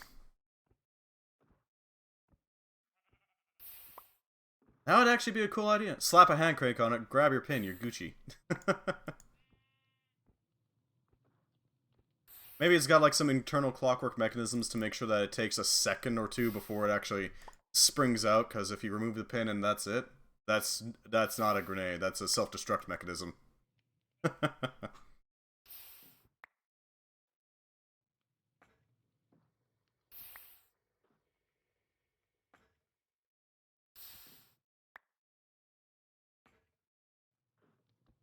You wouldn't really be able to do a hand crank that easily, though, because a coil that's so highly tensioned that's going to be able to, like, eviscerate people is going to have a problem actually getting wound up by hand. Could you imagine trying to grind that in? That'd be a real pain in the ass. You'd have to get, like, They do have their place. That they do. No, at that point, why not just make it a collar? Or like if the big bad has to like avoid getting captured or something, you just put like a collar on them with a little lump on the front, and there you go. Dark as hell. But yeah, you need like a full-on machine to retension those things. We're talking like ridiculously tight. I imagine they wouldn't be exactly easy to retrieve either, because now you got the coil untensioned and wide open. Not exactly the easiest.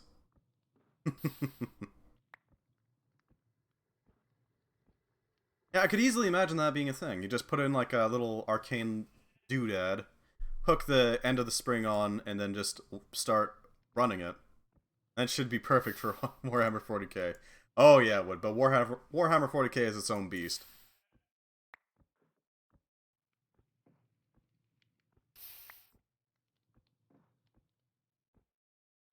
Hmm. Yeah, I could totally imagine like a society that'd actually be an interesting idea.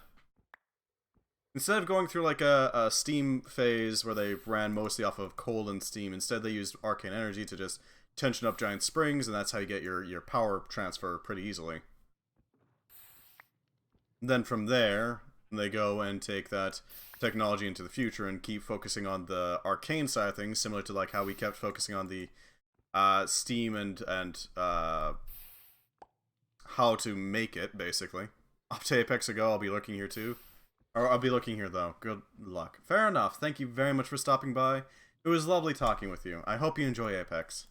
Never played it, but I'm sure it's a good game.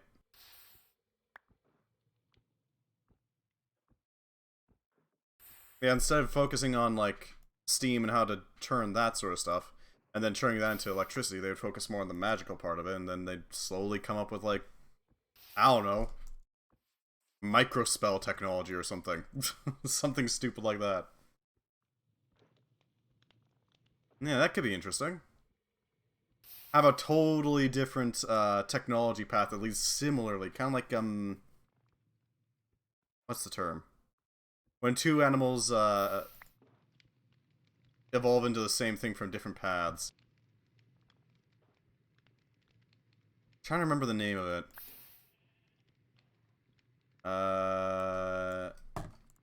Evolution types.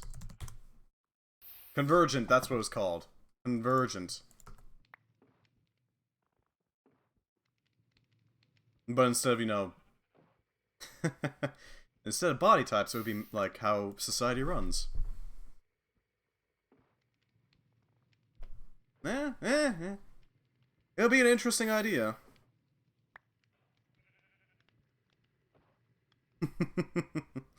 Giant steam locomotives, but instead of having steam, they're just gigantic batteries of, of coils. One of them collapses and it just takes out a chunk of mountainside. There we go. Or not collapses, but it crashes and it just takes out a chunk of mountainside.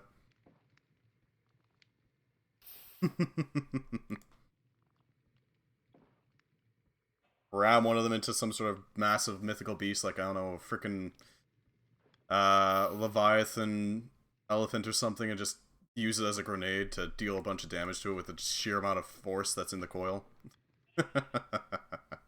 That would be an interesting one. Honestly, tension coils can be terrifying if they're big enough.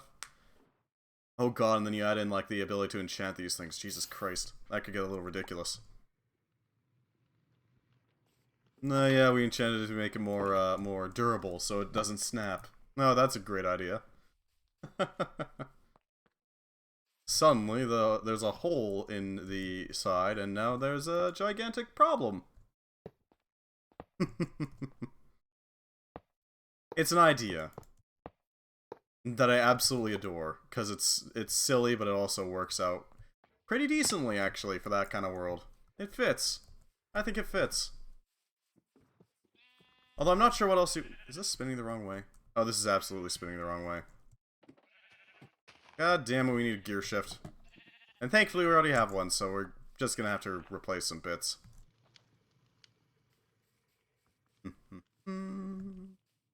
Yoink this bit. And, oh, we can also start some sandglassing. You know? Grab some sand, start that glassing, then we work on the, fixing that problem. Work on gear shifting it. Give me your sand. We only actually need 5, but we might as well go for the whole batch. Just seems, you know, good idea. There we go. Oh god, yeah, that could be really cool. Oh, Jesus Christ. Okay, so that whole thing is reversed. Oh, that explains it. Okay. Well, we can fix that with a gear shift. It's not hard.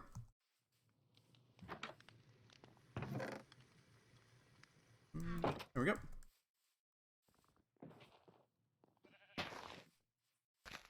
And slap this down. There we go. Now we're running the right way, aren't we? That'll make her run the right way.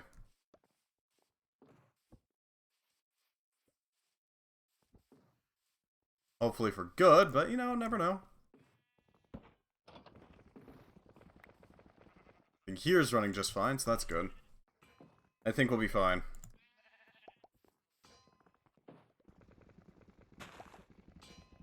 Ah, that also is slowing down this. Fair enough. You know, fair enough. I wonder what else sort of technologies could exist in that sort of world. There's gotta be some wacky stuff, you know? Something particularly absurd. Oh yeah, I forgot to set this cooking. Well, that's entirely on me. God damn it. God damn it, me. Ah, well, it happens. It happens, you know? Happens to the best of us. Set this up so that's fully built. Iron shovel. I don't know why they removed the shovel from Tinker's Construct. Okay, so if they got coils, then they would have to have some sort of, like, major tensioning factories. Something to, like, really coil these things up as much as possible.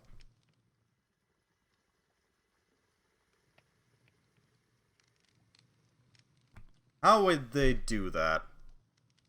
Well, I assume in, like, I assume they would have some sort of, like, device specifically designed for that, but it wouldn't be too hard to make, like, a golem or something. Some sort of small contraption to do, small ones. It could work. It could work.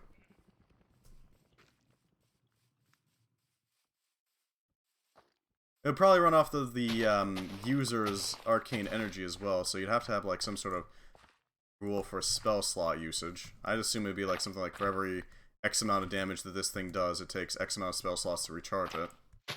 Because the idea being that you would be directly fueling the device. There's some options. There are a lot of options for how that would work. I gotta admit.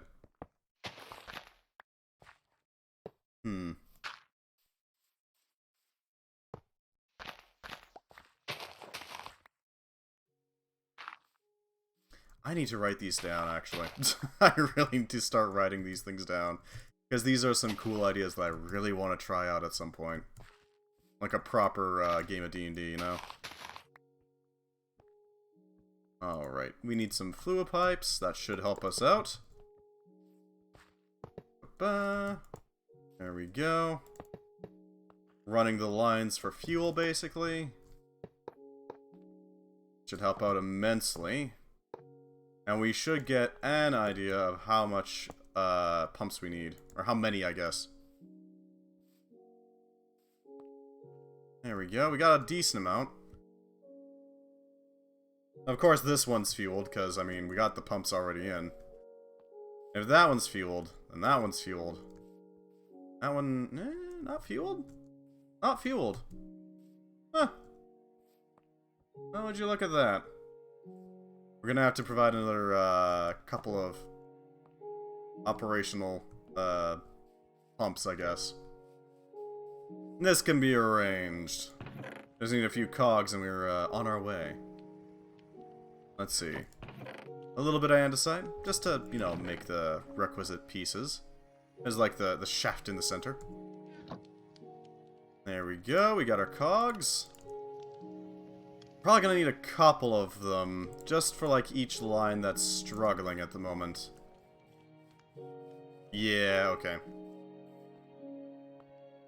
So something like this. There we go. A cog in between them, that will allow us to get the most bang for our buck, basically. And yeah, we can actually just do that. We can just do a elongation to the existing power line. I guess drive belt is the proper term for it, but whatever. You get what I mean. We need a belt, and we need some more shafts. That means andesite. There we go. More andesite means more belt options. We can belt them out a little harder, you know?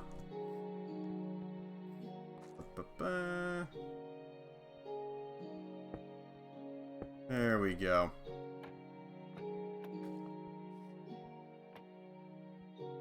And now we can just extend the belt. Extend belt, basically.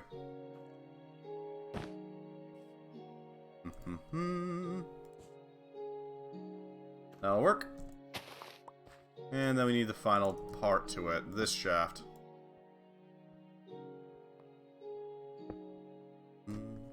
There we go. We got a little bit more pumping power. As long as we get the pumping going, I don't care where the pumping comes from. There we go. Sucking up some lava, you know, getting that that good stuff. The good she. Everything seems operational. That's good.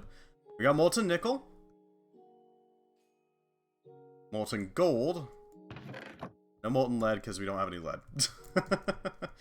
Well, there's that. But, you know, it's expected. After all, we're using literally all of our lead on frickin' drills right now, so that's kind of anticipated. Alright, all we need left is the parts up here. We're gonna need 3 pumps.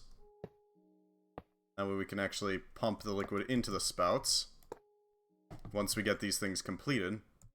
That one doesn't even have a spout, okay. There we go. That'll work. Set up a fluid pipe so that it's actually online the moment it is online. And then we're going to have to make some, you know, last minute changes later on. Once we're ready, basically. This one can be ready right now.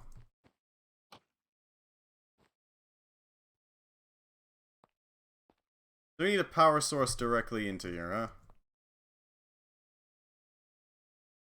I see one. All I have to do is just do a little finagling.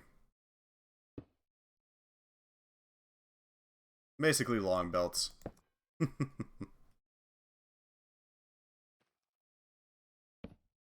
Then like this. This.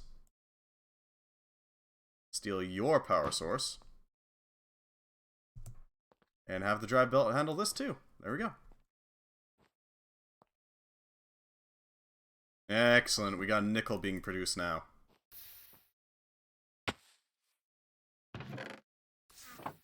And set that to filter.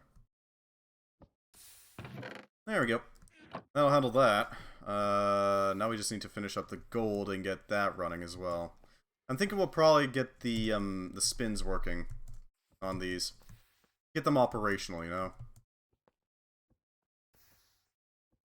So we need a cog wheel here in between them. That'll allow for us to make use of that. Yep. There we go. Oh, we can just do this. Okay, then. Yeah, this works great. We're gonna need another belt, but that shouldn't be too hard to get.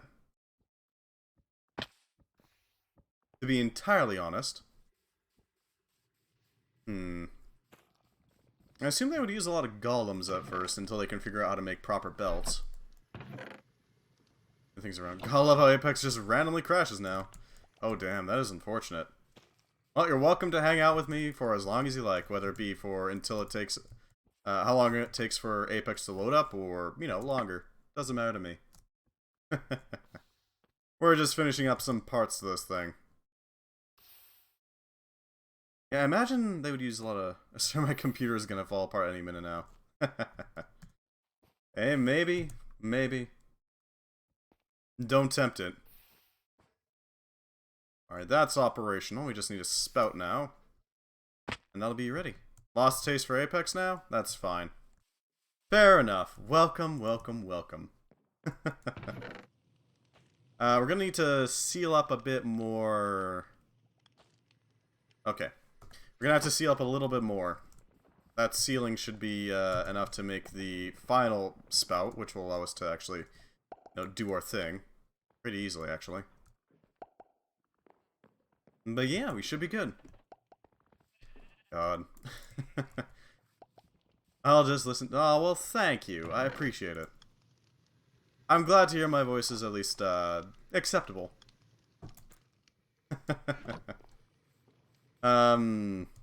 I'm still trying to, like, brainstorm ideas for, like, how that would work. Because they'd have to go through at least a few other phases before they got to the point where I'm interested in having a setting at, you know? And they'd still have to go, I'd still have to figure out, like, what the politics of that place would be like. Lord knows it'd probably be pretty weird. After all, when it comes to frickin' magic, suddenly you got, certain people are able to just be goddamn kings on their own, without needing anything. All you need is, like, a properly powerful necromancer and a properly large enough, graveyard, and there you go. You've got an army. And hell, walls might not even stop them. Because they're a frickin' wizard, Harry. They're a goddamn wizard, Harry. What are they gonna do? That would probably throw a massive wrench in that sort of, society. And throw this here. There we go. All we need is blocks now. We need a total of 6, 7, 8, 9, 12, 15, 18, 21 blocks. God damn it. That ain't good. Yeah, well, we'll have to deal with it. We're probably gonna have to make more. We're probably gonna have to make more.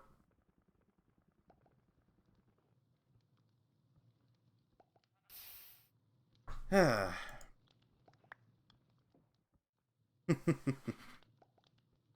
gonna go grab me some mac and cheese. Well, I wish you all the best of luck. Good luck finding your artisanally made mac and cheese.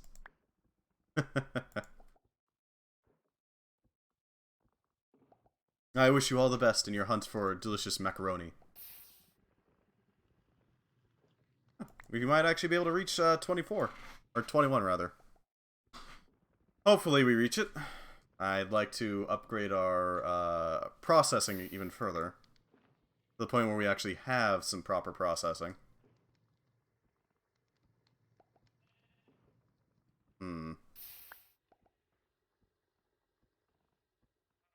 I wonder... So if we were to set up a proper frickin' processing area, that's gonna take up a lot of resources to actually fill up to the point of basically breaking the system. It's gonna take a lot. Okay, we're not gonna have enough, unfortunately, which means we're gonna need to hunt down more goddamn grout.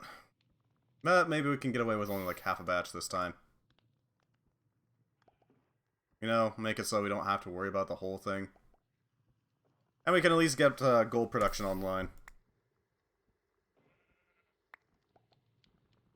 So there is that. Excellent. Excellent. All the resources we can need. That'll definitely fill up gold to the point where we don't need to worry about it. It'll be able to just sort of do its thing, and we won't have to sit by. I'm not sure what sort of rate of material it can take in, but this thing is getting a little hefty, gotta admit. And there we go.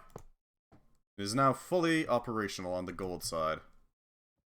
That means we can start worrying about this one completely.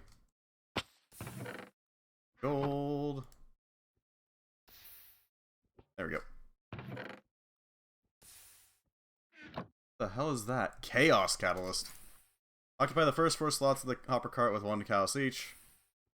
What the frick is this? Chaos Catalyst, or a hint, towards the correct combination. The correct combination may contain duplicates. Running the Chaos Catalyst with any amount of one reagent through a chemical laser will transmute the reagent to another. Transmutation pairings are unique to each world. Huh. So the Chaos Catalyst allows you to basically just say, screw it, I'm not doing this. I'm just gonna make whatever the hell I want. That's certainly funky. That's gonna be a real pain in the butt, ain't it? If we decide to try to go for those reagents and catalysts. Ugh. Sounds like a real pain. Just hunt down some frickin' reagents. By all means, ask away. What's your question, friend? Oh, these. If we do this, that'll make it a little easier to get to the top there. That'll work. That'll work. Next thing we need to focus on getting that final pieces of grout. Ugh. Oh, and also to make a glue gun real quick. Or not a glue gun, a glue tube. I don't know, man. This is just the voice I was born with. I honestly couldn't tell you. Lord knows I'm not kind to my voice box. Let's throw this here. Although I appreciate it. I'm glad to hear that that you enjoy it, you know? Always glad to hear. Just anti-lube this so that nothing passes by. Well, thank you. I appreciate it. I don't exactly smoke like 5 cigarettes a day or something. It's just mostly that I don't really get much use of it outside of this. This is pretty much the most that exercise it gets. The full extent of it. More glue. More glue. There we go. I know it's excessive gluing, but I mean, come on, I want to make sure that doesn't break off. On the off chance.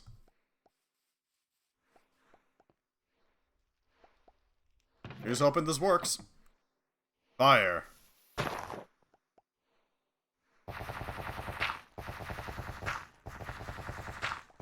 Goodbye, my child.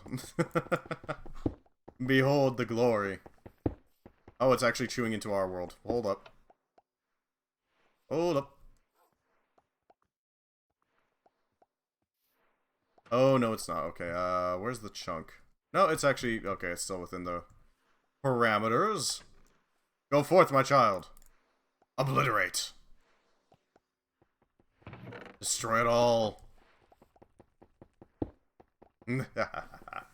Sadly, we have nowhere near enough drills yet to make it a proper World Eater device. See, in order to fully dig out a single chunk, you need an assload of drills. I'm not talking like 64 drills. Hell, not even 69 drills. Is your in-game character a girl? I don't think so. I mostly just grabbed a skin that looked interesting and kind of fit. So that's what I went with. As the blank stare. That's all it needs. As well as some gills. Also a nice hoodie, so there's that too. Freaking swanky ass hoodie. I really like it. Or... Wait, that's green. Why is it green? Why is that copper or green? It hasn't been exposed to air yet. Fair enough. That's fair. It won't be the first time I've used an in-game character that's female. To be entirely fair.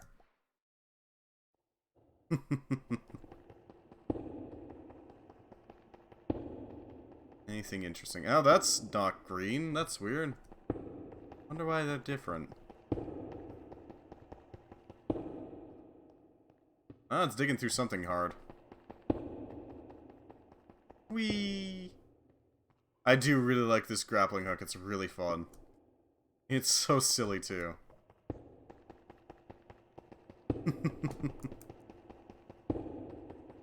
Anything useful yet? Not that I can see. But hopefully soon. That's as deep as we can go on this thing. How far does this go, anyway? Full configuration, okay. We don't have that at the moment, so we're fine. We have chewed through yet more of the containment for this frickin'... Ooh, we got a sample. Hell yeah. Give me that stuff. I will gladly take that sample of lead. Whoop. Whoop. We can use that as like a climbing python of sorts. There we go. Easy peasy in and out. No effort whatsoever. Except for like the effort of leaping off of a rope upwards. I mean, that's one hell of a core workout. Gotta admit.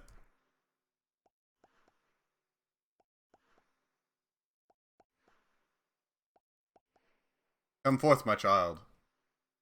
Vomit forth your glorious rain of items. What the hell was that? Oh, zinc ore. Okay. Of what? Huh? Why?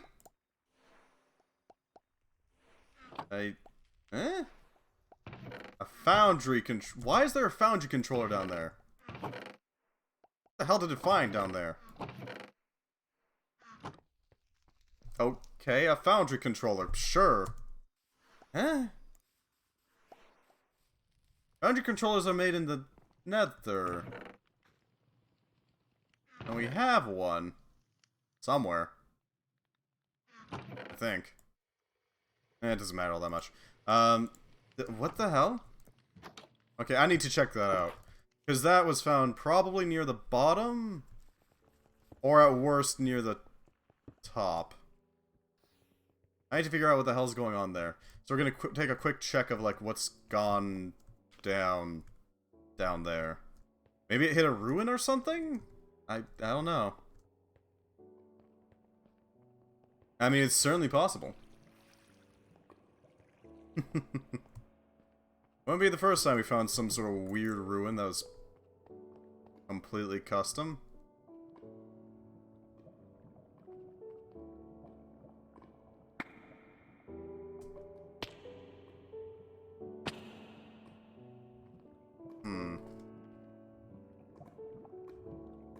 Nothing. And yet, there's a foundry controller. Why? Ow. Yeah, that'll do it. It's a shame we can't just dig up our corpse with the drill, you know? Send it down, grab the items, come back up, done. I'm thinking, however, we should probably invest in upgrading our grappling hook. It's already proven to be an immense help, so why not? Being able to move so freely is just incredibly useful. There we go.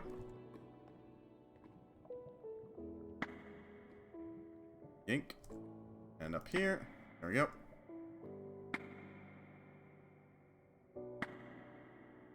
There we go. Ow. It's really weird. Why did it pull on a foundry controller? I don't get it, man. Oh yeah, I can't actually go up this way. This should do. This should do it. What the hell is down here? Right, this is the lower section of the mines, which we can return to the surface from pretty easily. We just go like this. Hey, hit. Hit something.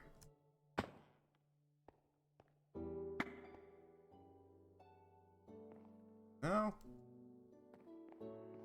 Come on, let me... Okay. Well, I was hoping to capture, like, a ceiling tile or something. Get a really fun, swing going, but no. I guess not, unfortunately. Let's see, we need to get up there real quick. Good glance. Nope. Maybe like this? Yeah, that'll do a little better.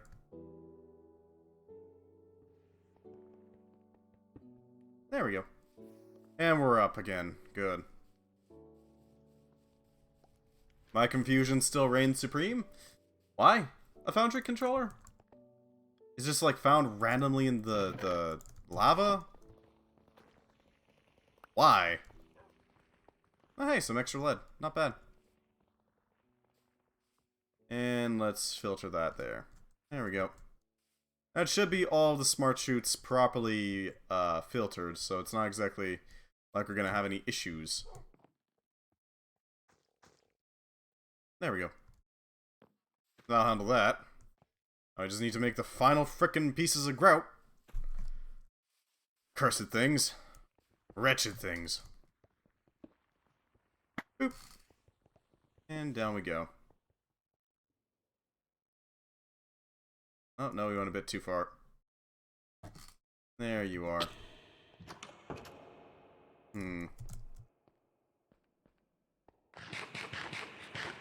I am also curious what sort of, I'd have to think through some interesting monsters for that sort of scenario, I gotta admit. Or that sort of situation, I guess.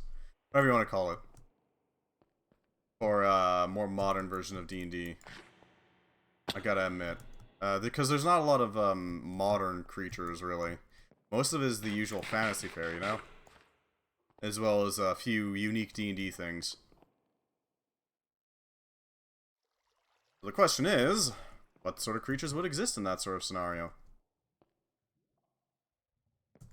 And you know, I don't honestly know the entire answer to that question. Right, I came here for gravel, not ore. Why am I down here?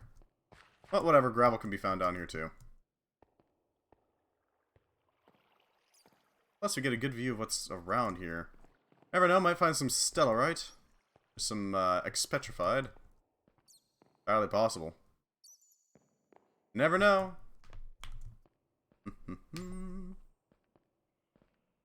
If I find... That's some collapsing rock. That's not gravel.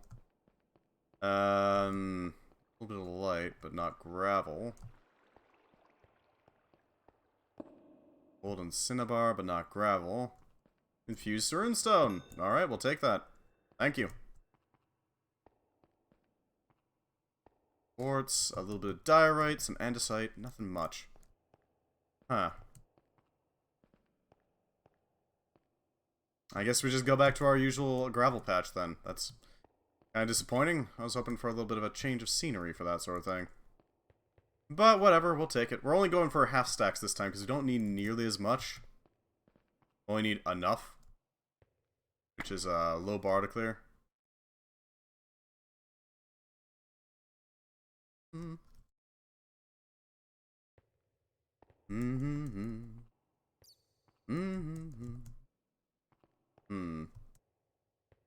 I'd probably have to find some sort of at least homebrew for classes, because obviously you wouldn't have just the standard D&D classes in that sort of situation. You'd have to have some sort of like technology-based thing around the normal traditions. I know there's a couple of classes that they did in a UA with some interesting ideas.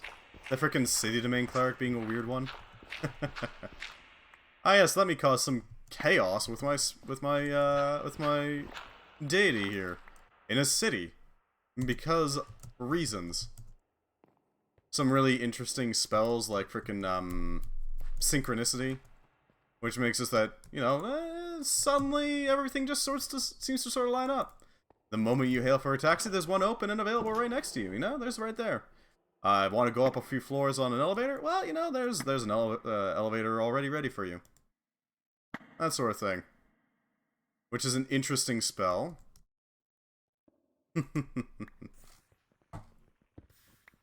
There's some interesting ideas for it. It takes some work to make it, you know, a thing, but it could work out really well. Although there's no... Hi, what is up? Not much.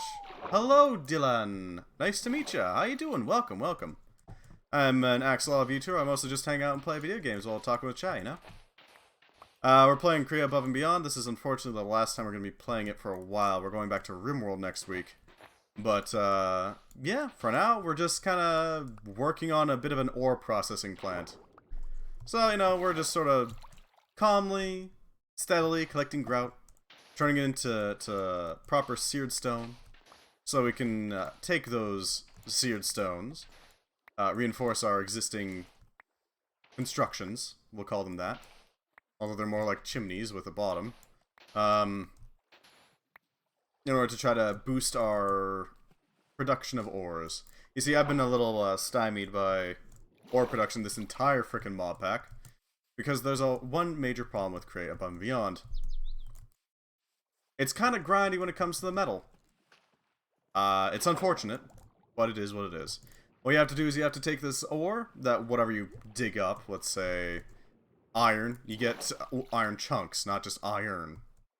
Those iron chunks, if you were to try to smelt them directly into metal, if I go to them, iron chunks, sorry, crushed iron ore, converts into 3 iron nuggets. And you only get 1 per ore. So what you have to do instead, at least to start with, is mill it into iron dust, which could still be baked, but they only produce the same amount that you would normally get without processing it. Or you can wash them for doubling, but that's not great. What we've been doing is we've been melting them, since it triples the ore production, basically making every single chunk produce a standard amount of ore. It ain't perfect, but it works. Unfortunately, we've been having to do that all by hand, which is a real pain in the butt, as I'm sure you are well aware. So we've been working on trying to automate the process, make it so it's completely hands-off. We don't have to do anything, just put the ore in a specific chest, and the system will take care of it for us. Unfortunately, in order to try to squeeze the most that we can out of it, that means we have to put in a lot of effort building a series of constructs. Thankfully, it shouldn't be too hard to retrofit into the maximizing way, which would, I think, triple ore output total? Superheated melting? 3 iron dust goes into... yeah. Yeah. That would triple the ore amount we get per ore chunk. But it does require matter balls, and you have to superheat a blaze burner, which takes a lot of effort. It's not great. But it works. It works. Yeah, that's basically all we got going on right now. I think you're pretty well caught up. And now we're just gonna frickin' watch grout burn, I guess. Not you. In here. There we go. Because we need to let the grout cook, and the best way to squeeze out as much material as we can from grout. Indeed. The best way to squeeze out all the seared stone from grout is to take that grout and throw it into one of these things, a smeltery. It ain't perfect, but it works. Unfortunately, it's also slow as hell, so there's that too. So how you doing? Good, I hope? Pop open these, collect all the stones. See what we can do here. Another block is melted, good. We're probably going to go apply these when we get to the 8 mark. Just so I can show you exactly what I mean by a foundry setup. It is very specialized with each and every single smeltery setup.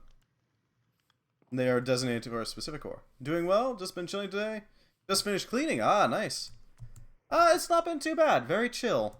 I haven't burned my brain on trying to construct anything wild recently, so... yeah, it's been pretty calm. Welcome to the foundry. How tough are you? First things first. The first step, we put ore in this chest. Doesn't matter if it's iron, gold, lead, nickel, copper, or zinc. That ore is going to get shuffled off into these crushing wheels. These crushing wheels have about a 50-50 chance of doubling the ore. That's the whole reason we're using these humongous wheels. over a millstone. And this then gets carted off onto this belt. This belt goes straight across. And has been reversed. No, it hasn't been reversed. It is then steadily filtered off. For example, this one pulls off any copper, throws it into this gigantic unit. This one pulls off nickel, throws it into this one, etc., etc. So that it separates them out and makes sure they do not alloy, because I don't want alloys happening in here. We're processing raw material. We can alloy them later. From there, they're dumped off into these chests. After they melt, they go into a spout. If I can get a good view of them. Yeah. They're offloaded into a spout. That spout drips it into a ingot cast. That ingot cast then gets emptied by this brass funnel and feeds it into a chest. Is it complicated? Yes. Does it work? Yes, actually. Surprisingly. Well is debatable, but it does work. And that's the important part. Alright, so we only need 1, 2, 5 more blocks. God damn it.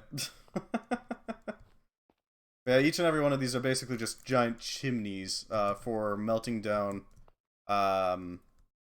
metal. They're basically oversized, over tall crucibles, to be quite blunt. A real shame this game does have an actual speed limit on the create cogs. And again, it makes complete sense. I doubt the game of Minecraft can actually keep up with the full top speed of a create machine, because it surprisingly takes very little cogs to get up to the point where it's basically at Mach speeds. Gears are fascinating in that way. Especially because these gears are a 1-to-2 ratio every single time. They either multiply by 2 or divide by 2. That gives them a good range of speeds, but it's not like perfect. It functions. So what type of games do you enjoy? I enjoy a wide variety. Mostly survival games, crafting games, base building games, that sort of stuff. I do occasionally play more action-y games as well. For example, tomorrow we're going to be playing Exanima, which is a dungeon crawler type game with some interesting design decisions that I have problems with, but otherwise a pretty good game involving sword fighting. And on Thursdays and Fridays I'm usually playing Shadowrun, specifically the computer RPGs. If I might ask, do you have any preferences? I'm up here specifically for the height advantage. Christ, these cogs. Why they gotta go so fast? Launch that. Okay then. Launch that. Come on, pull me in. Sorta worked. Got what we needed. Come on. Okay. There we go. And now what we have to do is set up these bricks, and this machine will run. There we go. And now this is starting to spew out its lead into the casts, which will allow us to expand on our work. Excellent. A decent amount of extraction done, a decent amount of work done to make our foundry functional. Probably need to still clean it up a little bit and make it look nice, but it's still functional. That's the important part. What matters is that it works. Even if it's not the prettiest foundry that anybody's ever seen, it still works. Fuck these. That lava stone. What the hell's lava stone?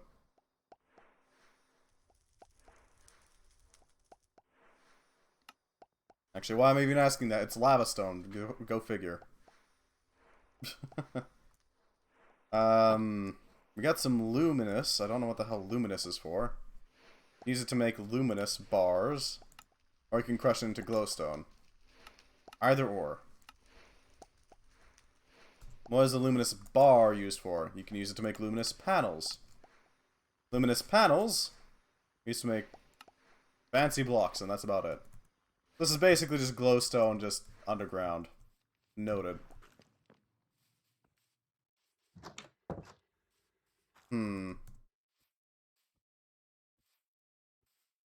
I guess we'll hold on to them? I don't really know what to do with it, but we have it.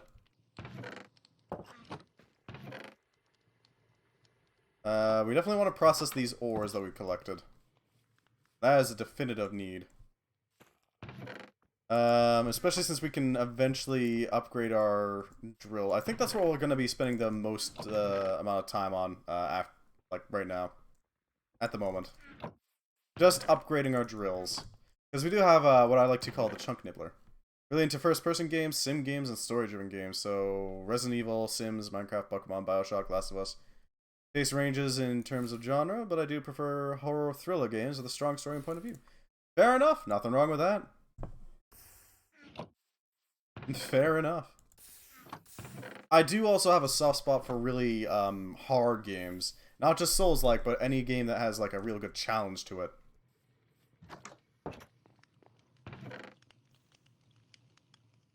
Like, I do love the Dark Souls series, don't get me wrong. Absolutely adore them.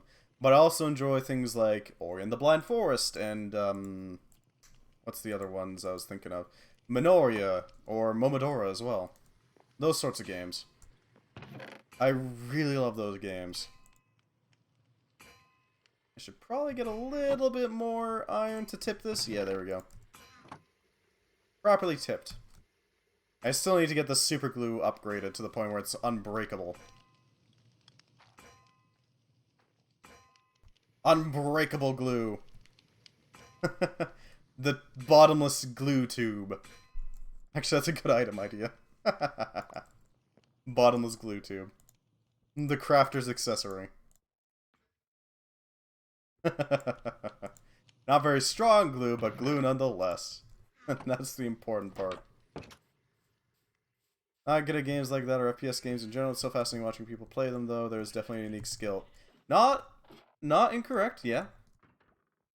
I've never played Apex, Genshin, or League of Legends, but I have played fighting games.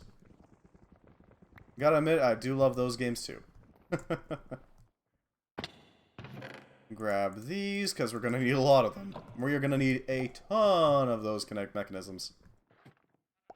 Thankfully, drills are cheap as hell right now, so we can just, you know, spend them willy-nilly. Send this here. Place this here. I don't know. High execution games are really fun for me.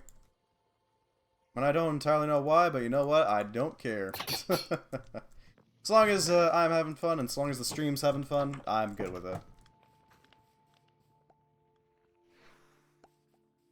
Lord knows I was playing fighting games before Strive came out. I'm the most new person friendly of the fighting games. Yoink. These drills. I want to get these to the point where I basically just tear off the top panel and then tear out the drills. But we are collecting a decent quantity of them. Let's see. Set these up. Get rid of this thing because of you. Why would we want that to be around?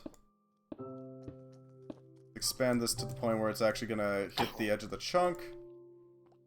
Just... Okay, well it's dead as hell. There's no way it's coming back from that. Alright, that edge is met. That edge is met. That edge is met. We just have to line these up now.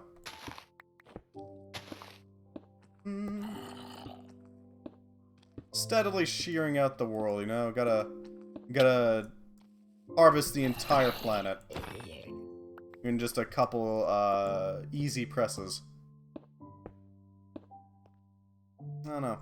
I do really love fighting games. I know I already said that, but I can't overstate it enough. I cannot understate it. There's something really fun about the aspect of having a game that's basically just a way to test the reaction speed of your opponent. It's almost like playing an instrument, you know? Having the dexterity to actually pull off all the moves, having the reaction time to pull it off, for that matter. It's really fun to do. Oh, great, more zombies. Well, we can deal with them pretty easily, thankfully. I don't know exactly what the hell no waddle is, but it's apparently really effective. Like, crud. My drills! Man. I put a lot of effort in those drills and it just blew it up like nothing. Dick move. Dick move on its part. They are really fun. Difficult to master, though. And, takes the most amount of time out of any game, in my opinion, to master. Or even get good at, for that matter. It's, not an easy hobby. I'll say that much.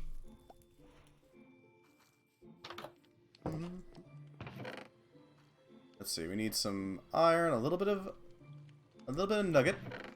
Some slime, just to make a nice, paste, basically. And we can make a glue stick. I know it's not actually a stick. It's more or less a stick. More or less a stick. Alright, so if we just go up here... Paste up these, get it nice and sticky. Paste up these walls. I know it's an incremental change, it's not a huge deal that we expand this, but at the same time, it's handy for our world eater here. After all, more space equals more pillaging area, you know? Rip it apart. Block by block. I'm hoping not too much of the glue got broken here. Because otherwise we're going to have to make some repairs. There we go. Paste this. Paste. And paste. Hopefully this works out. Game's freaking out a bit because Crate is spinning like mad. What the hell? Well, we found the problem, didn't we?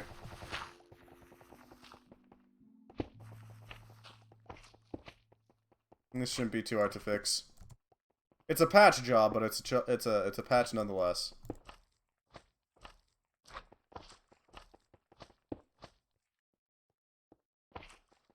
And I mean, it doesn't matter all that much. It's all sticky together so well that it doesn't really matter for the digging size, but I mean, this is just aesthetic purposes.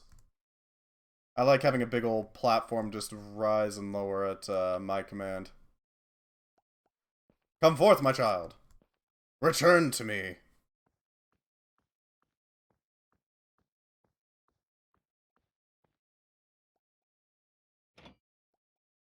And it's stickied back on.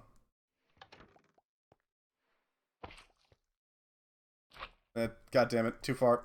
Okay.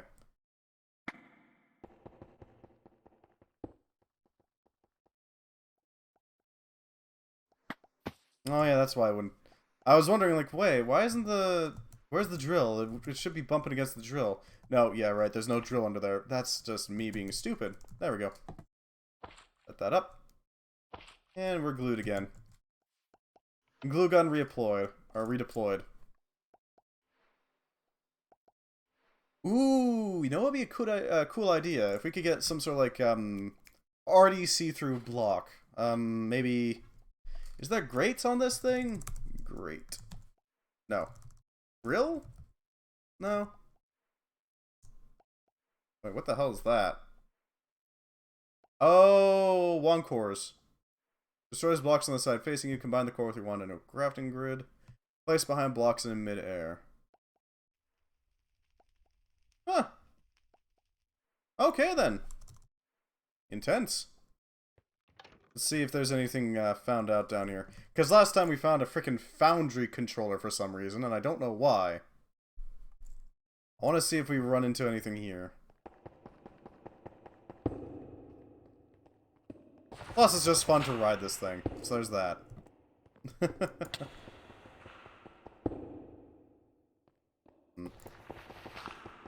There's some copper here too that we can tear into. Now that we have a proper grappling hook, we don't actually have to be here all the time in order to... Really? In order to catch a ride on it again. Oh, that's interesting. Broken stone kind of looks like diorite. Oh, that explains why it was... Okay. Well, I mean... There we go. Back on the platform. Oh, there's more copper there. Okay, we're gonna have to shred this spot next.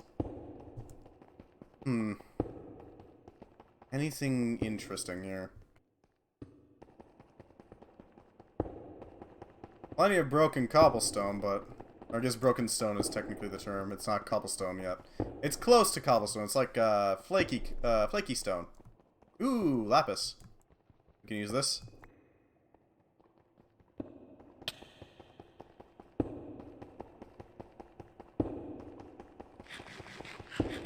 Huh.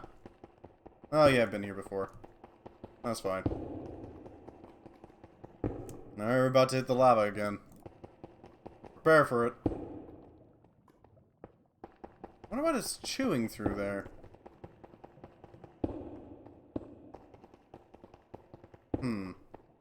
Probably something pretty high level. Eee, that orange tint is dangerous.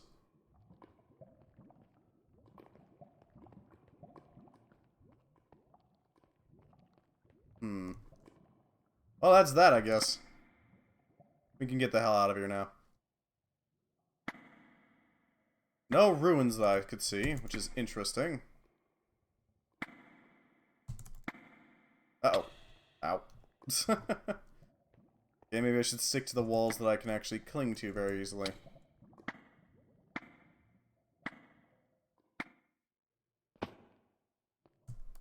Yep. Up we go. Just gotta get up there.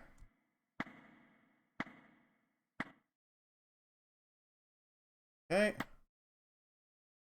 There we go, we're up. That's all we need to get done there. I'm hoping it ran into some lead, because we could really use the material. Unfortunately, every drill is cored with lead for some reason. I don't know why, it just is. That just is how it is. But it makes it a little harder to really work with. Oh, right, this is the... Right, that's the nether vat that we don't really need to worry about. Well, thank you for the follow, my friend. Glad to have you. I really hope you enjoy.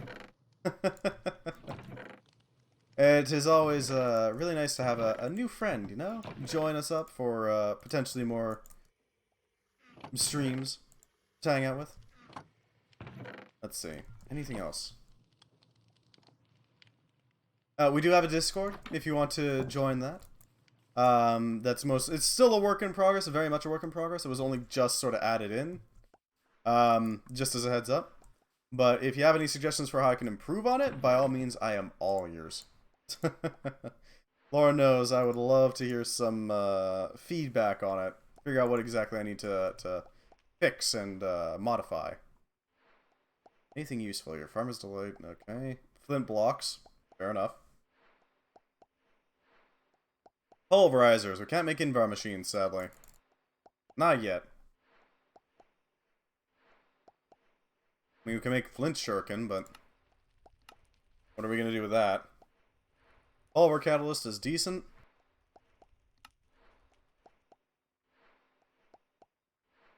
Huh. You can create fire if you add fire starter, fire primer. Oh, it increases the area of fire on a flint and bronze. I see. That can be quite useful. For Hephaestus smithing, it's mostly sharpness and aqua affinity. Murder books, basically. Okay, so it doesn't really have much use. Flint exists, and that's it. And that's all that we really care about for it. That's unfortunate. Thankfully, there's no flint ore. Or something like that. That would be just obnoxious. What else can we make use of? We got the crystals, which are nice. Niter and Cinnabar, always nice, always nice. We're gonna need to cook up a bit of that cobblestone. Because we need the good stuff, basically. Cobblestone, cobblestone. I really need to find a way to actually make use of these, like something to... How do I put this? Something to extract all the materials from it as fast as possible. If we can pull off, like, everything from that chest as soon as we get it, that means that we can theoretically set up some wild shenanigans. At least, theoretically. I don't know if we'd actually be able to pull it off, but, you know, it's an idea. We still need to get rid of all this stone. Oh, we can use it for, like, walls and decoration. That'll work. We can also grind it up inside of a millstone or grinding wheels in order to make a healthy quantity of gravel. Takes a little bit of work to do that, but it's worth it. We are gonna have to... Oh god, right. We do have one problem at the moment that's not very easy to deal with. And that is the fact that we don't really have a lot of stress left in the system. Basically, if you never played Create, stress is the measure of how much, how many things your devices, or not devices, your providers can power. If you don't have a lot of stress left, you might wind up overstressed, which stops everything. Oh, we're at 92% capacity. Jesus. Okay, then. Sure. That is a lot of stress, but we're getting there.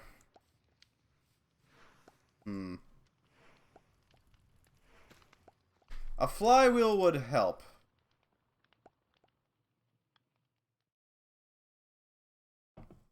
They generate rotational force from the furnace engine. It requires a valid ingredient or valid recipe, so there's that. There's a very large stress capacity. That's about all I know of it. And using a blast furnace will double the efficiency of it. Which is... it's not nothing. It can work.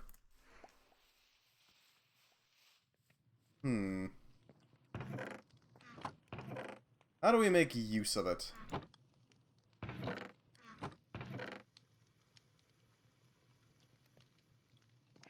I don't honestly know. That's the problem.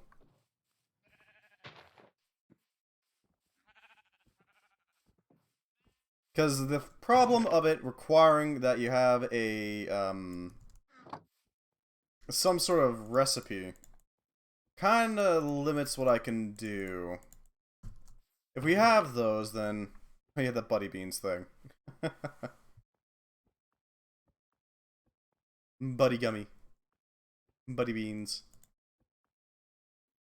That's a lot of wheat seeds, I gotta admit. Might have to, like, trash these things. And by trash, I mean drop into lava. Because, yeah, no.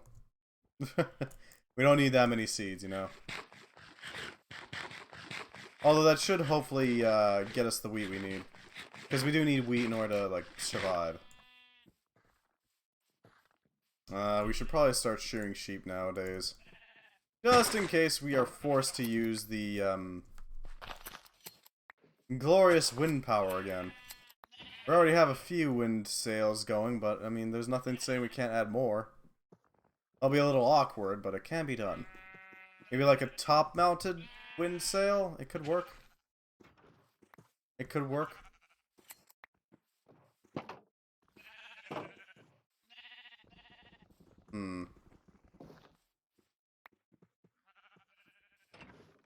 Question is how well. Because I want those...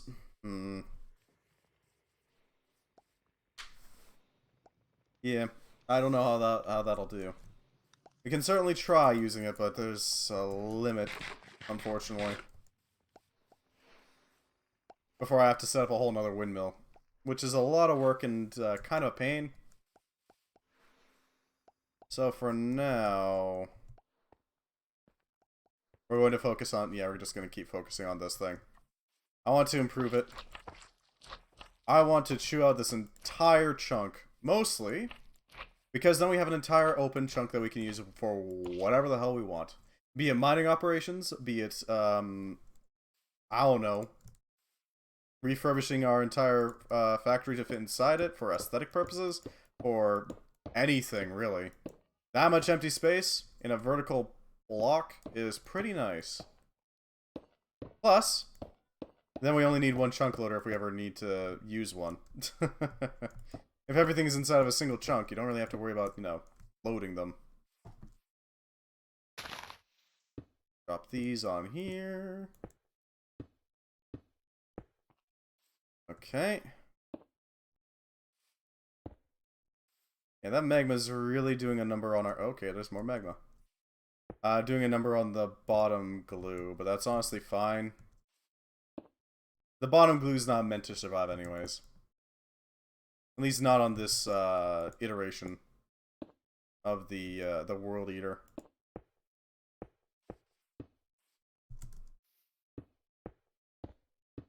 It's there for one purpose, and that is to run these things. If it did its job, we salute it. If it didn't, well, damn it.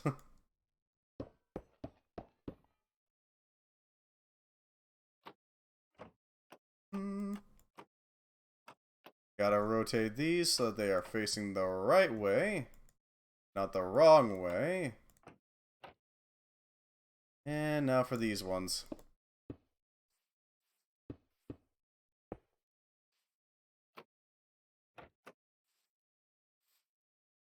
Alright, and rotate you. Just a couple of times. Good drill. Very good drill. Very good drill. There we go. That should hopefully hold, at least. A little bit. Need to plop this down here. I do want to keep the glue pattern that we got going on already intact, unfortunately. Means we're gonna need more glue. A lot more glue. Every single time needs more glue. And sadly, we can't generate glue very easily. We got a lot of slime, but it's not a perfect solution. We're gonna run out of slime eventually, and I want to get a eternal version of the glue gun before we run out. Because it runs on durability, and because the Eternal Stellae's buff is that it just prevents durability from being affected ever. It's like Unbreaking 10, so it doesn't actually... It prevents it from taking damage, period. There's some major boons to that. Being able to just glue infinitely is one of those.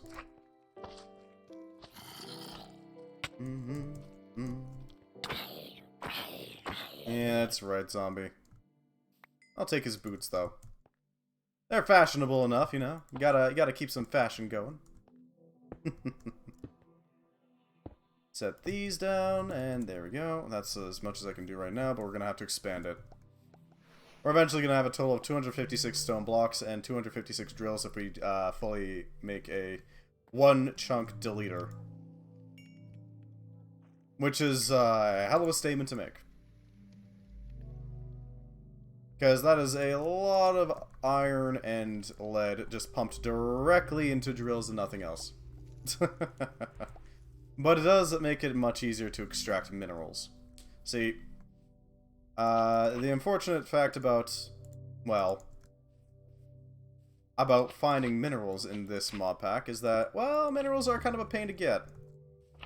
They take a lot of work, they use up your pickaxe durability, and, you know, you only get so much out of them for every mineral you dig up. But if you just eat entire chunks, then it doesn't really matter, does it? You're getting so many of them that, honestly, it's nice to get more, but we got the materials. That's what I'm hoping to reach. The point where I don't have to care about, like, how much material I'm using on a given project. Whatever, I'll just use the World Eater to chunk out another thing.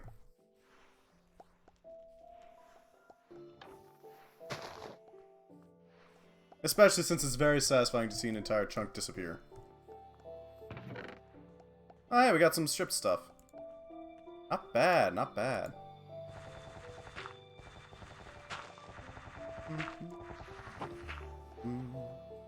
That'll sate its hunger for a while. We don't have to be there to let it run, it just kind of goes on its own, and we can dump off these. For processing. I should probably consider grinding up these Cinnabar at some point. Cinnabar is nice to have, but...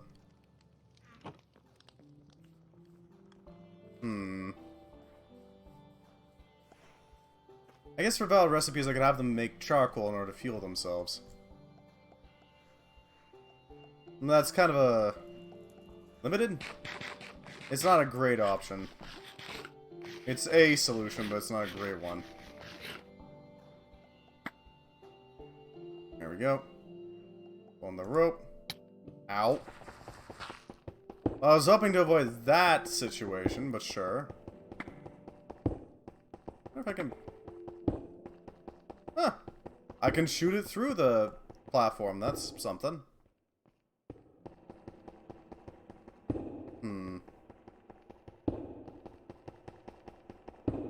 Everything's still nominal. Iron... not worth going for immediately, because we, at the very least, passively generate the stuff, so, I mean, who cares?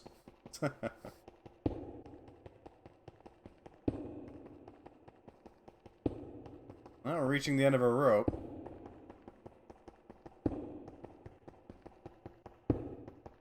Yep, there it is. Pick that up, then launch that back there. Just as like a safety harness. That's the idea of it. It prevents us from getting too close to the lava.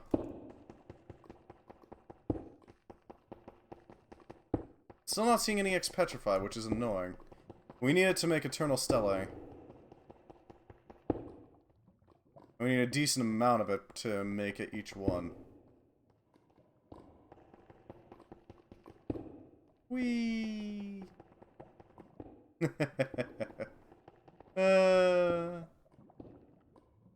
It's very fun to just do this. It's stupid, yes, but at the same time, very fun.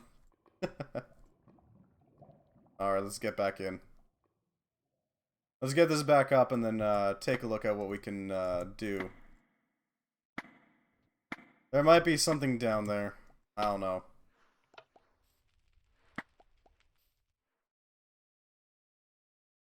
There we go. All I have to do is just wait for it to pass by us. No, I should probably test to see how much stress this thing produces on the system. Because it's gonna produce more once we upgrade it to the whole chunk eating thing. So I should probably be ready for that. It might take an entire windmill, for God's sake. Is there anything of value down there? It might be wise to root around a bit, see if we can find anything useful amidst the rocks. Because our drills can't reach very far into the bedrock, unfortunately. That being said, we can dig a little deeper. Kind of prospect it out for any useful materials. Ah, yeah, like that runestone. Just outside of range. A little bit of nickel that we can tap for more resources. Not exactly desperate, but I'll take it. You know? Arcane Guild. Not bad. I'll take it because it's pretty, mostly.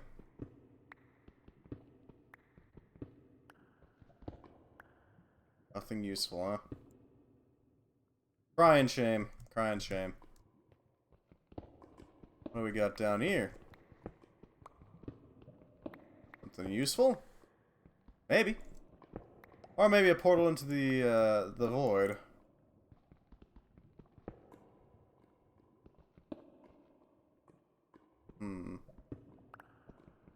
What you got here? Gravel, some stone. Nothing major. There we go. Huh. Salt, dark stone, a rune, a dark rune stone too, which is a little harder to find. Mystic dagger contains some dark magic. That's used for collecting blood if I remember correctly. And dark rune bags, which I don't really know what to do with. I guess it's just a storage space for runes? It's something. It's something. I'm thinking a proper, like, if we were to quarry out a proper not 4x4, well, maybe even 4x4 of space to set up a proper mining operation here. Something with some fancy minecart shenanigans. That might work out well for resource collection. Because that would give us plenty of space to put little minecart containment units, so we don't have to, like, see them out and about all the time. Plenty of space for belts to cross over each other and, you know, deal with each other. That sort of thing. Yep. There we go.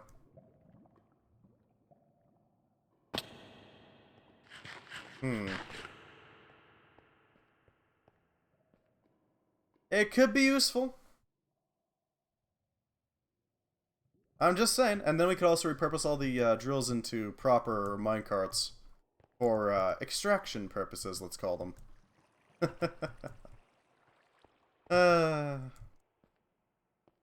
Of course, there is also the problem of trying to figure out, like, how exactly do we extract the most amount of materials while also not just sending out drills into the abyss, or not abyss, into the horizon, and leaving them to their fate.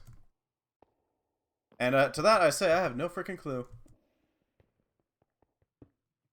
I mean, I guess I could use like a tunnel. A simple borer that basically just rips through the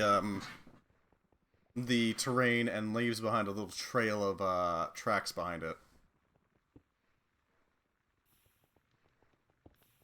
Actually, no, that's a really good idea. Have like a primer cart that you send out.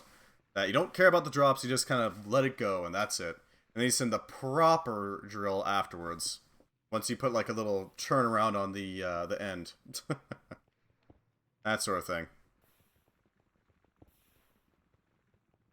Yeah, that could actually work really well. A proper... Because then you could just make the biggest drill you want, as long as it's sitting on a single minecart, it doesn't matter. Huh. It's not actually a bad idea. Not a bad idea at all, actually. Okay, so I think I got our mining plans down. Set up a cart that just bores out a 2x1 by X, I guess is the term. I don't think that's the proper terminology. Basically just make a too tall tunnel that just goes on forever and leaves behind a trail of tracks behind it. Then, when you're ready, you go down that trail, eventually come to wherever it landed, and snatch them up, take those resources, and put them into potentially making a pretty potent... Come on, there we go. A pretty massive, pretty potent device, precisely designed... Well, not precisely, but designed specifically to hit as much space as possible. And there you go. You got your little device. Destabilize... Is the Sky Solution also... Okay, then. Come on, Sky Solution. What's wrong? You got water. You got Sky Stone.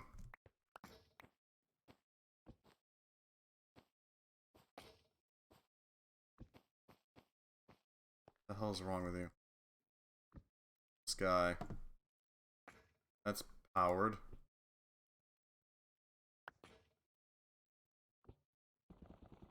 Just not producing any power? Might not be producing any power. Okay.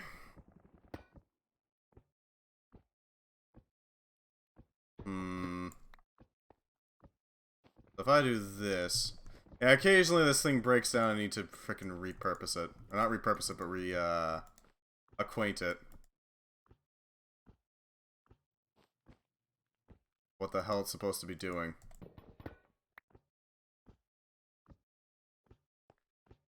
But it looks like it's still powered, weirdly.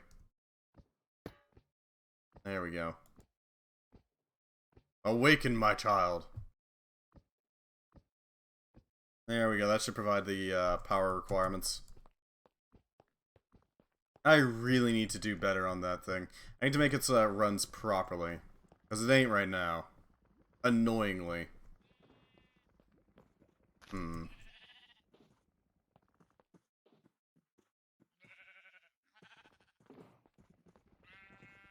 Okay, so what's the thing we need to get done? Oh wow, that's actually starting to get tapped. That's surprising. Ow, goddammit. Why is it starting to get tapped? This is going... Oh, it's because it's filling. Or going the wrong way, rather. Yeah, I should have expected that. Oh, that was on me. Now it should be flowing the right way. Yeah, that's got power now. That's flowing into there. I was filling up the caves again. Like an idiot. Well, that's... All's well that ends well, I suppose, right? As long as it's dealt with. Okay, everything kosher? Everything fine? I think everything's fine. Yes, everything seems to be fine. I'm hoping. I am hoping. But yeah. This should work out well. I wonder if I can layer up pipe pressurizers. I guess the problem isn't really that it takes time to get there. I think the problem is that it takes time for it to realize that it wants another. And that's the main issue. I think. That's just a guess, but... It's a guess that I'd be willing to bet on. Anyways. We should probably consider making something a little more funky. How much lead do we have? I need to sweeten my wine. Give me the good stuff. No lead. God damn it. I guess we could go on a little bit of a mining escapade. See what the hell's going on. Wait, is there no lead because there's no... No, it's not no lead because there's no fuel. Huh. Yeah, let's go on a little bit of a mining adventure. See if we can find some X-Petrified. Because X-Petrified is going to be incredibly handy. X-Petrified is used to make Eternal Stellae. Eternal Stellae are used to produce, well, a specific enchantment. A very specific enchantment. Specifically, it is trying to make Eternal, if I remember correctly. It's a really useful enchantment that basically makes it so that it never breaks. So if we can find some X-Petrified, we can find some not X-Petrified, we can find some upgrades, you know? Find the time to.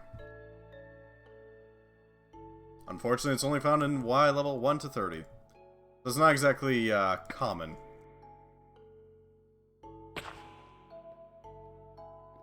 But, you know, it's something. Let's see, anything good? Let's see anything at the moment. Grab onto you and take it for a spin. Oh, that was effective! God damn! No, no, we're not letting that spawn. Is there any loot around here? I'm not seeing any at the moment. There is a packed ice. Maybe underneath that? Yeah, strays. I'm not keen on those things. Nothing underneath the ice. How about under this? Nope. Nothing. Nothing but monsters. Ah, lead. Excellent. We can make use of this. Lead is always needed. Give it to me. Thankfully, while we're hunting for X-Petrify, we'll also find plenty of lead, and that lead can be used for more drills. More drills, more space, quicker chunk devouring. Also requires more chests. But, whatever, we can easily supply those. It's not exactly hard. There we go. Appetite's down here for some reason, I don't know why. I guess because it's like a fertilizer, but... I've never really used Appetite all that much. It's a really old crystal when it comes to the modding scene. It's basically nitrogen. It's fixed nitrogen.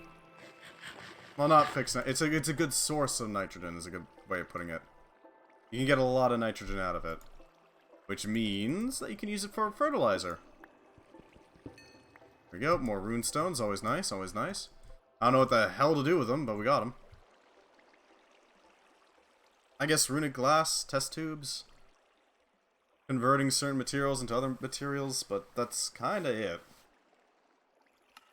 Now we can also make disenchantment dynamos and arcane barrels. There's that.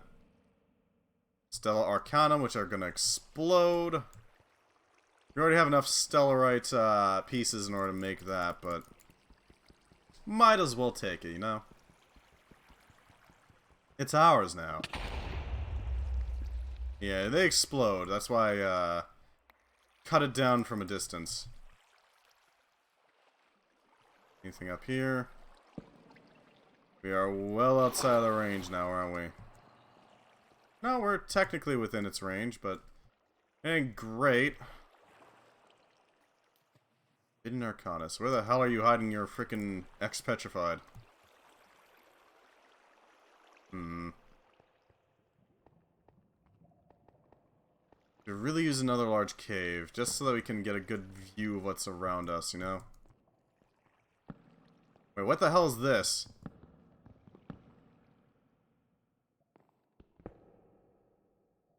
A random cottage. Seared brick. A chain. What the hell is this for? Oh, it's just... Okay, it's just a random cottage underground. I guess it got dragged down here by something, but, like, what would that be? I would have enough force to actually pull that off.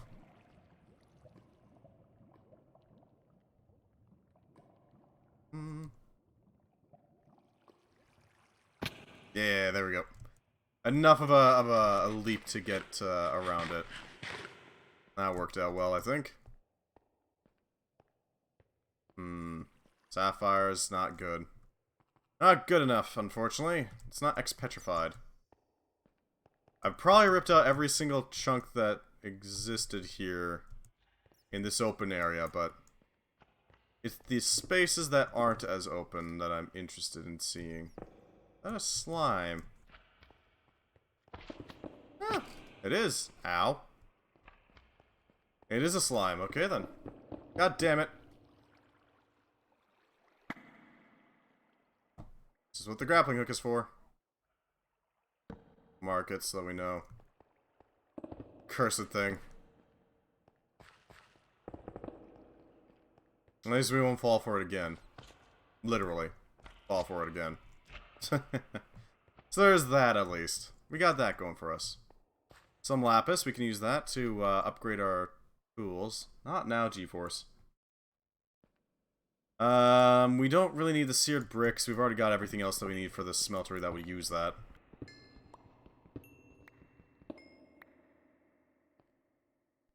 That'll help out greatly. Come on, X-Petrified. Where are you? Okay. Magicked up zombies, just what we needed.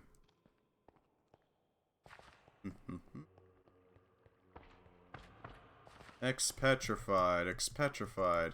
We also need emeralds, actually, for that matter. Emeralds are also important.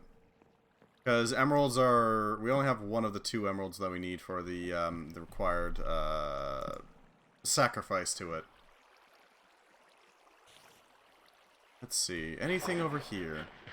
Anything useful? Well, there's some lapis that I'm surprised hasn't been washed away. You'd think that the lapis would be washed away, because lapis is water soluble. So it will indeed just dissolve into water without much issue.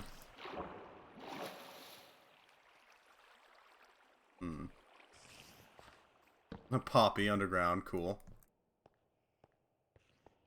Where are we going?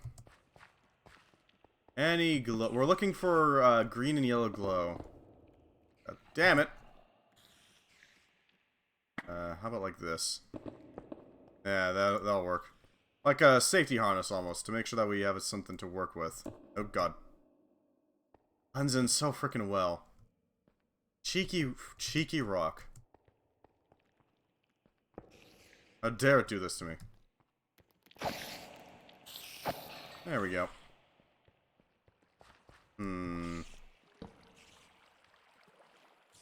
That's where that comes from, eh? Ah, that's where the spiders came from too. Gotcha. Gotcha. We're gonna avoid that. More lapis. Always nice. We can use this to get a boost to our luck. Yee. Hey! Lead! Excellent. More lead for me. We can always use more lead. It is wild to me that the Romans used frickin' lead as a sweetener. Like, why? Just why? People actually did a study on this, and the Romans have a noticeable amount of lead in their frickin' bones. Just from how goddamn much they actually sweetened their wine with lead. It's a little ridiculous. Up here. This way. You'd think after the first few start keeling over from lead poisoning, they wouldn't know it was lead poisoning, but still. You'd think they'd think, like, this isn't a good idea, guys. You should probably stop. No, apparently not. Well. It is wild the things people did in the past. Gotta wonder for them, you know? How some of them survived. To see any amount of, record keeping done. Gotta wonder. Let's see, if I go up this way... Because, like... I mean, you gotta think about, like, what they would see as, like, lead poisoning, but... At the same time... Oh, hey. There's the hole. At the same time... They got deductive reasoning skills. Pretty good ones. Okay, then. I'm glad I'm not dead, but at the same time, I'm not sure how the hell I didn't die to that. They got good deductive reasoning skills. It's pretty clear. How the hell did they not figure that out? What, do they think it was the wine doing it?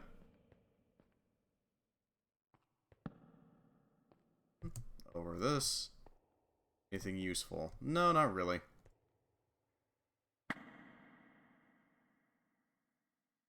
Say... non-starter. If I go up here, there we go.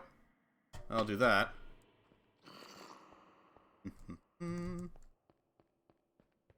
What do we got here? Anything useful? Oh, we've been to this cave before. I thought for a second this was a new cave. I was wrong. Very wrong. But hey, whatever. As long as it works, it works.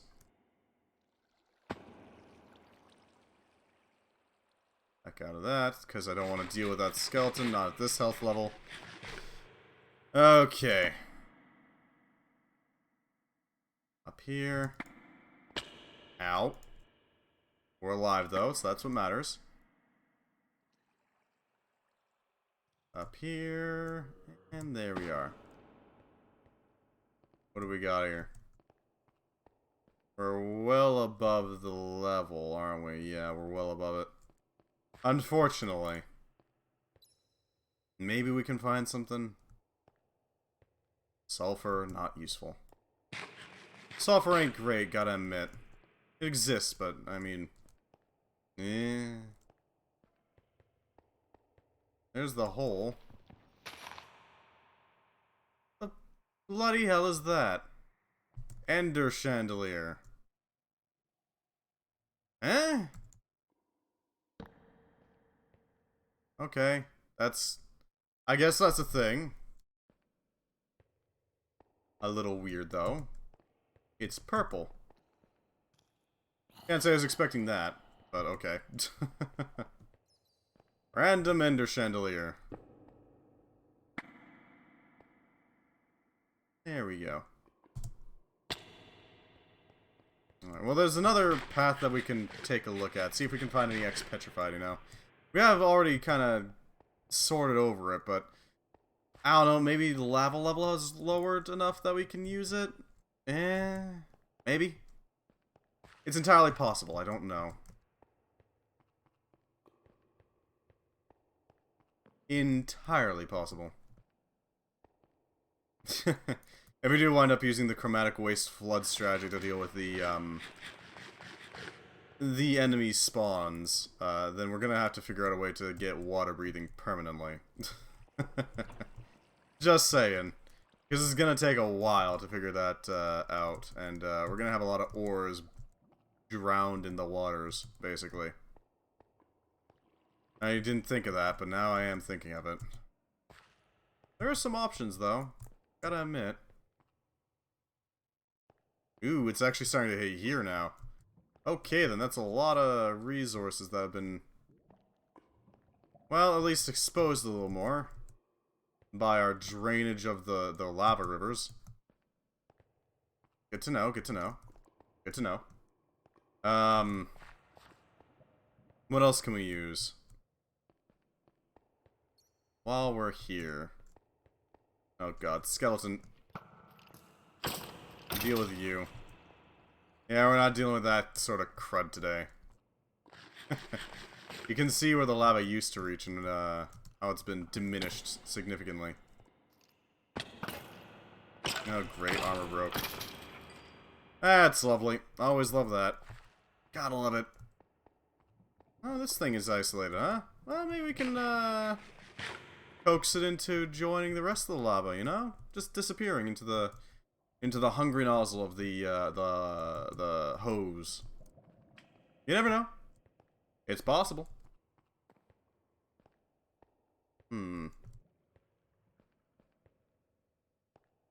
Okay, so. Yeah, no, there's no X-Petrified here either. Ugh. That's disappointing, gotta admit. I was hoping to find some X-Petrified and make an Eternal Stella, but no. No Eternal Superglue for me. That's a real tragedy, gotta admit. Nothing super useful that I can see. Yeah. I think this is probably going to be the end of it pretty quick. Because I can't see any sort of source of X-Petrified at the moment, which is a real shame. A crying shame, you could say. But oh well. We did decently. We got some expansion done, we got some work done, we got some solid things handled, really. But unfortunately, I'm going to call it a night here. I'm really freaking hungry, I gotta go eat, and there's not much I can do anyways at the moment. Yeah, this stream will be ending in 5 minutes anyways. Thank you very much for stopping by. I always appreciate it. Always glad to see new people hang out, stop by to visit. Thank you very much for stopping by. If you haven't heard already, I do have a Discord now. It is in the socials links, so if you want to join in, I would love to have some more people to test out things, see if it's working properly, and to give me advice and suggestions as to how to improve it, because I don't know entirely how to improve it yet. I'm still trying to feel that out. We'll be playing Exanima tomorrow, where I'll be starting the whole frickin' save scum strategy because they, for some reason, decided that, hey, why not just cut off or checkpoints in the middle of the game? That's fine, right? So that shouldn't be too hard to get back into. But yeah, if you got any suggestions on who to raid, I am all ears. Otherwise, I'll just find somebody who's currently playing games and we'll go over to them. But yeah, for those of you on YouTube, I hope you join us one day. Unfortunately, I'm gonna have to call it a night. Goodbye, YouTube. Goodbye.